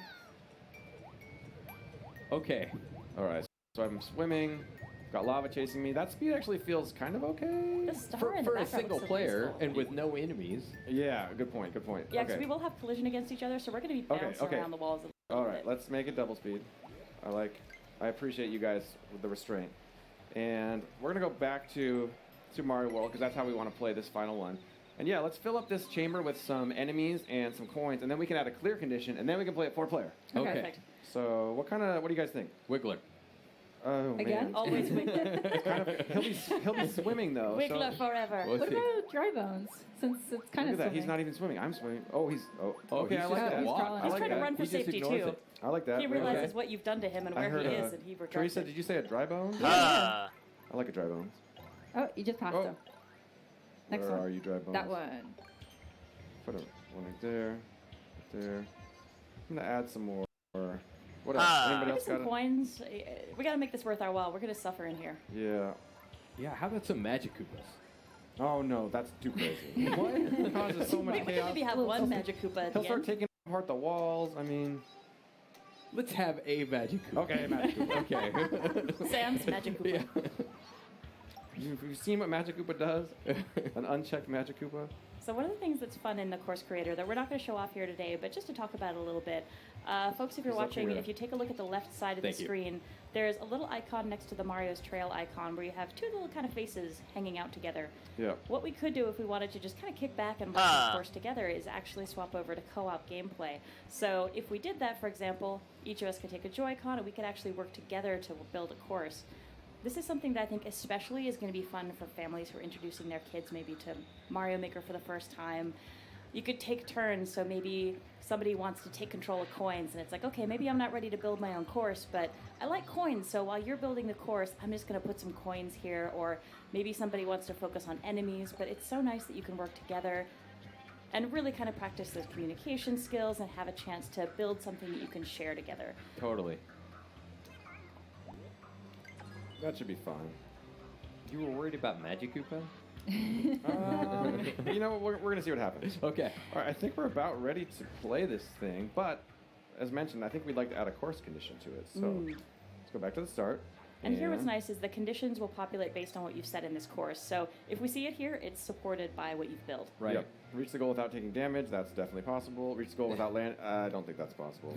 And you can only set these clear conditions if you don't have a checkpoint flag. That's Because right. otherwise it That's gets deactivated. Yes, that is absolutely correct. So we've not added a checkpoint for that reason. And you can see if we change, so it knows how many enemies we play. So you could do, and we could make it, we have to defeat all 10 Koopa Troopas, or you could make it, you can always make it all or some of, which is really nice.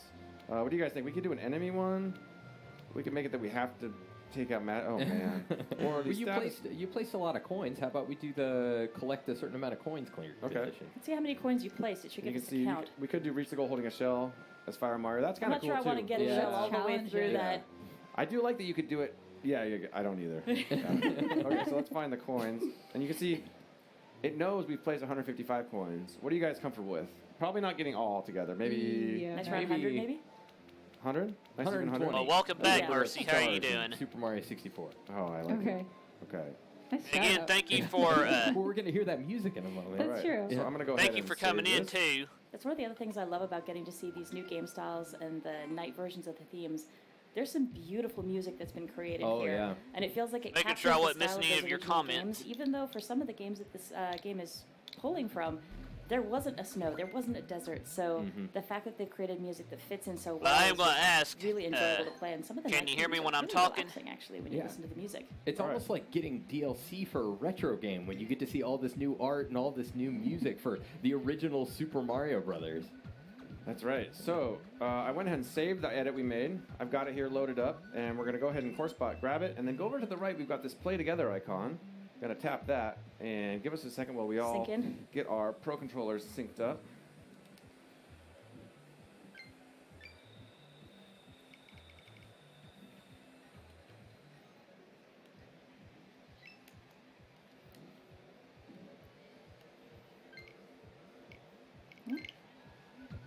All right. Okay, We so might have only... synced in. Did we get 3? Oh, we only got 3. I think we only got Oh, 3. we can fix this. Yeah. Let's go back out. Let's try this again. Do not worry.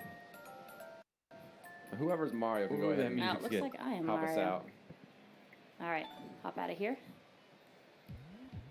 And actually, since this is your baby, Morgan, I'm going to let you Okay, take I'll Mario. take who I Mario. have here. I love this I music. think this looks like Toadette. Super Oh, fun. we got 4 of us Here we now. are. There we go. All right. I You am guys ready to Toad. roll? Yeah, let's do this. Should I do roll call? I'm Toad. Teresa's Toad. I think I'm Luigi. Yeah, I'm Toadette. Luigi. Okay. All right, You guys cool. wanna Undo dog. Icy butt slide. Bye-bye. Oh, sorry. Why are you jumping on my head, no. Joe? I'm sliding here. Oh, All right, y'all, Lordy. come on down. We've already got 20 coins. We're doing fantastic. What did we set it at? 120. That's right. All right, there we go. Thank you. Cool. All right, so I feel like one of us should go deal with the Oh, yeah. Trooper situation. Oh, So we don't crowd it. Somebody get the shell moving. Okay. Okay, Luigi, get the shells moving. Oh, I like it. Yes, safety first. Oh, No, I sorry. All right, y'all. All right, wait. let's try this again. Wait, it's good. There we go. Yeah, is everything fine? No, no, no. Wait. Oh, Well, Toads okay. are just gonna watch the brothers here. It's all good. So, yes, yes, yes. Okay, only one. Luigi. Oh, nice work. Here I come. All right, we're fine. We're Oh, fine. sweet. I Okay, rolled it. we're gonna have to take the party train. Hold Okay. on. Wait. Oh, No, I started it. Come on. Sorry. I'm sorry. Sorry, never Toad. forget you. Everybody remain I'm sorry. calm. Remain calm. So we're still in the night the snow snake- theme. So this thing is really slippery. Yeah, it has taken on the super slipperiness coefficient. This is gonna Y'all turn are into a bouncing. It's going up. It's going up. It's Oh going gosh. up. No. We're bouncing on my head. No. Okay. I can't jump. It's not my fault. Now, Your head's so if you bouncy. guys remember, we added only a single fire flower in that. But let's see what happens when we have 4 of us and we only have Oh, I triggered it. What? Sorry. Grab There's one. for everybody. Don't get Launch greedy is now. coming. Don't get greedy now. Okay, I'm leaving the other two there. Okay. Go, Mario. Yes. This is Yay. the boss who just got the fire flower. Yeah. Teamwork. All right. All right, getting boom boom Somebody down. release the boom. Oh no. Oh no. Oh no. Oh no. Release the wiggler. Guys. No. No. Oh my gosh. All right. I'm gonna take the tiny. safe I'm route. gonna stay here. Good luck, guys. I'm working on him. Oh, you got the wiggler down too. Sorry. Why? I'm gonna keep going. I'll see you guys All right, later. y'all better get up there. Oh, thank you for getting that coin. Yes. Watch out for the spike. Oh dang. Come here, wiggler. No. I forgot you changed that to one of the ones that Wiggler, drops on you. I made it. We leaving Toadette? There we go. Nice. No, I'm here. I'm good. Let's go. Let's go. And just one of us could made it, have went down the pipe and bubbled the others, but that's no There problem. we go. We all made it. Oh no. It's the death wiggler. Morgan. Hey, listen. Everything's fine. There's 4 of us. Sorry, I think that was my fault. Okay. Let's swim. I'm tiny and vulnerable. Somebody go ahead of me. Okay, I've still We're got trying. a little bit of Oh, strength and going. the fact that we Hi, buddy. the fact that we just got that flag actually shows that we have cleared the clear condition. All right. Whoa, whoa, whoa. I feel like we could. Look what you did, Morgan. This is all Dang your it, fault, I got sir. killed by my own Magic Koopa. All right. Oh, not again. Keep going, keep No, going. I'm trying to stay away from that guy. Oh, he killed him. Careful, careful. No. I love you all, but I'm leaving you behind. Sorry. We Get out of definitely here. could have set lava. For the record, Sam, we could have set the lava You're right, to level you're right. 3. All right, so I feel like big finish. Maybe we could all line up, get a little spacing, and maybe do one Okay. last. All right, take one turns. last slide Let's go. together. Everybody line go. up on this part. Wait, Okay. no. Give a little space. Give a little Okay. space. All right. Gotta get on the slope though. All right. Oh, hold Come on, Toad. Now good? Okay, on 3, duck down. 1, 2, 3. Yeah, we. Nice finish, guys. Nice Magic work. was not Yeah. bad as I thought it would be. That was all We right. could have probably made it even more dangerous than we That's did. true. That's true. We got time after this is done. We can steal the system and go Oh elsewhere. yeah. Keep working. This is There all you I'm go. going to be doing when the game comes out. Barely over 2 weeks. Yeah, This game will be 28. Yeah. Yeah. in your hands if you so desire. There you go, guys. A little over 2 weeks, Unfortunately, they that's not all just the time we said. have to torture ourselves by making this course harder right now. Teresa, Sam, Morgan, thanks so much for coming up and hanging out. Folks watching, thanks for tuning in. Please don't go anywhere. We are going to be checking out some Elder Scrolls Blades next. Stay tuned. Okay, there you go, guys. Elder Scrolls Blades is next.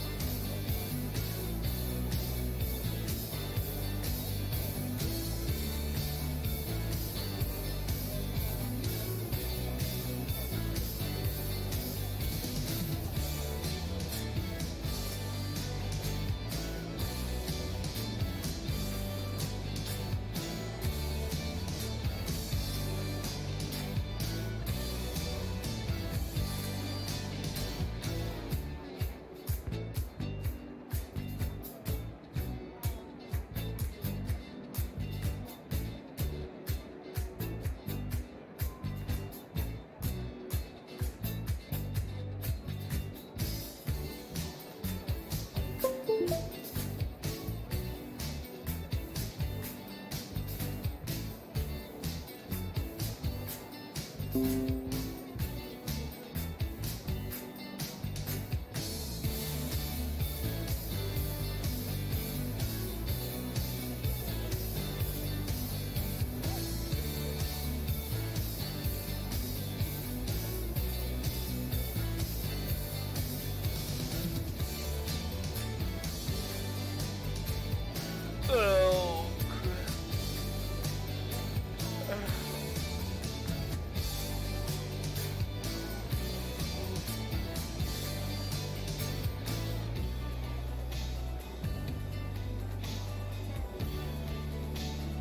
oh, and also, guys, I think in anticipation for the release of Mario Maker 2, I will probably do a random Mario Maker stream when I get my, or probably on Twitch, for those who want to join me. I don't know if I'm going to do it today or probably wait until after all the E3 madness is over.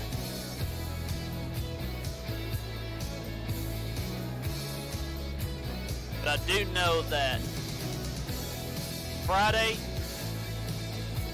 I will be continuing my traverse into trying to finish off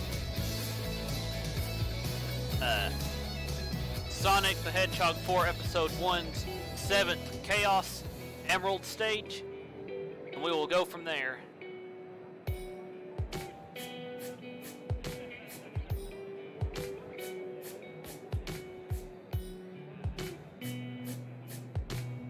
And that won't be tomorrow, but it'll be Friday. Now, tomorrow, however, we've still got Nintendo's last day at E3 with the indie games being shown.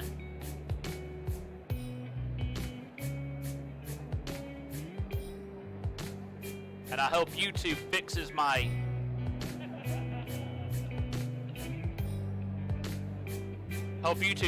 my streaming privileges by then.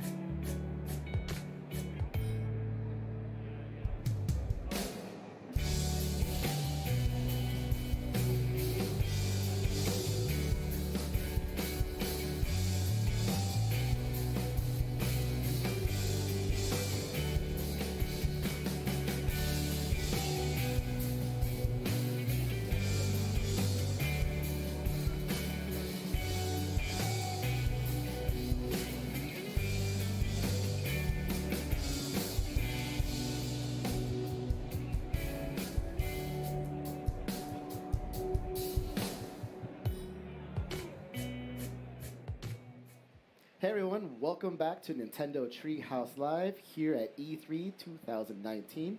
I am Demetrius and I'm joined by Tyler with the Publisher and Developer Relations Chip team at Nintendo, along with two very special guests from Bethesda. We have Craig and Matt. Craig and Matt, why don't you say hi? How you doing? I'm Craig Lafferty. All right. And now we're here to talk about the Elder Scrolls Blades. So why don't we go ahead and get started? Definitely. So Blades is a classic dungeon crawler reimagined. It's all about the moment-to-moment gameplay of playing through a dungeon, finding enemies, one-on-one with the enemies, finding secrets, getting loot, and ultimately finding the boss or the exit to the dungeon, finding your way out, and then going back to town and sort of use everything you've got to level up your player, level up your town, and then keep exploring and keep going through the story.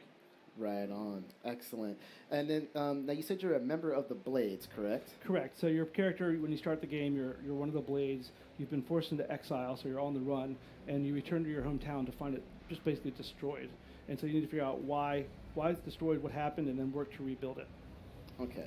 So I see that we're going through this dungeon here, and one thing I think we haven't even noticed, most people might notice, we have like a little blue arrow here kind of guiding us along, kind of just giving us an example of what we can do, correct? Right, so that's the clairvoyance is what it's called, and that actually guides you through the dungeon.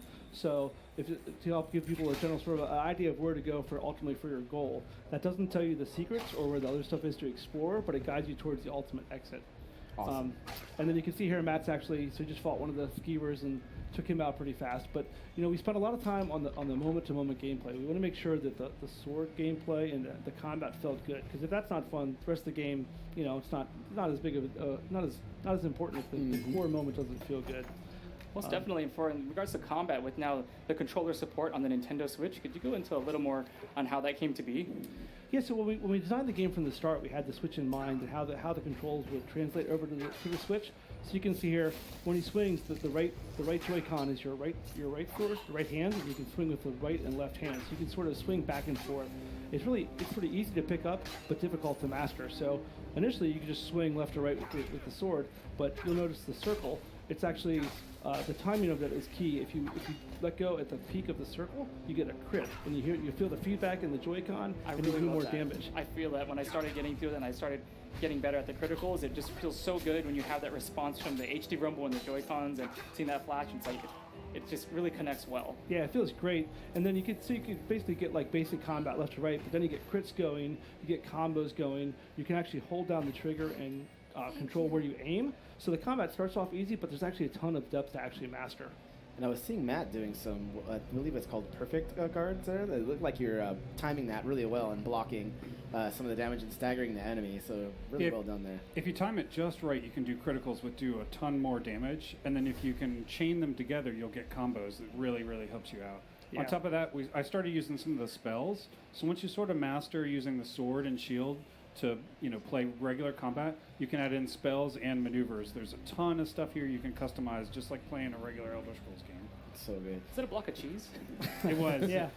Cheese is very important in this game. It heals you up. You always want to be looking out for food when you're in a dungeon, because your health is really limited, and that's a key way to get through a dungeon and survive. All right, dungeon cheese.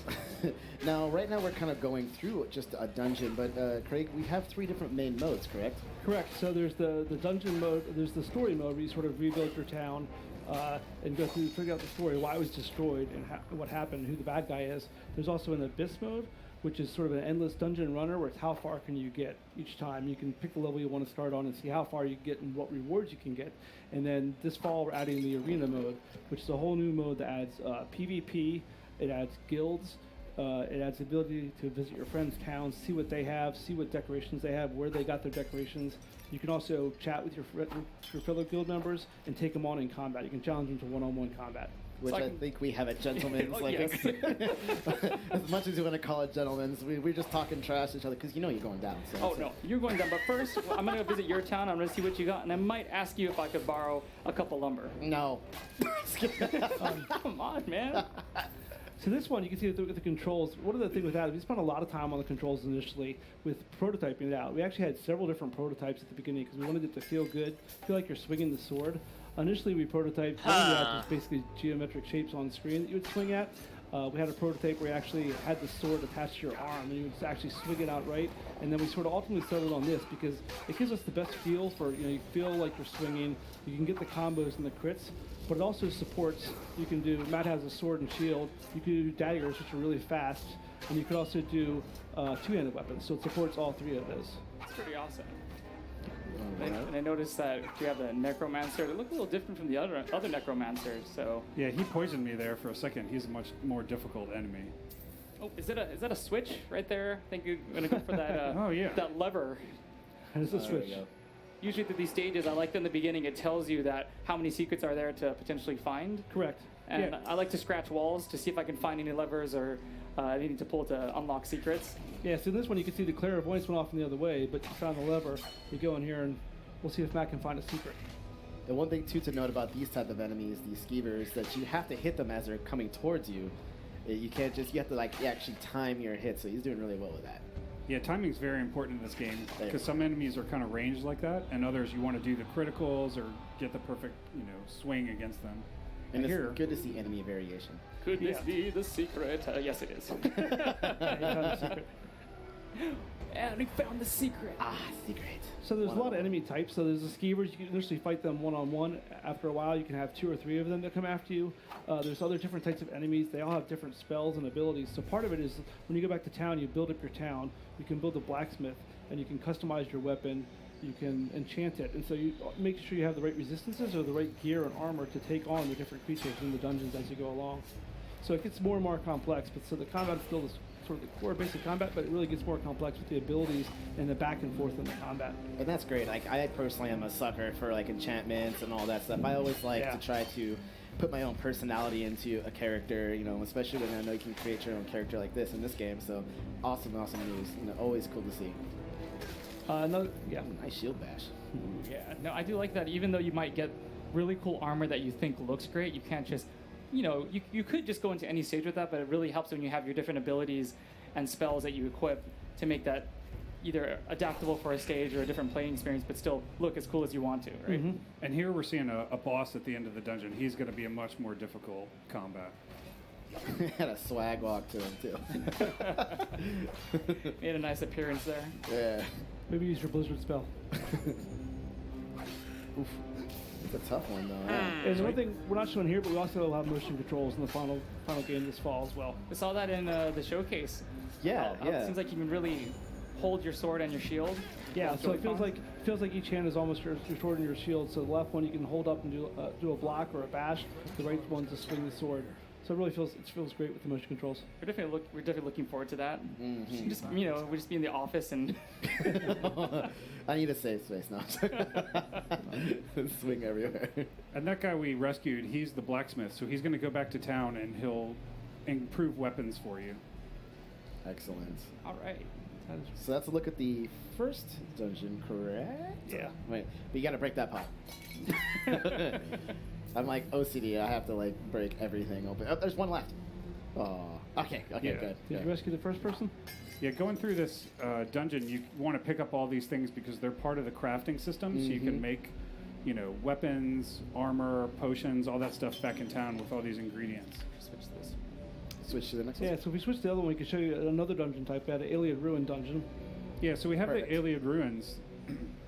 They are an area that we haven't shown since Oblivion. If we go back into our lore, the ancient elves are a main part of this quest, the main quest, and they're kind of the main bad guys of the game. So you're kind of delving into a different area and showing off a lot of what the Elder Scrolls has with all these different locations you can go to.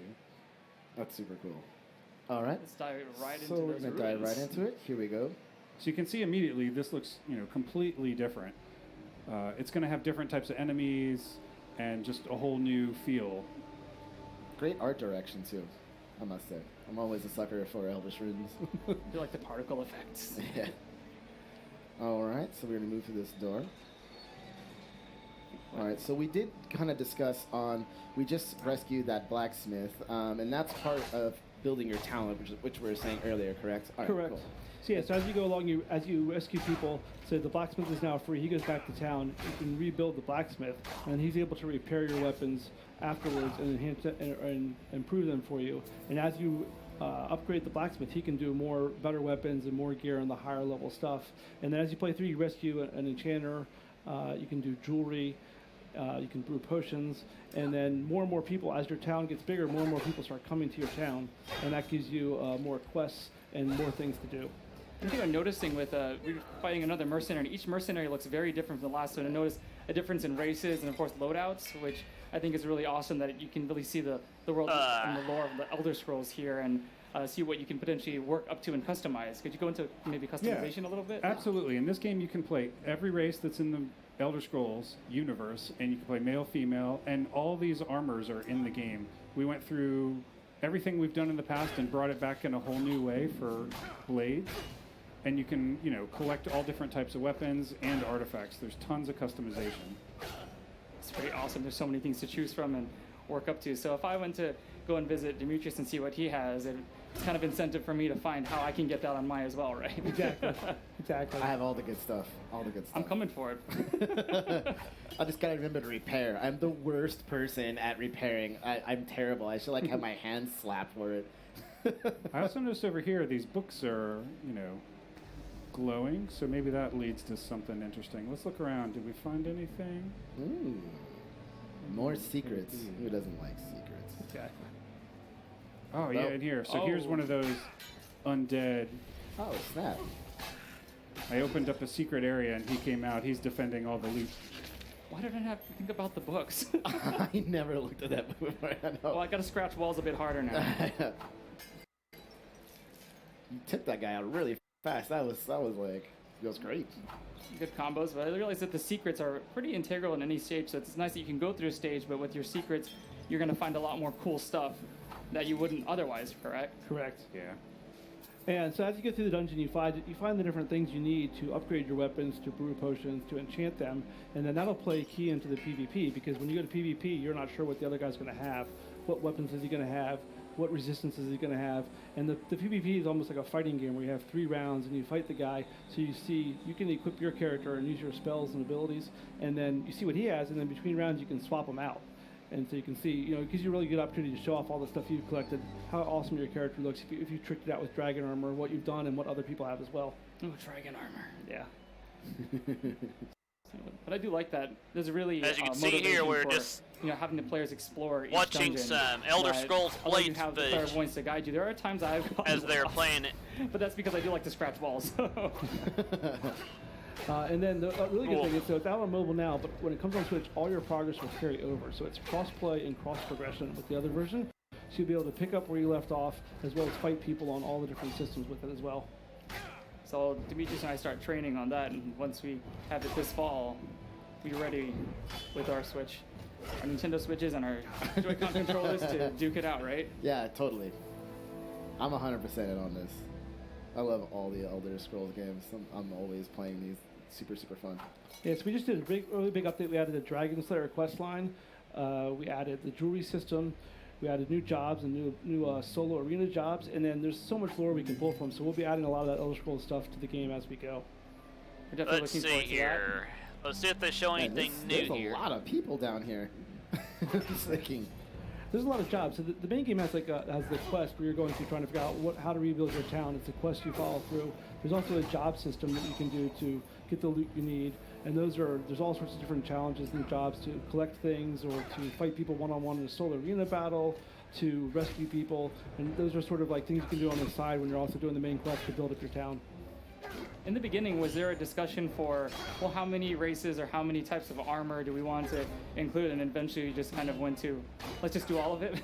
Well, we knew right away we wanted to have all the races in the game. It can't be an Elder Scrolls game if you can't play who you want to play. And then we put as much armor as we possibly could into it. Yeah, there's a lot in this. This is definitely a lot. It's pretty awesome. It's a big game. Okay. Seeing that I think we cleared. Oh, I was just about to say. I think we cleared out some all the enemies. Like when you think you're at the end. Cue the other mercenary showing up. You see, this is progressively harder than the last stage that we were going through. Yeah, I know. I'm just kind of like enthralled because I got to work on my game on this because I'm seeing all these like perfect hits and combos. That's when you got to get good. I know. You got to make sure your combos and your crits are up, right? Yeah, for sure. So see, he's a little bit lost there. So the clairvoyance helps you find your way through the dungeon. There we go. The golden door. Yeah. But if you explore off the path and don't follow clairvoyance, that's where you're going to find the secrets, the extra loot. That's what you really need to do to progress. Mm-hmm. All right, it's very exciting to see all of the cool things from the world of the Elder Scrolls right here. Oh man. Okay. So these mercenaries are tough. I'm just trying to see how you could time your blocks perfect. Oh, there we go. A good combo right there too. Yeah, combos are really, really great. So notice also when you're talking about how you can not just have a regular swing, but it goes from, you can have a higher or lower in positioning of your weapon. Yeah, so you can use the right stick. You see how I'm kind of raising and lowering, and I'm going to try and aim for a better swing on him. It's really important, like when you fight the Keeper, since they jump up, you can actually determine if you want to swing high or low and aim, and that's really important to the timing of hitting them. You saw a critical combo. Yeah. Yeah, that was like half health right there. That's pretty good. I really do like when I started getting those crits. Just the feel with the controller and the rumble. It's good stuff. Yeah. All right. So I think we just completed that dungeon. And you found the secret. Yes. Yeah. Okay. So what we did is we got to show you a chance at, or take a look at 2 dungeons. Anything else you guys would like to discuss? I think that's everything. Like I said, it's cross-play and cross-progression with the mobile versions. So we're really looking forward to it coming out this fall on the Switch and getting people's feedback. Great. Okay. Well, everyone, just like to say thank you very, very much for watching. This is going to be the end of the day for us today, but we will be back tomorrow for an indie day. So look forward to that, and we'll see you tomorrow morning. This is us signing out. And there you go, guys. That is the end of today's Nintendo E3 Treehouse Day 2. So, we got to see some more Luigi's Mansion 3. We saw 3 times the amount of Mario Maker 2 today. We saw some Elder Scrolls Blades. We got to see a lot of good things here today. So, I will eventually, as part of my E3 wrap-up, which will be probably Thursday night, do a analysis video on a few of the most important games that I know certain people that our group would like to know more about, like analyze the Animal Crossing New Horizons footage we saw, analyze the new Breath of the Wild sequel that's in development, talk more about Link's Awakening, talk more about Luigi's Mansion 3 as far as previews go.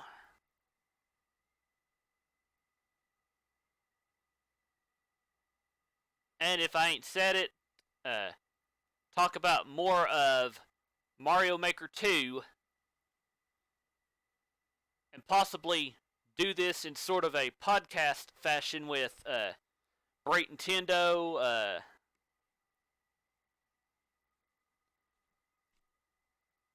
and maybe a few others.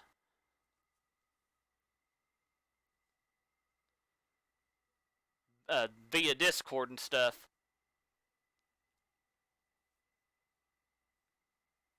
So, I'm going to go ahead and say thank you all for tuning in. We had a good day today with no frame drops. So I'm going to go ahead and put at least one song on to end out this segment. So let me get the Sun song. I'm going to put the ending scene on.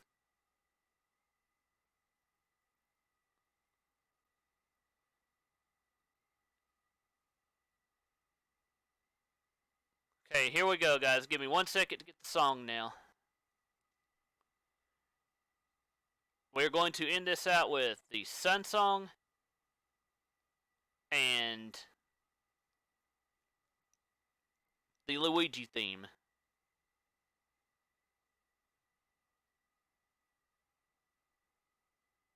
So hang on 1 second.